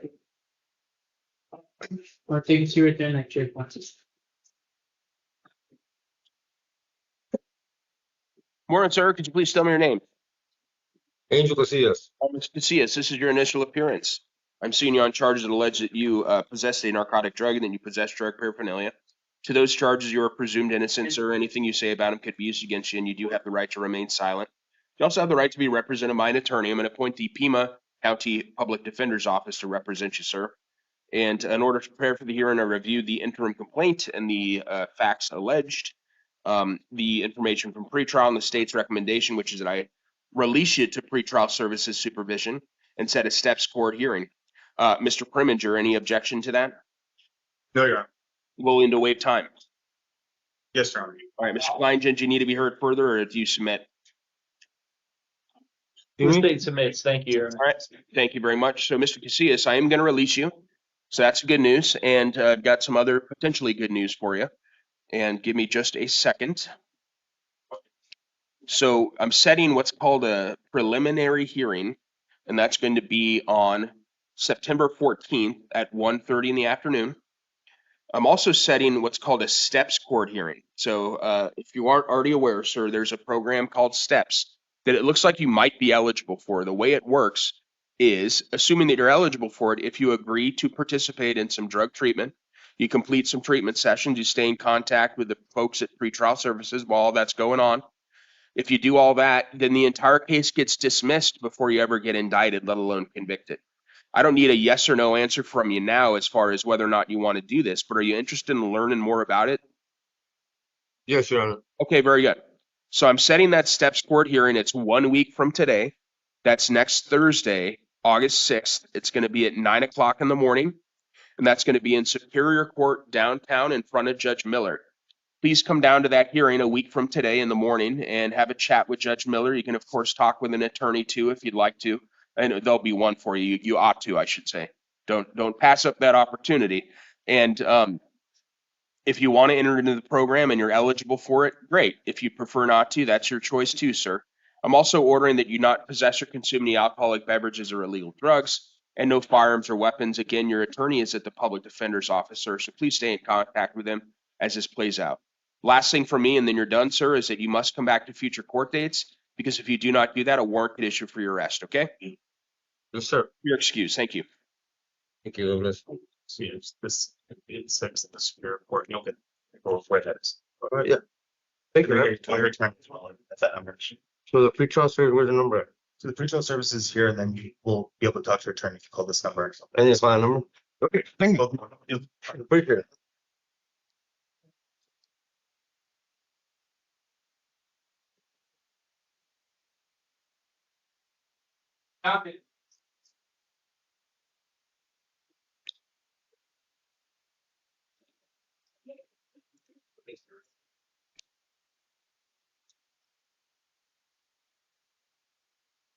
More, sir. Could you please tell me your name?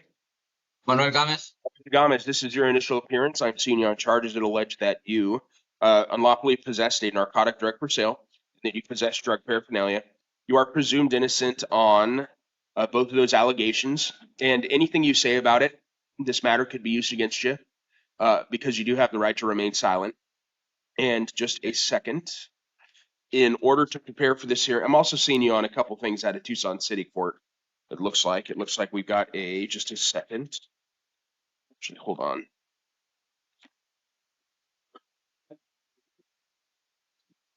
Never mind. That relates to a different individual. Okay, so it's just the new drug sale allegations. And so you also have the right to be represented by an attorney. I'm appointing the Pima County Public Defender's Office to represent you. And in order to prepare for the hearing, I did review the information in the interim complaint, the information from pretrial and the state's recommendation, which is that I hold you on a $500 cash secured bond. And just a second. Set a STEPS court hearing. So one thing that I see in the interim is that there appears to be an issue in the sense that, and this is for counsel, charge listed as possession of a narcotic drug for sale. Some of the facts support the fact that it is a drug sale charge, but he was booked in under the possession charge. So what I'm inclined to do is to set a STEPS court hearing with the understanding that he may, at the end of the day, not be eligible for it for that reason alone. And then as far as the bond is concerned, Mr. Kleingen, I do see this $500 request from the state. I do note that Mr. Gomez is a 4 out of 6 on the failure to appear scale. Was there anything else you wanted to add to that other than the warrant out of New Mexico? No, thank you, Your Honor. The court's plan to still set the STEPS hearing the state's in agreement with. Okay, thank you. And Mr. Preminger, as to the bond and steps and all the good stuff? Your Honor, I don't know what the court's inclined to do on the warrant. If the court is inclined to place a hold relating to that warrant, we would not object to the $500 bond. If not, if the court is inclined to release him on that bond, which I don't really have much information, I would be inclined to let the court confer with Mr. Gomez if he believes he can show up to the steps hearing from out of custody. I've requested the court ask him if he wants that opportunity. But if the court is inclined to hold him, we don't object to the $500. I'm inclined to do a nominal bond, just given that it appears that Mr. Gomez has a warrant that dates back approximately 4 years ago out of Lordsburg, New Mexico, and he is assessed as a 4 out of 6. I don't think it needs to be a terribly large bond, but something on the order of $250 to $500. I will split the difference and do a $250 cash secured bond. And in light of that hold, I'm going to set the preliminary hearing for August 10th, and that's going to be at 1:30 in the afternoon in Superior Court, ordering no alcoholic beverages or illegal drugs, no firearms or weapons.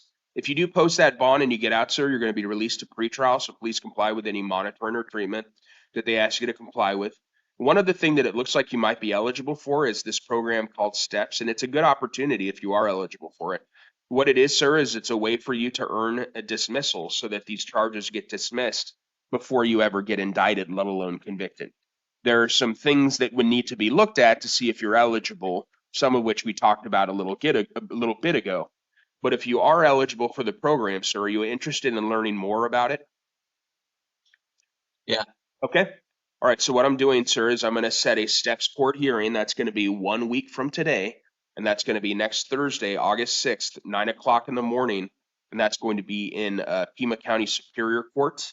And at that hearing, you'll have an opportunity to speak with a lawyer. If you're eligible for the program and you want to do it, you could sign up for it, all that good stuff. Okay. But it's important that you stay in contact with your attorney at the public defender's office because they can talk with you more about all these things.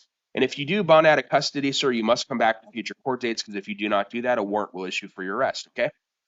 Okay. All right. Thanks. You're excused. So the bond is 250. And okay. And you can call your attorney at that. Okay. Thank you.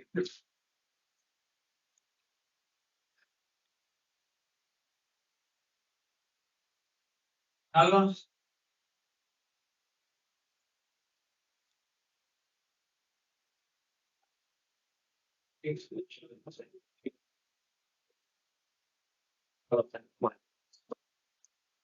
Morning, sir. Good morning, sir. Please tell me your name. You said spell it? Yeah, you just tell me your name. Oh, Andre Crickle. All right. Last name is Grijalva. Yes, sir. All right. Thank you. And thank you. And so I believe we have a victim on the line as well. So I'll ask to hear from the victim in just a moment here if they would like to be heard. And I assume they do. Mr. Grijalva, I'm seeing you this morning on charges that allege that you committed aggravated assault. Just a second. Yeah, aggravated assault and then also child or vulnerable adult abuse. Both of these charges are misdemeanors. You are presumed innocent of them. Anything you'd say about them could be used against you, and you do have the right to remain silent. And we also, court did note the victim being present here a moment ago. Is the victim on the line, and would the victim like to be heard as to whether or not Mr. Grijalva ought to be held in custody or released? Hi, my name is Lavana Grijalva. I am Lucian Grijalva's mom regarding this incident, Thank you. and I do not object to his release. Okay. Thank you very much for that information. Anything else? I mean, basically, my big decision today is whether he ought to be released and other conditions that ought to be imposed, whether he stays in custody or not. Anything else you'd like me to know, ma'am, or does the fact that you don't oppose him being released cover it? I do want to note that my son, Lucian Grijalva, is autistic, and there is an active DCS case while the criminal charges have been filed. And my main concern is to keep my son's safety as a priority in this, and that I do intend to seek emergency family court order regarding custody. Okay. All right. Thank you very much for that information, ma'am, and thank you for being here today. Just a moment. I'm taking a look.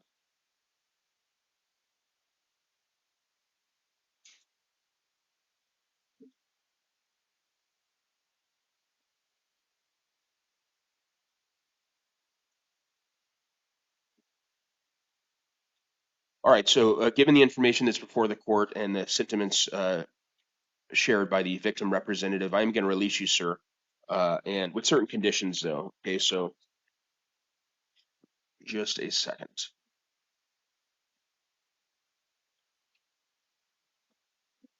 My name is Sam, but I'm just doing, well, I'm actually not even technically here for the case, but I'm just gonna give you your information, but it does sound like you're gonna release. And then he's about to let you know. So All right, so you're going to be released on your promise to appear, sir, and that includes the additional conditions that you possess or consume no alcoholic beverages or illegal drugs, possess no firearms or weapons, commit no acts of domestic violence. And your next court date is going to be in Tucson City Court. And that's going to be on August 28th at 9:30 in the morning, excuse me. That's going to be in front of Judge Cranshaw.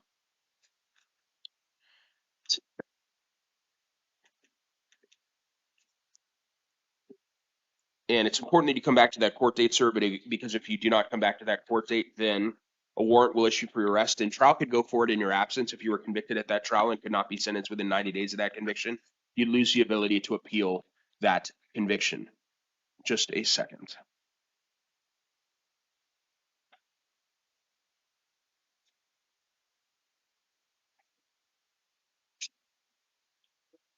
Okay, and given that I believe the victim, and so Ms. Grijalva, you're still on the line, I believe. One thing I see here in pretrial services that I would just like to confirm with you is that you said you don't object to his release, but you do not want further contact with Mr. Grijalva. Is that correct? Correct. Okay, thank you. I just want to make sure I have that straight. I know that you have a family law case and you're going to be seeking remedies within the confines of that case, so I figured that was your position. I just wanted to confirm that with you while we got you on the phone, so thank you for that clarification.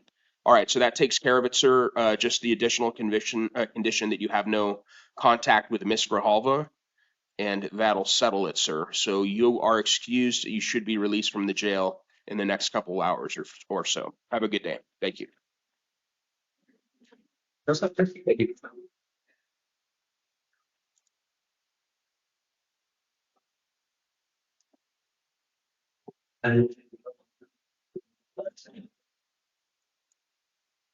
Randy? Randy?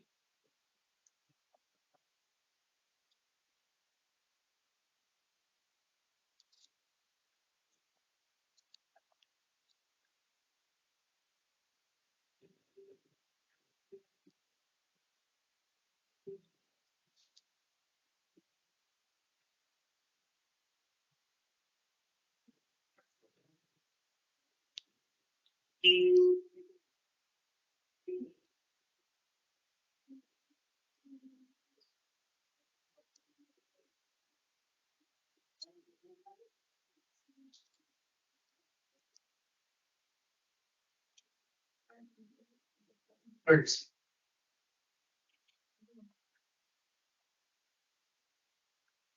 Good morning, sir. Morning, sir. Are you Mr. Krent? Yes, one of them. All right, so you're Randy Krent.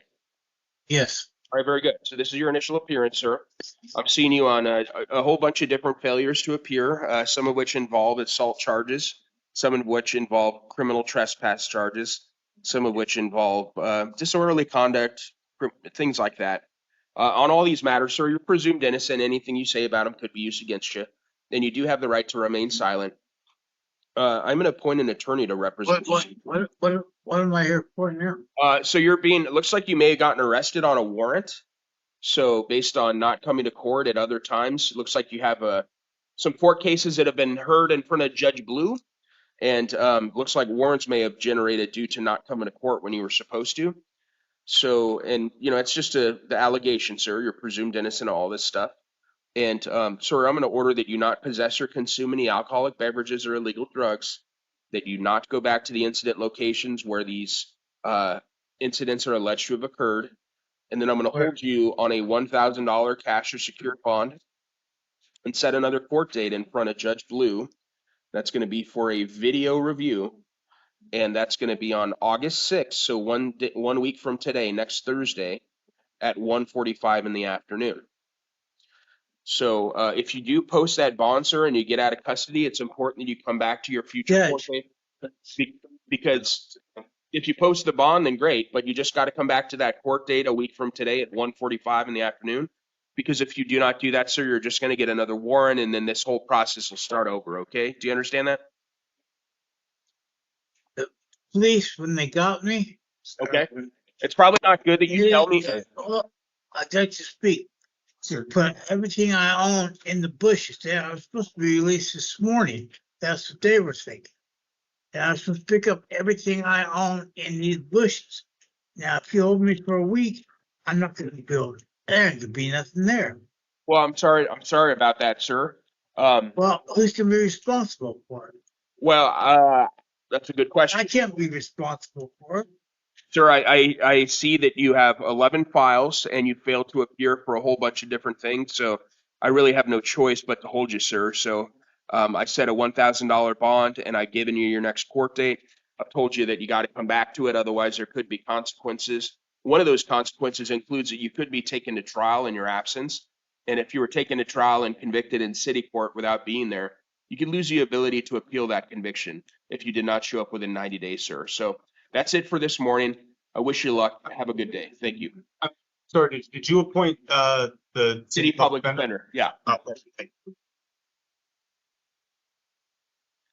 You'll get information with your attorney's phone number.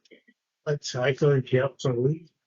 Well, you're held at least until you either post the bond or probably this court date, but you'll get paperwork with an attorney's phone number and you can ask your attorney about potential release. This doesn't have the phone number on it, but you'll get paperwork with the city public defender's office. I have to be here to this day. Not necessarily. If you post the bond, you'd be released. I don't have a goddamn money. Okay, well then you have to ask your attorney if you can be released. You can pay the money.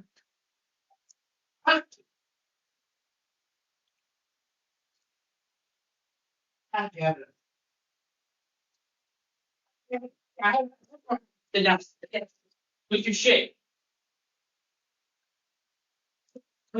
Yeah, my face. I'm not gonna give this to you if you want some. One, don't fit on the floor. I have to have it. Stop asking me that. Okay.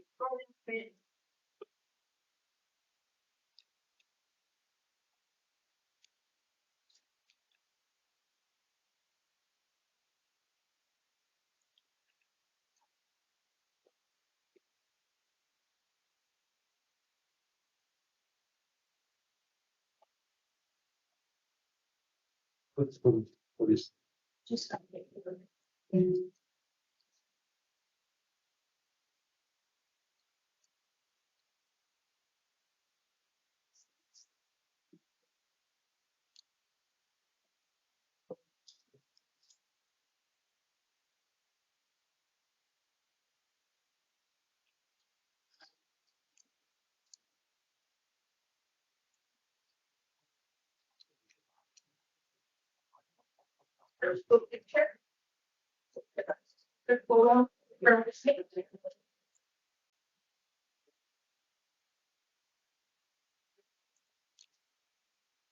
All right, good morning, man. Could you please tell me your name? Tina Marie Begay. All right, Ms. Begay, this is your initial appearance. I'm seeing you on two charges that allege that you committed aggravated driving under the influence, and those are out of Pinal County, and it is alleged to have happened back in 2020. And so, I'm sorry, 2019 is the incident date. And you're presumed innocent of that. Anything you say about it could be used against you, and you do have the right to remain silent. Looks like you also have a Department of Corrections hold. So no matter what I do here on the bond, you're still going to be held in light of that hold. The bond does list, I'm sorry, the warrant does list a $10,000 bond on it. I am going to impose that bond, that $10,000 cash secured bond. Again, you do have the DOC hold, so hopefully that will allow some of these loose ends to get wrapped up. If you do happen to get out of custody, ma'am, court orders that you not drive without a valid driver's license, no alcoholic beverages or illegal drugs, no firearms or weapons. And if you do get out of custody, you must show up to Pinal County, because if you do not do that, warrant's going to issue for your arrest. I'm setting your next court date here. It's going to be on August 28th at 9 o'clock. That's just a review hearing. We set those to make sure that Pinal County or the Department of Corrections has come to get you. And if they haven't for some reason, then we have a chat about what's going on and see what the problem is. But before that next court date comes around, you should be back up the road. All right. Good luck to you, man.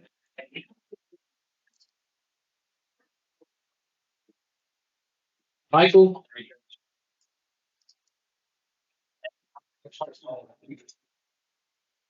Morning, sir. Morning. Please tell me your name. Michael David Beal. Mr. Beal, this is your initial appearance. I'm seeing you on charges that allege that you, let's see, just a second. That you transferred or sold a dangerous drug, and that you used electronic communication to conduct a drug transaction. To these allegations, you're presumed innocent, sir. Anything you say about them could be used against you, and you do have the right to remain silent. You also have the right to be represented by an attorney. I'm going to appoint the Pima County Public Defender's Office to represent you. And I did review the information in the interim complaint along with the attached, briefly reviewed the attached lengthier probable cause statement. And also the information from pretrial and the state's recommendation, which is that I hold you on a $7,500 cash or secured bond. Mr. Kleingen, anything further? No, thank you, Your Honor. All right, Mr. Preminger. I speak with Mr. Beal very briefly. Yes, you may.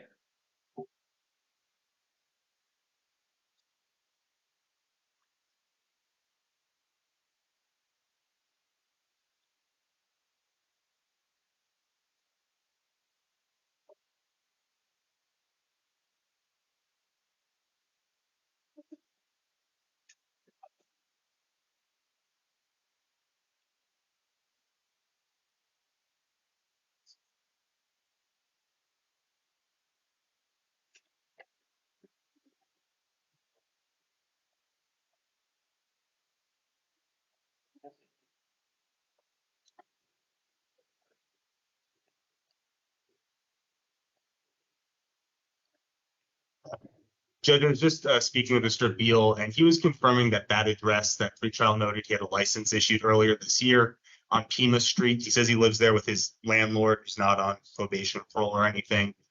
Just looking at the attachment, the buyer's list, it looks like he has a possession prior, or a couple possession, no sales priors. It looks like he did pretty well on probation. He got designated misdemeanor about 6+ years ago. So for those reasons, we'd ask for him to have an opportunity to be released to pretrial services. He added that he really doesn't have any means to post anything for bond, so we would ask if the court is going to impose a bond, not exceed around $2,500 or so, as basically anything would be more than enough to keep him here if it were imposed.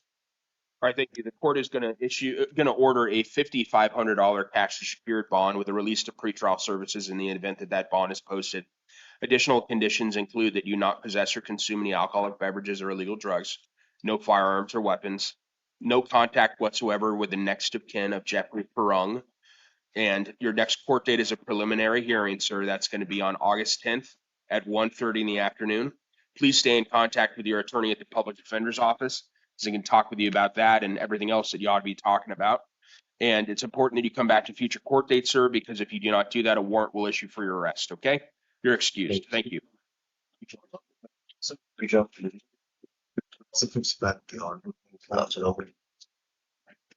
And you call your attorney and they can see what they can do.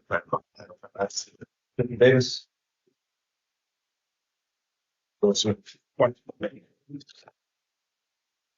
Morning, sir. Good afternoon. Please tell me your name. Bradley Davis. All right, Mr. Davis, this is your initial appearance. And I've seen you on different things. I've got some felony matters, some Tucson City Court matters, and then a Justice Court matter. Starting, well, let me tell you about, just a second. On the felony matter, I'm seeing you on charges that allege that you possessed drug paraphernalia and that you possessed a dangerous drug and you possessed a narcotic drug. On all those items, you are presumed innocent, and anything you say about them could be used against you. And you also have the right to be registered. You have the right to be represented by an attorney, and I'm appointing the Pima County Public Defender's Office to represent you. And in order to prepare for the hearing as it relates to the felony, I did review the information in the interim complaints, the information from pretrial and the state's recommendation, which is that I hold you on a $1,000 cash secured bond and set a steps court hearing. Mr. Kleingen, anything further on that?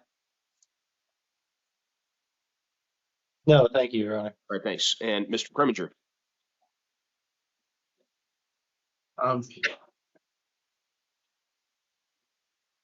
So I think no objection to the $1,000 bond at this time, especially if there's going to be any hold on the city court matter.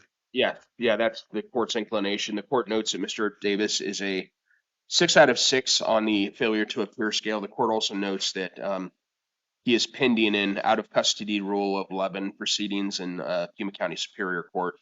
So there are some compliance concerns. So $1,000 cash secured bond as it relates to the felony matter.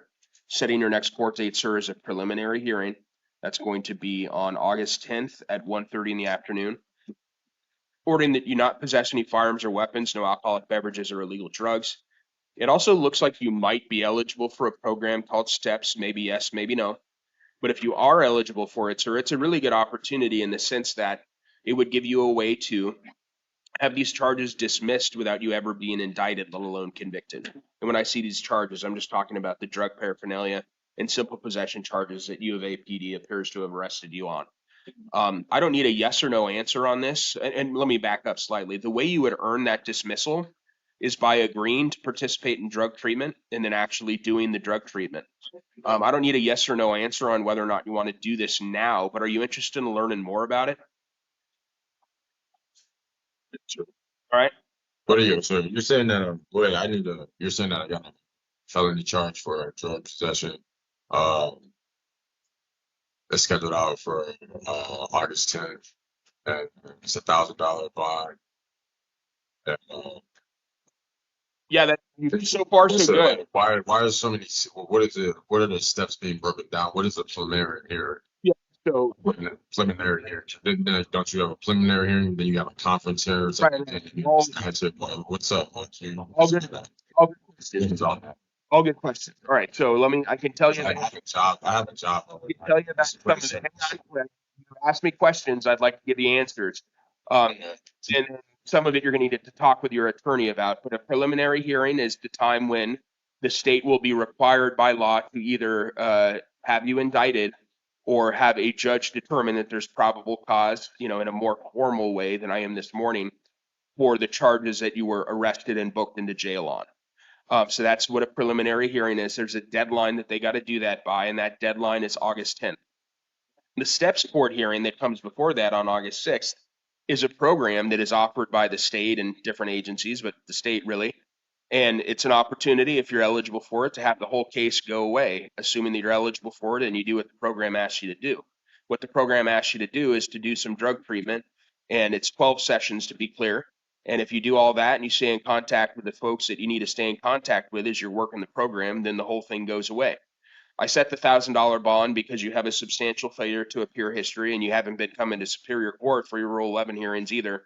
So you have a real problem coming to court, and the pretrial services data backs that up as well, saying that you're a 6 out of 6. So that takes care of the felony matter. Let's move on to the city court matters. And I am setting that steps hearing for a week from today. That's going to be at 9 o'clock in the morning.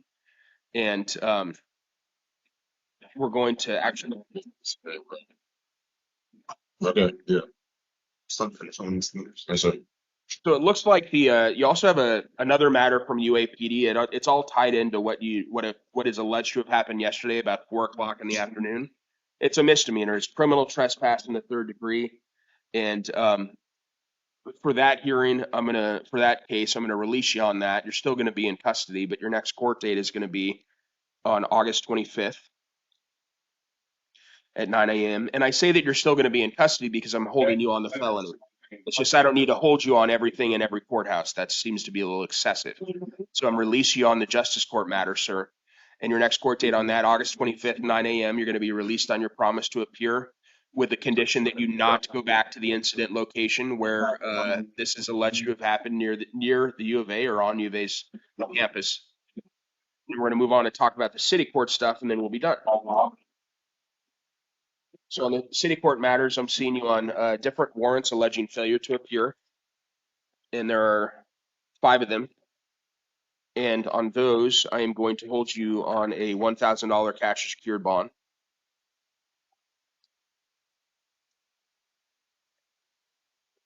Also ordering that you not go back to the incident locations where the criminal trespasses are alleged to have occurred, appointing the city public defender's office to represent you, and also ordering that you have no contact with the alleged victims. It looks like one of the counts involves an alleged assault, so please don't contact that person. And that takes care of it, sir, other than to let you know that if you do happen to get out of custody, sir, you must come back to court, because if you do not do that, a warrant's going to issue for your arrest. And not only could that warrant issue for your arrest, but trial could go forward in your absence on the city court cases. If you were convicted at those trials and could not be sentenced within 90 days of the conviction, because you were not present to be sentenced, you could lose the ability to appeal your convictions. Do you understand that, sir? Yeah. I'm sorry, I missed the city court. When's the city court? I don't think I'm sorry, I didn't say that. That's a very good question. So the city court hearing is going to be a video review, and that's going to be next Thursday, August 6th at 1:45 in the afternoon. Thank you, Judge. You got it.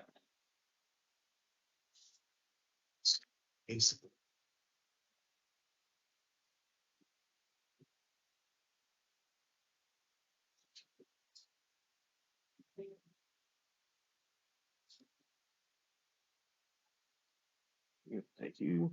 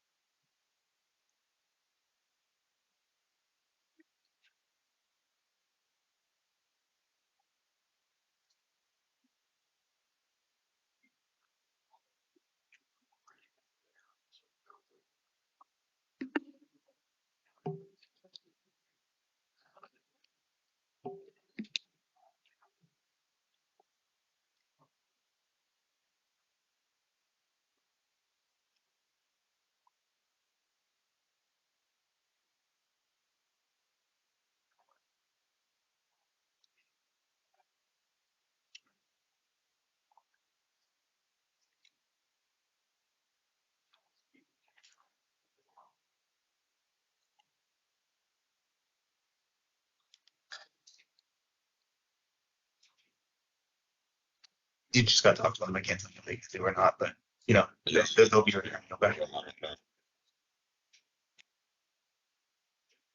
Bill?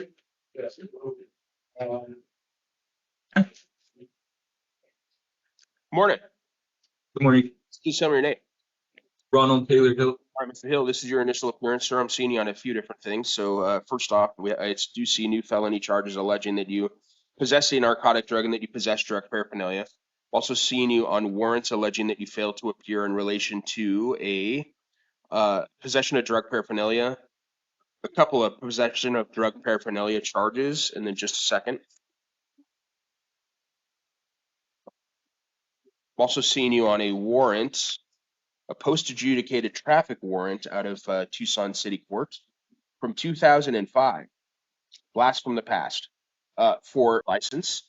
I don't know why that's still floating around, but it is. So anyways, as to all these matters, sir, you're presumed innocent. Anything you say about them could be used against you, and you do have the right to remain silent. You also have the right to be represented by an attorney. As it relates to the felony matter, I'm appointing the Pima County Public Defender's Office to represent you. And in order to prepare for the hearing, I did review the information in the interim complaint, the information from pretrial, and the state's recommendation, which is that I hold you on a $500 bond instead of steps court hearing. Mr. Kleingen, anything further? No, thank you, Your Honor. All right, thank you. Mr. Preminger. Your Honor, you have no objection to that at this time. All right, thank you. So I am going to impose that $500 cash secured bond and set this matter for a preliminary hearing that's going to be on August 10th, Monday, August 10th at 1:30 in the afternoon. And ordering that you not possess any firearms or weapons, no alcoholic beverages or illegal drugs. Also, sir, it looks like you might be eligible for a program called STEPS, and what that is it's a way for you to have these new felony charges dismissed before you ever get indicted, let alone convicted.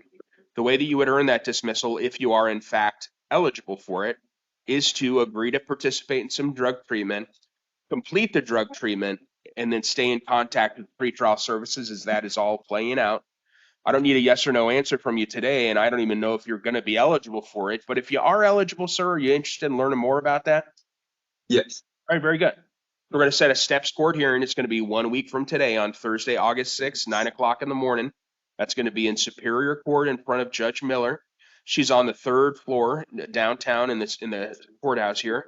And so I don't see any holds for you. It looks like you may be on felony probation. Is there a hold in place, Jail?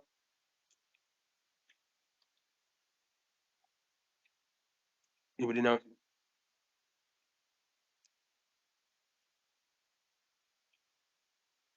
Happen to know if there's a hold for Mr. Hill?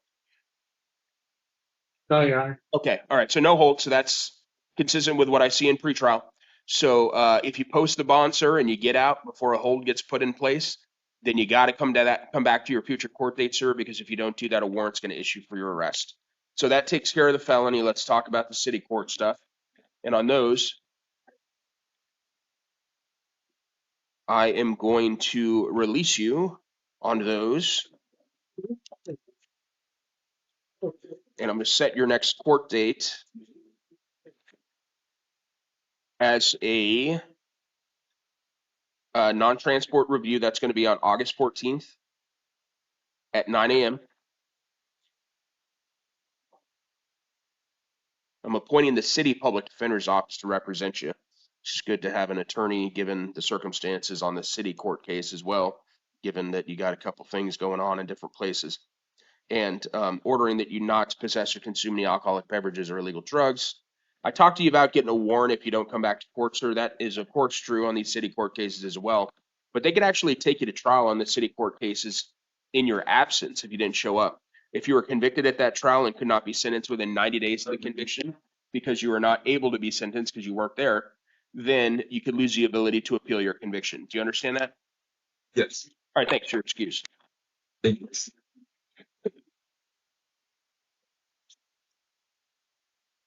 Luke,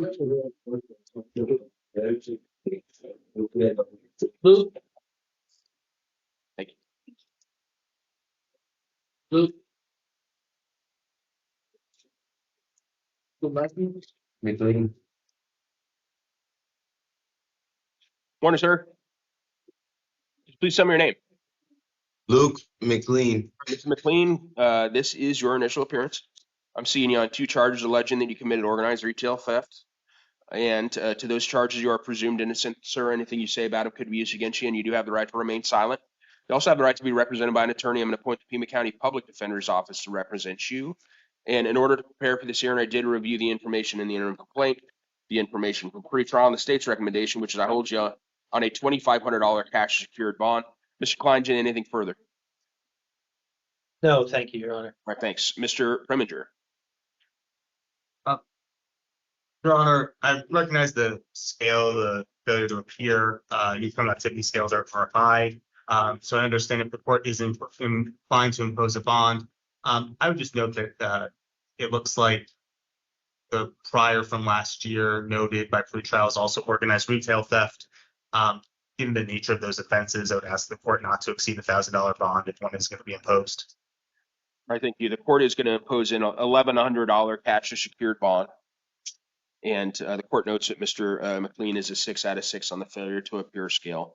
So it seems as though he has shown some trouble coming to court when given a chance at release. Setting your next court date is a preliminary hearing, sir. That's going to be on August 10th, Monday, August 10th, 1:30 in the afternoon. Ordering no firearms or weapons, no alcoholic beverages or illegal drugs. Do not return to the incident location where this is alleged to have occurred. Looks like it might be the Dick's Sporting Goods. They're on the east side, I think Broadway and Culver, thereabouts. All right, and so that takes care of that.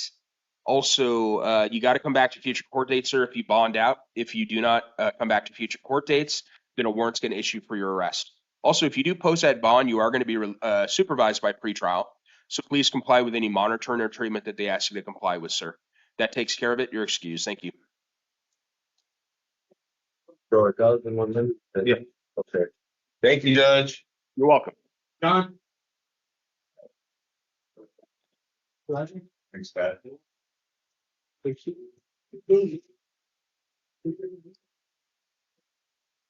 Good morning, sir.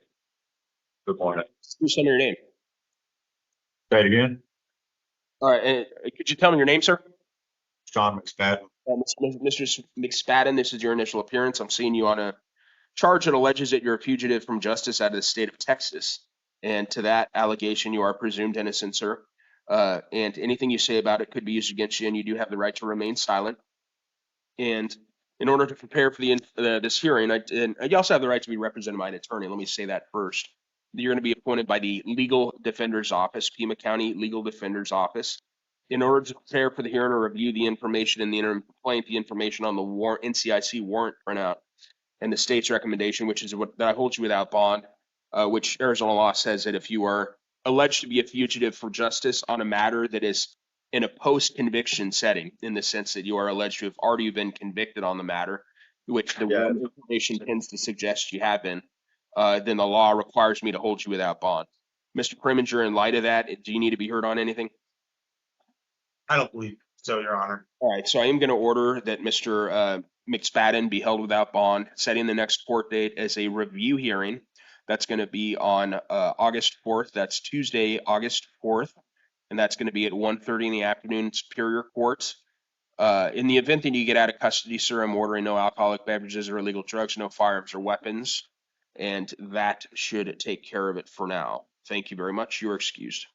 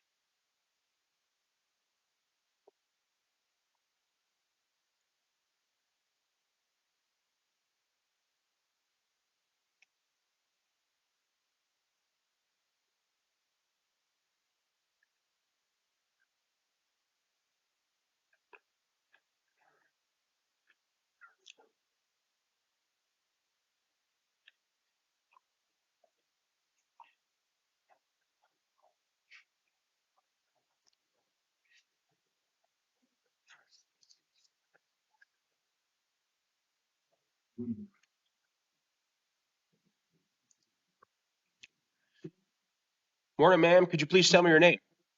Melissa Moreno. All right, Ms. Moreno, this is your initial appearance. I am seeing you on charges that allege that you possessed a dangerous drug and possessed drug paraphernalia. You are presumed innocent of these allegations, ma'am. Anything you say about them could be used against you. And you do have the right to remain silent. You also have the right to be represented by an attorney. I'm going to appoint the Pima County Public Defender's Office to represent you. And in order to prepare for this hearing, I review the information from pretrial, the information from the interim complaint, the state's recommendation, which is that I hold you on a $1,000 cash or secured bond. Court also notes that there is a probation hold that relates to a case here in Pima County in Superior Court. Mr. Kleinjan, anything further in light of all that? No, thank you, Your Honor. All right, Mr. Preminger, sir. Your Honor, we have no objection given the probation hold. All right, so I am going to impose that $1,000 cash or secured bond, given that Ms. Moreno has the probation hold, so she would not be getting out anyways. I am going to order that in the event you get out of custody, that you possess no firearms or weapons, no alcoholic beverages or illegal drugs. It also looks like you might be eligible for a program called STEPS, ma'am. And so what that is, to the extent that you aren't already aware, is that it looks like you may have been previously enrolled in it, but you may be eligible again. What it is it's a way for you to earn a dismissal on this case, have the entire case dismissed before you ever get indicted, let alone convicted. The way you would earn that dismissal is you'd agree to participate in some drug treatment and then complete the drug treatment. If you take care of business on that, then the whole thing gets dismissed before you ever get indicted. I don't need a final yes or no answer from you today, but are you interested in learning more about that, ma'am? Yes. Okay, very good. So I'm going to set a STEPS court hearing 1 week from today, and that's going to be next Thursday, August 6th at 9 o'clock in the morning. And in between now and then, you'll have a chance to speak with your attorney at the public defender's office, find out if you're eligible or not, and talk with them about what you need to talk about. And so that should take care of it, other than to let you know that if you do get out of custody, you must come back to future court dates, because if you do not do that, a warrant will issue for your arrest, okay?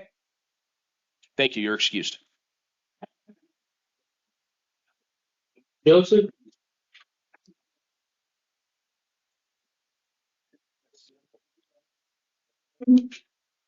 Morning, sir.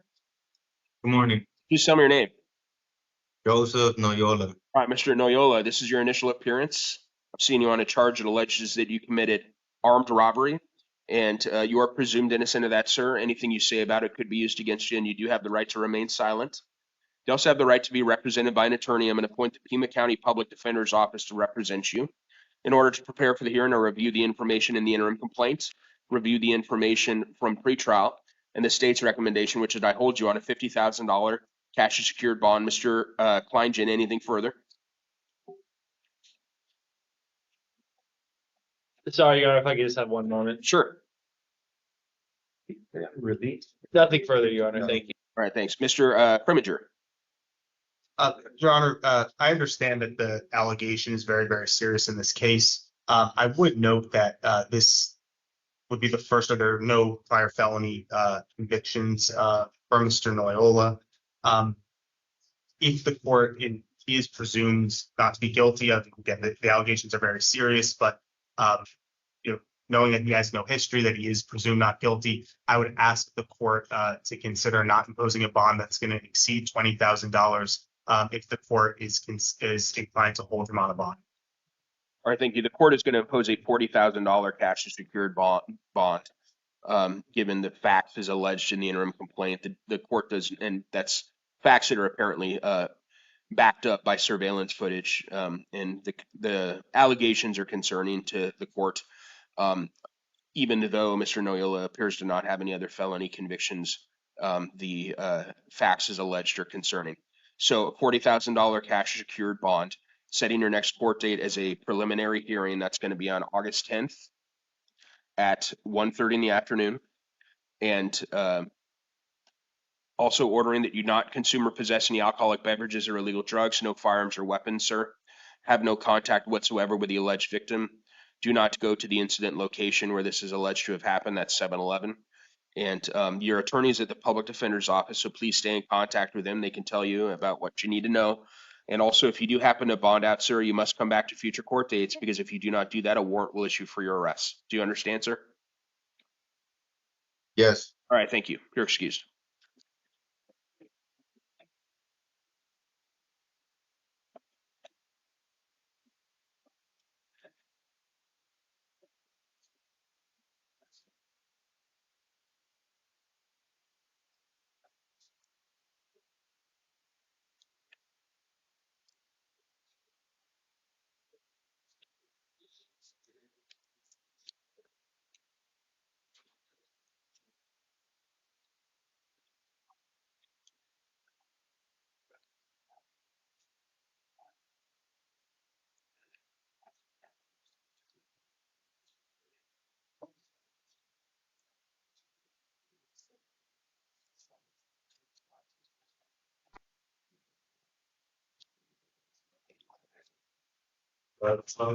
Yeah. Morning, sir. Good morning. Please tell me your name. Marcos Olivas. All right, Mr. Olivas, this is your initial appearance. I'm seeing you on a charge that alleges that you committed. I'm also seeing you on a charge at a Tucson City Court that alleges that Pima County Justice Court that alleges that you were driving on a suspended license. And to these allegations, sir, you're presumed innocent. Anything you say about these matters could be used against you, and you do have the right to remain silent. Just a second.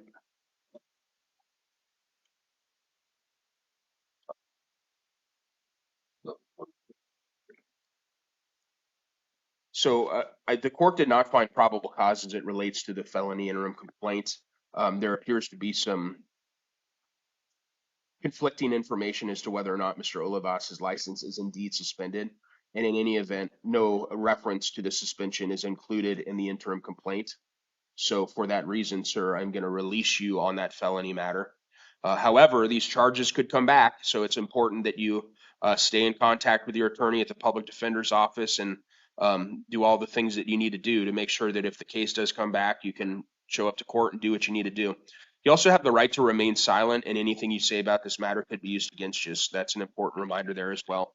While I am releasing you on this matter, the rules require that I just release you rather than dismiss this matter.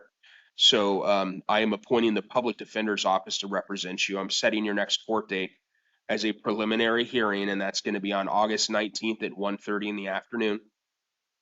And that'll take care of that. And then got to move on to the justice court matter, which is born out of the same incident. And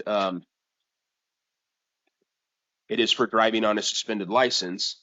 However, the liaison officer that's here this morning did attempt to discern additional information as to whether or not your license is indeed suspended. He placed a call to try and get that information, and it seems as though the information he was provided suggests that it may not have been. Either way, I'm going to release you on the justice court matter as well for that suspended license. So, and on that, your next court date is going to be on August 25th. That's going to be in Pima County Justice Court. You're going to get paperwork that tells you about this, but you got to come to court for that one, to Justice Court downtown.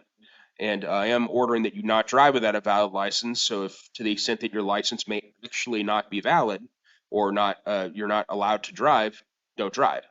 And also do not consume any alcoholic beverages or illegal drugs. And that takes care of all of that, other than to let you know that you must come back to future court dates, because if you do not do that, warrant's going to issue for your arrest. Okay? Yes, Your Honor. So, dude, what time is the hearing in Justice Court at? Oh, yeah, that's at 9 o'clock. 9, thanks. Yep, you got it. Okay. Thank you, Your Honor, so You're much. welcome. Thanks, so much. Buddy.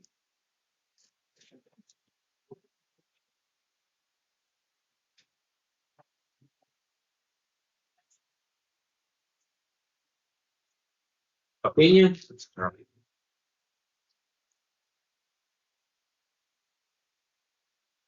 Good morning, sir. Morning. Just send me your name. Ian James Pena.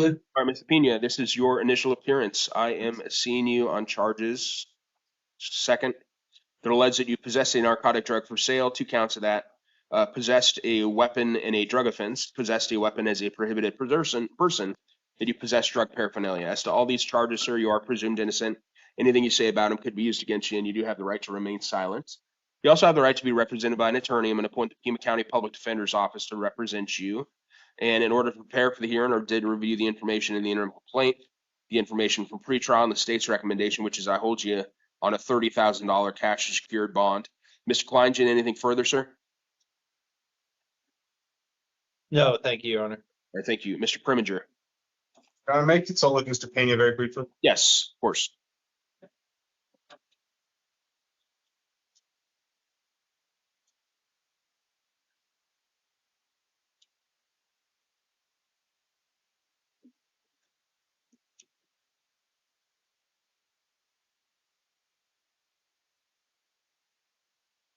Your Honor, I just consulted with Mr. Pena about what would be at the upper end of his means if a bond's imposed. He essentially indicated virtually nothing, so I would ask if the court is going to impose a bond not exceed $10,000, and that should be more than enough to secure his appearance. Okay, thank you. One thing the court wants to note, I think it's just a typo, is that in the interim complaint, the narrative reflects that 107 grams of a white powder-like substance was recovered, and that equates that to approximately 1.4 pounds. That is not 1.4 pounds. It's 1/4 pound is what 107 grams, give or take, works out to. So looks like there was a period when there should have been a backslash. In any event, given the information before the court, and while you are presumed innocent, sir, the court is going to impose a $15,000 cash secured bond with a release to pretrial services in the event that that bond is posted. And ordering, sir, that you not possess any firearms or weapons if you get out of custody, no alcoholic beverages or illegal drugs. Stay in contact with your attorney at the public defender's office, sir. Your next court date is going to be a preliminary hearing. That's going to be on August 10th at 1:30 in the afternoon.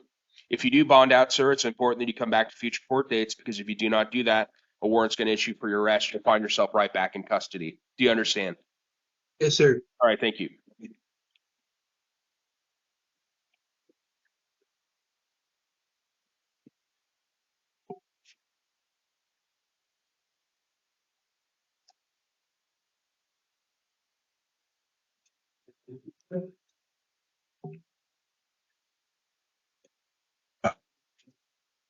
Morning, sir. Good morning, good morning. Please tell me your name. Name is Daniel Smith. Mr. Smith, this is your initial appearance. I'm seeing you on a charge that alleges that you committed aggravated assault on a peace officer. You are presumed innocent of that, sir. Anything you say about it could be used against you, and you do have the right to remain silent. And you also have the right to be represented by an attorney. I'm going to appoint the PIMA. Just a second. Who's the attorney?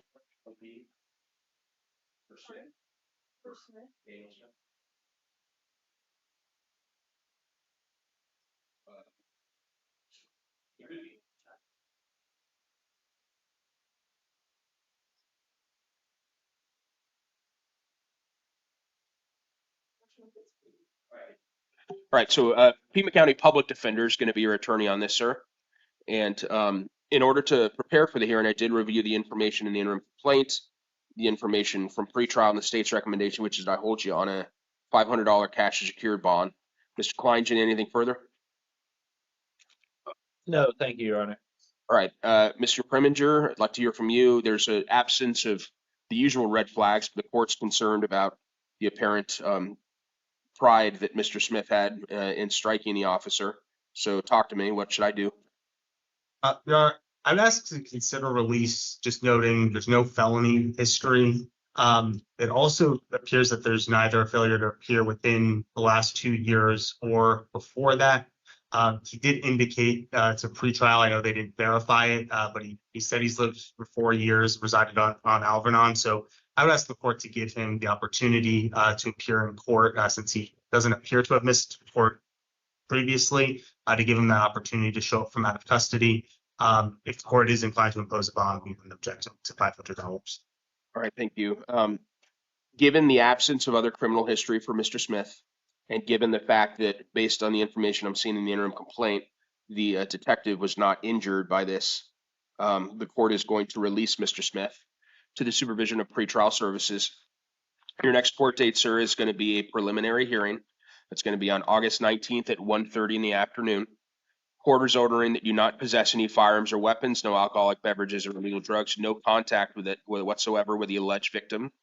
And the PD is your attorney, sir, as I said. Please stay in contact with them. They can talk with you more about what all's going on.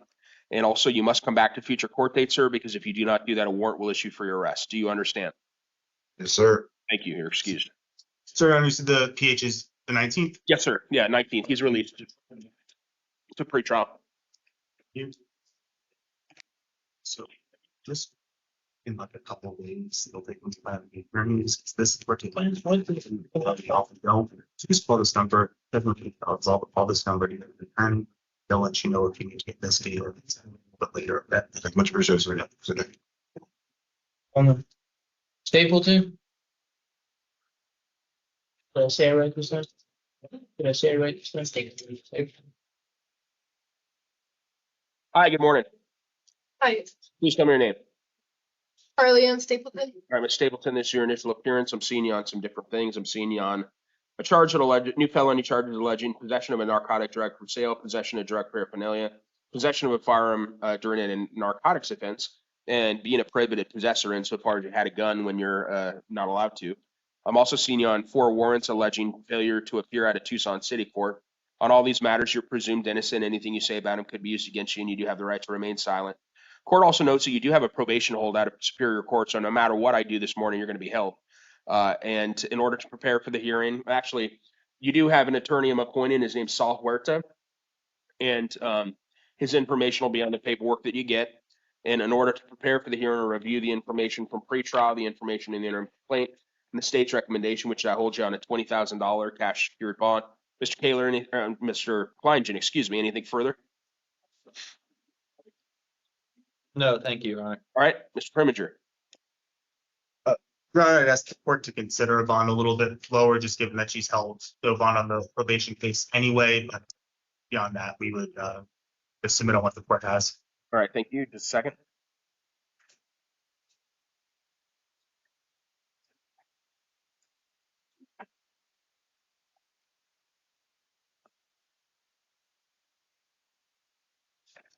All right, so the court is going to impose a $15,000 cash secured bond, Ms. Stapleton. And court notes the probation hold. Also, if you do get out of custody, no firearms or weapons, no alcoholic beverages or illegal drugs. Mr. Cuarta, your attorney, his phone number will be on the paperwork that you get. Next court date is going to be a preliminary hearing. It's going to be on August 10th at 1:30 in the afternoon. Stay in contact with Mr. Cuarta. He can tell you more about what else is going on with that. Let's talk about the city court warrants now.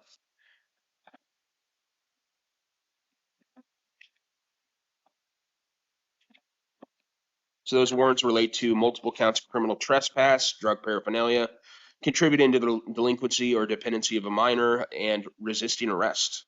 And on those, I'm going to order that you are held on a $1,000 cash secured bond. And I'm ordering that you do not return to the incident locations where these incidents are alleged to have happened. I'm appointing the city public defender's office to represent you. And I'm setting your next court date. It's going to be a video. Well, just a second. Yeah, it's going to be a video review on August 7th. That's next Friday. It's going to be at 1:45 in the afternoon.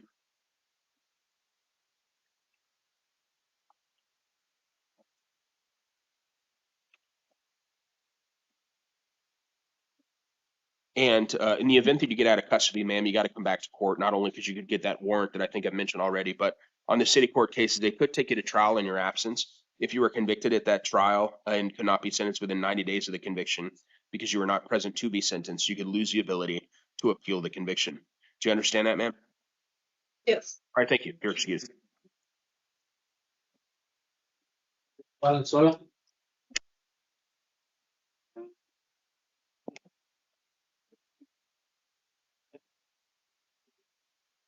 Morning, sir. Morning. Please tell me your name.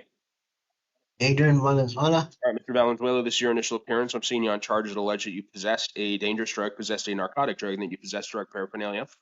On all those charges, you are presumed innocent, sir. Anything you say about them could be used against you, and you do have the right to remain silent. You also have the right to be represented by an attorney. I'm going to appoint the Pima County Public Defender's Office to represent you, sir. And in order to prepare for this hearing, I did review the information in the interim complaint, the information from pretrial, and the state's recommendation, which is that I release you to the supervision of pretrial services, set a steps court hearing. Any objection to that, Mr. Preminger, or are you willing to waive time? You could have set out a little bit to that steps. All right. We'll wait time. All right, very good. So that's what I'm going to do. I'm going to set a preliminary hearing on September 14th at 1:30 in the afternoon. And sir, it looks like you might be eligible for a program called STEPS, which is a good opportunity if you are eligible for it. It gives you a way to have this entire case dismissed before you get indicted, let alone convicted. The way you would earn that dismissal and get these felony charges off your record is to agree to participate in drug treatment and then actually follow through, complete that treatment requirement. If you do all that, you stay in contact with pretrial as this is all playing out, then the whole thing gets dismissed. I don't need a final yes or no answer from you on it now because I don't know if you're going to be eligible yet, but are you interested in learn more about that opportunity? All right, very good. So what I'm going to do, sir, is I'm going to set a steps court hearing. It's going to be 1 week from today, next Thursday, August 6th, 9 o'clock in the morning in Pima County Superior Court. Please come to that hearing. It'll be on the 3rd floor in front of Judge Miller. And you can learn more about the STEPS program at that, get your questions answered. And if Thursday, August 6th, 9 o'clock in the morning in Pima County Superior Court. Please come to that hearing. It'll be on the 3rd floor in front of Judge Miller. And you can learn more about the STEPS program at that, get your questions answered. And if you're eligible and you want to do it, you can do it. I'm also ordering that you not possess or consume any alcoholic beverages or illegal drugs, no firearms or weapons. And you must come back to future court dates, sir, because if you do not do that, a warrant's going to issue for your arrest. So that's it for today, sir. You're going to be you're going to be released in a couple hours or so. Good luck. Just make sure that this hearing, call the attorney, make sure you're at this hearing.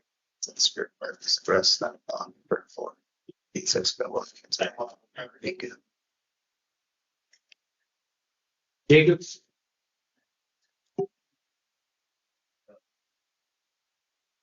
Morning, Your Honor. Morning. Just a second.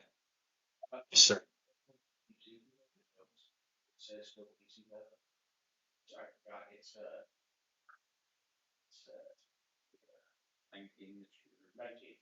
Hold All right, morning, Mr. Vega. Good morning, Your Honor. All right, so this is your initial appearance, sir. I'm seeing you on charges that allege that you fled from a law enforcement vehicle, criminal damage, endangerment, reckless driving, driving on a suspended license. To all these allegations, sir, you're presumed innocent. Anything you say about them could be used against you. And you do have the right to remain silent. You also have the right to be represented by an attorney. I'm going to appoint the Pima County Public Defender's Office to represent you, sir.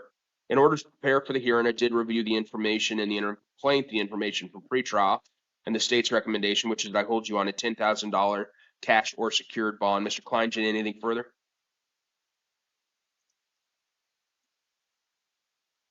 Thank you, Your Honor. Just to highlight, these offenses are always dangerous, but particularly this one in apparently substantial traffic causing a collision, I think justifies the state's requested bond amount, Your Honor. Thank you very much. Mr. Preminger. Your Honor, may I consult with Mr. Vega very briefly? Yes, of course. Thank you.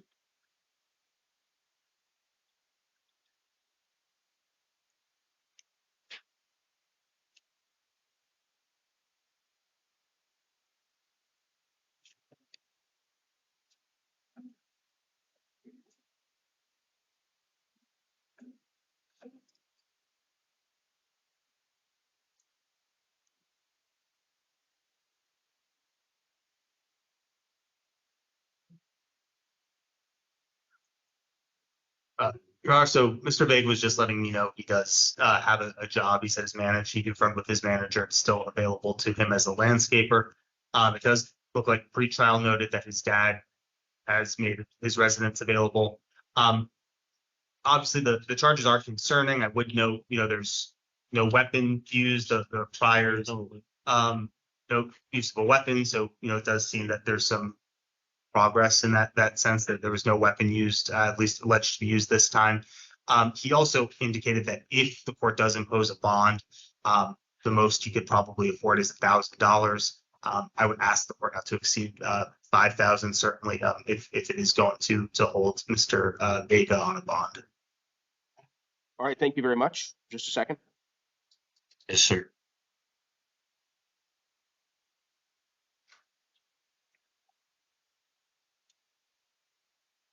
The court is going to impose a $7,500 cash secured bond.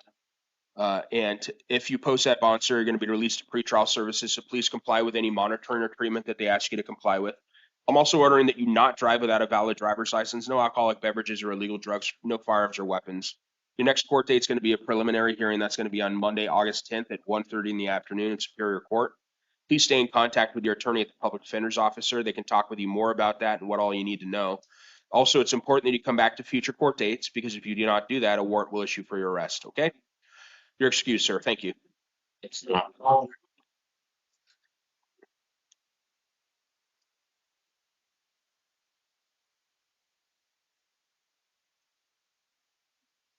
right. Thank you, Mr. Preminger and Mr. Kleingen, everybody else. Appreciate it. Have a good day. Thanks to the jail. Thank you.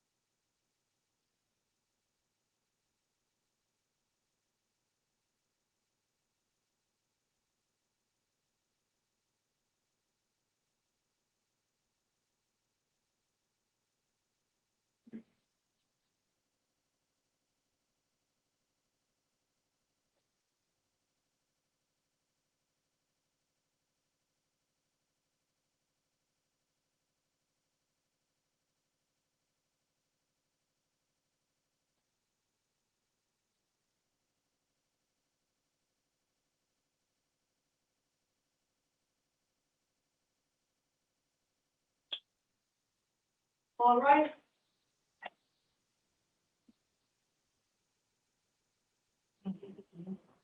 No. I'm gonna stand. Okay, and if you want higher, just press hard on that. Wonderful.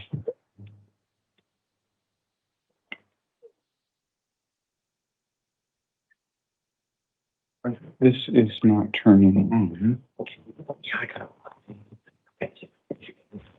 And look at you. Oh. All right, please be seated.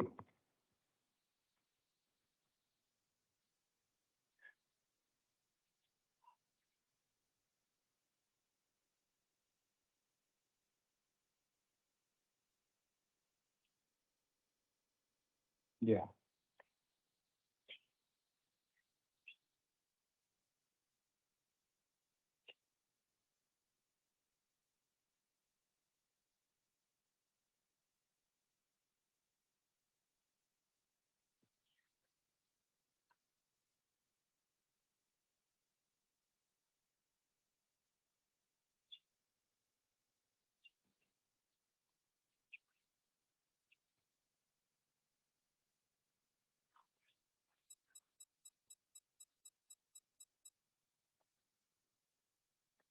Wonderful.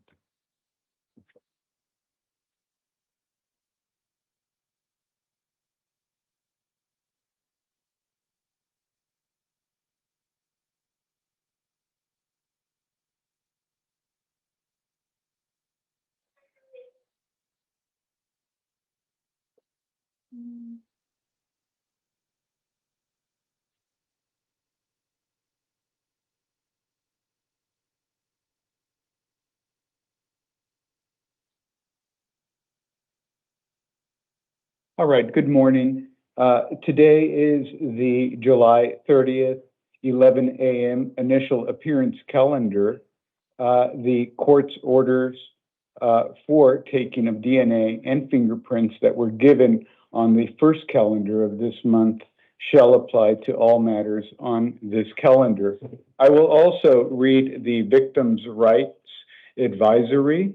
If you are a victim of a crime in a case pending before this court, you are advised that you have rights under Arizona law that, among others, include the right to be treated with fairness, respect, and dignity, to a speedy trial, to be present at court proceedings, to choose whether or not to be interviewed by the defendant or the defendant's attorney, to be heard before the court makes a decision on release, negotiation of a plea, scheduling and sentencing, and to receive restitution from a person who is convicted of causing you loss.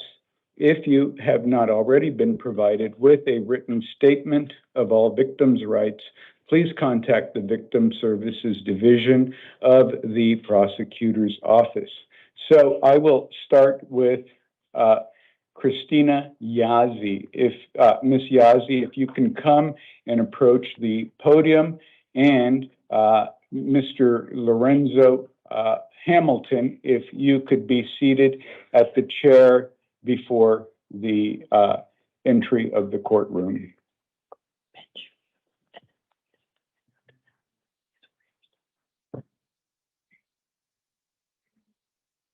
Good morning, ma'am. Could you please state your full name and date of birth? Christina Yazzie, date of birth 5/2/82. That is consistent with the information I have. Today, you are here for one count of failure to appear in the first degree, one count of theft, and 2 counts of assault.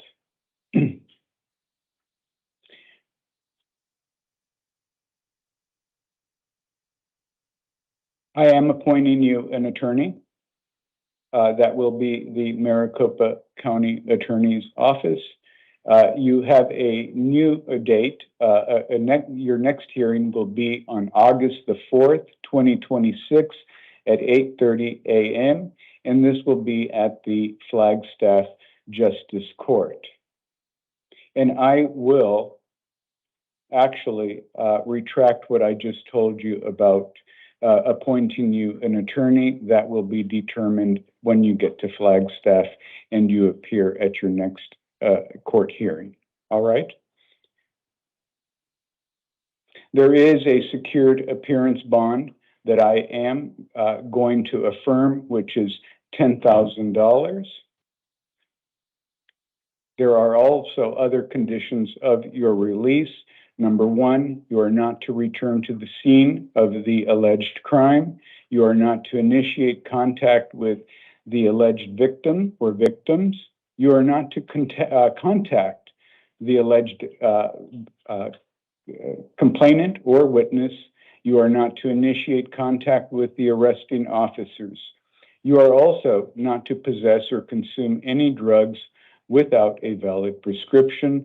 You are not to possess or consume any alcohol. You are not to drive a motor vehicle without a valid driver's license, and do not leave the state without prior permission from the court. And you must also notify the court of any new addresses. To your left, the deputy will hand you your paperwork, and that will contain all of the detailed information on which court to, how to contact the court, and your conditions of release. That's all I have. Thank you. So see you out there, okay?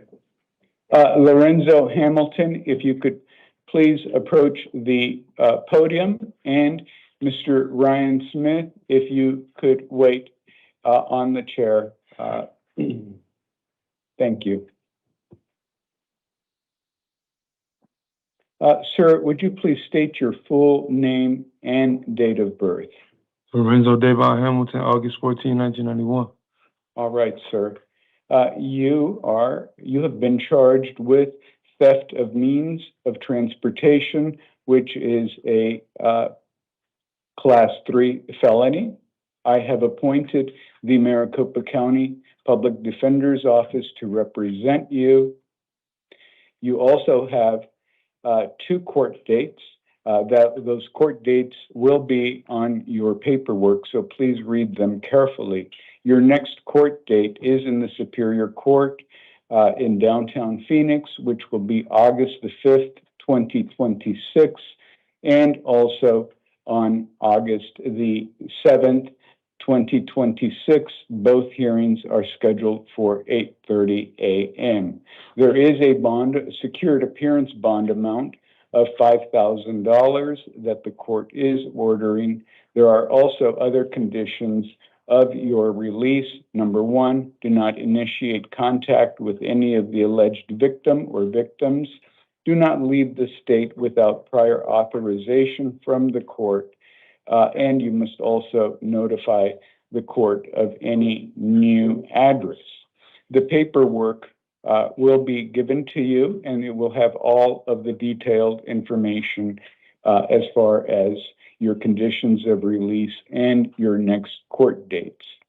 You also have another case, sir, and that is a probation violation allegation that has been filed against you. I have also appointed the Maricopa County Public Defender's Office to represent you. You have a court date of August the 6th, 2026 at 8:30 a.m., which is a probation revocation arraignment hearing, and also a possible disposition hearing that will be also in the Superior Court in Phoenix, and you will have the paperwork which will tell you which will provide you with the address and your conditions of release. I have also imposed a bond amount, secured appearance bond of $2,000, and the conditions of your release is that you are not to return to the scene of the alleged crime and not initiate contact with any of the alleged victim or victims, and do not initiate contact with the arresting officers. Do not leave the state without prior authorization of the court, and you must notify the court of any new address. Your paperwork will be given to you by the deputy right to your left. Thank you, sir.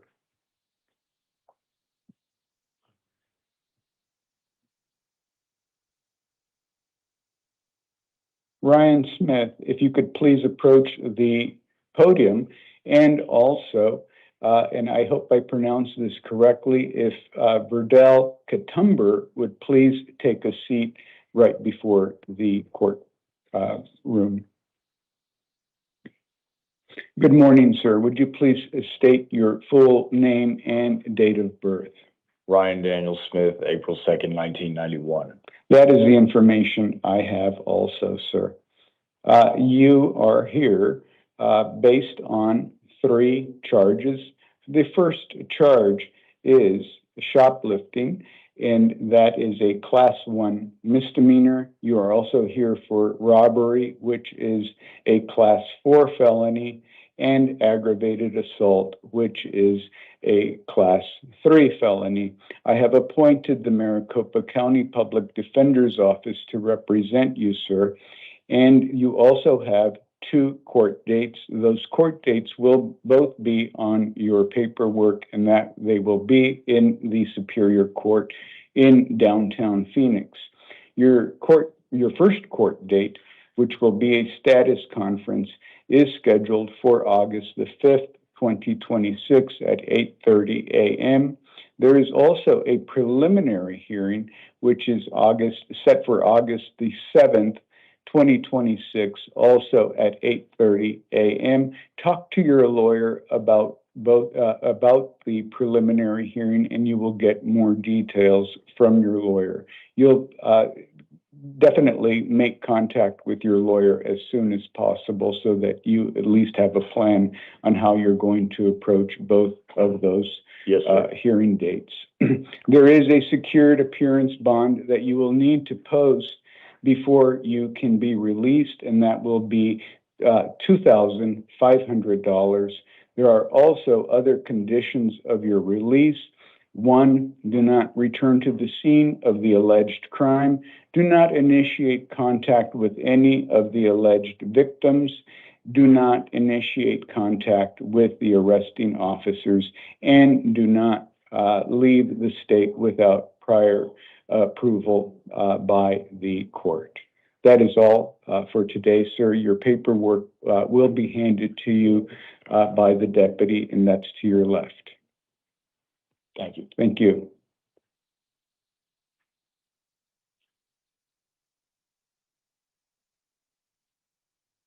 Verdell Katumber, and if Mr. Isaac Romero Paz could please have a seat right before the courtroom.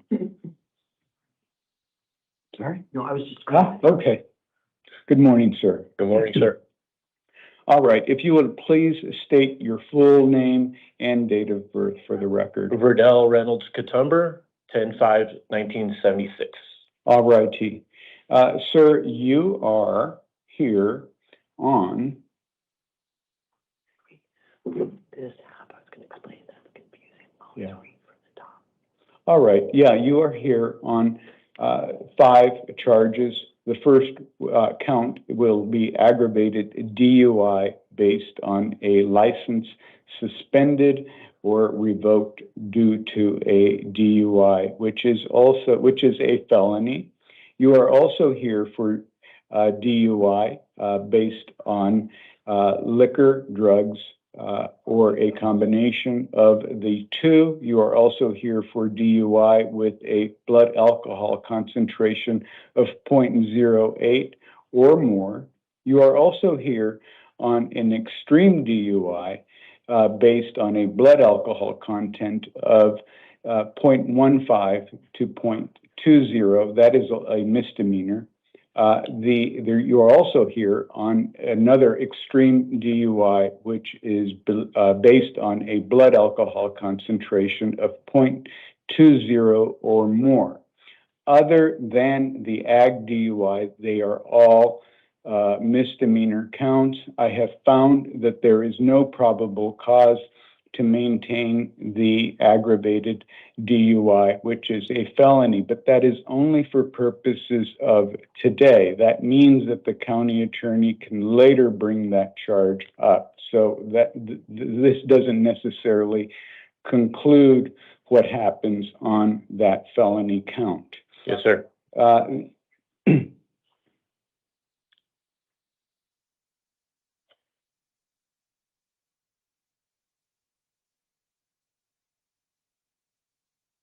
I have set a status conference for August the 5th in the Superior Court at 8:30 a.m. I have also set a preliminary hearing for August the 7th, 2026 at 8:30 a.m., and that is in the Superior Court downtown. One moment, I may need to change something, and that is to appoint you an attorney for this case. Okay. Just a moment. Yes, sir. Reverted. I just. Did it revert? Yeah. Right. So what we're going to do is edit. Yeah. Because something must have changed after, and so it flipped back. Okay. And then right here. Got it. Yeah. So we do need to just reprint. It's a glitch in the system. And this, I get it. Oh yeah, right. Because it's downtown. So yes, it's going to be PD. Yeah. Yes. Okay. Sorry about that. I know it's in the way. No, that's fine. It's crazy. I'm just getting familiar with this new computer. No worries. system. No worries, Thank you Your Honor. for your patience and everyone else. No worries. All right. There is a secured appearance bond of $2,000. You will need to post that before you can be released. There are other conditions of your release. Number 1, do not initiate contact with any alleged victim or victims. Do not initiate contact with the arresting officers. Do not possess any weapons. Do not possess or consume any drugs without a valid prescription. Do not possess or consume any alcohol. You are not to drive a motor vehicle without a valid driver's license, and do not leave the state without prior authorization from the court, and also maintain a current address with the court at all times. Your Honor, I do live in Las Vegas, so. I understand that, but you also, in this decision, has been made based on your history, which we have reviewed in detail, very carefully. If you wish to address any new conditions or any other conditions of your release, do raise those at the status hearing so that your lawyer can present those to the judge. And I understand that you probably want to address the issue of your ability to travel outside of the state. raise that with your lawyer on the 5th of August when you go to your status conference. The paperwork and your conditions of release are in a packet that the deputy will hand to your left. Okay. That is all. All right. Thank you. Thank you, sir. Okay, Mr. Romero Paz, please approach the podium. And Mary, I believe I pronounced this correctly. If I don't, I'll hopefully do better next time. That will be Mary Miller. Please have a seat before the courtroom. Good, okay. All right, good morning, sir. Good morning. Just a moment. All right, will you please state your full name and date of birth for the record? Isaac Jared Romero Paz, 12/21/97. That is the information I also have. Sir, you are here for one count of the possession of a narcotic drug, which is a class 4 felony. You are also here for the possession of drug paraphernalia, which is a class 6 felony.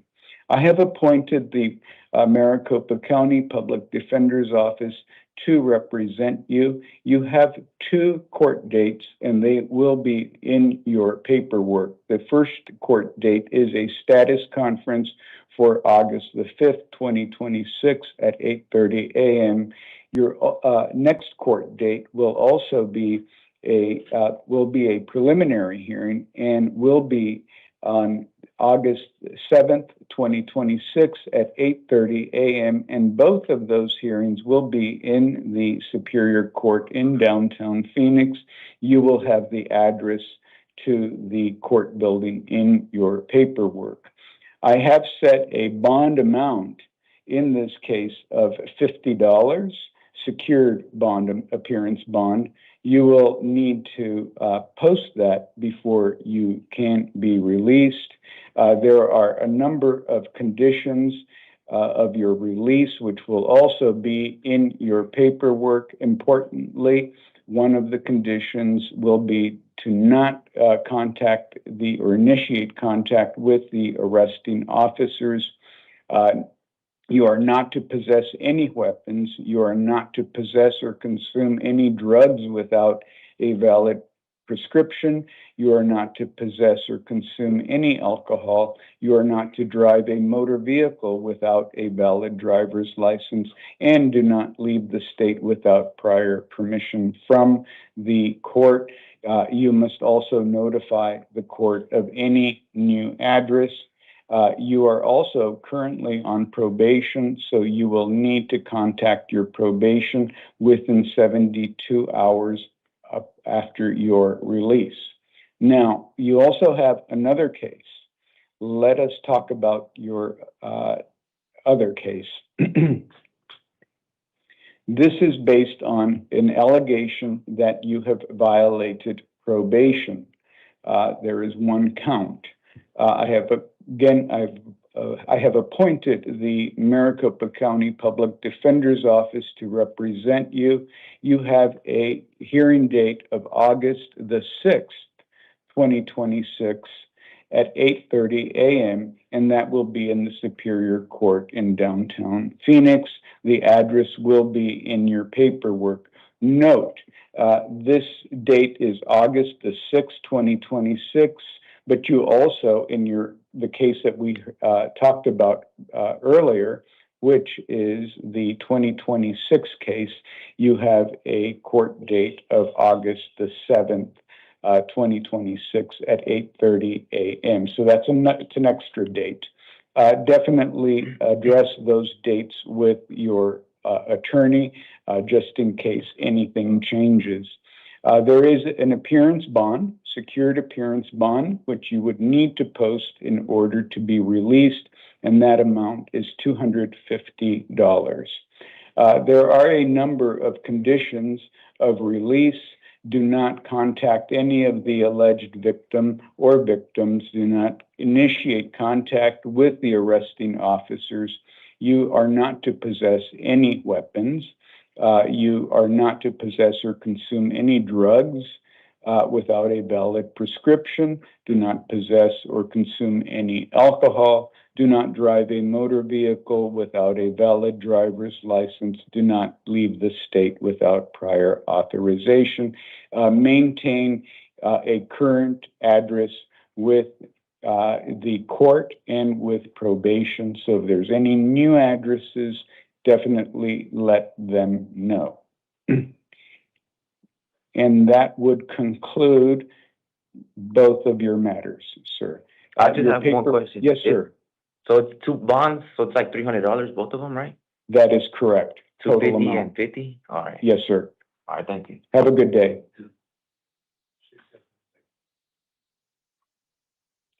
Okay. Mary Miller to the podium, please. And if if Dion Morgan could please have a seat on the chair. All right, good morning, ma'am. Would you please state your full name and date of birth? Mary Colleen Miller, 12/10/1990. Was that 12/10/1990? 1990.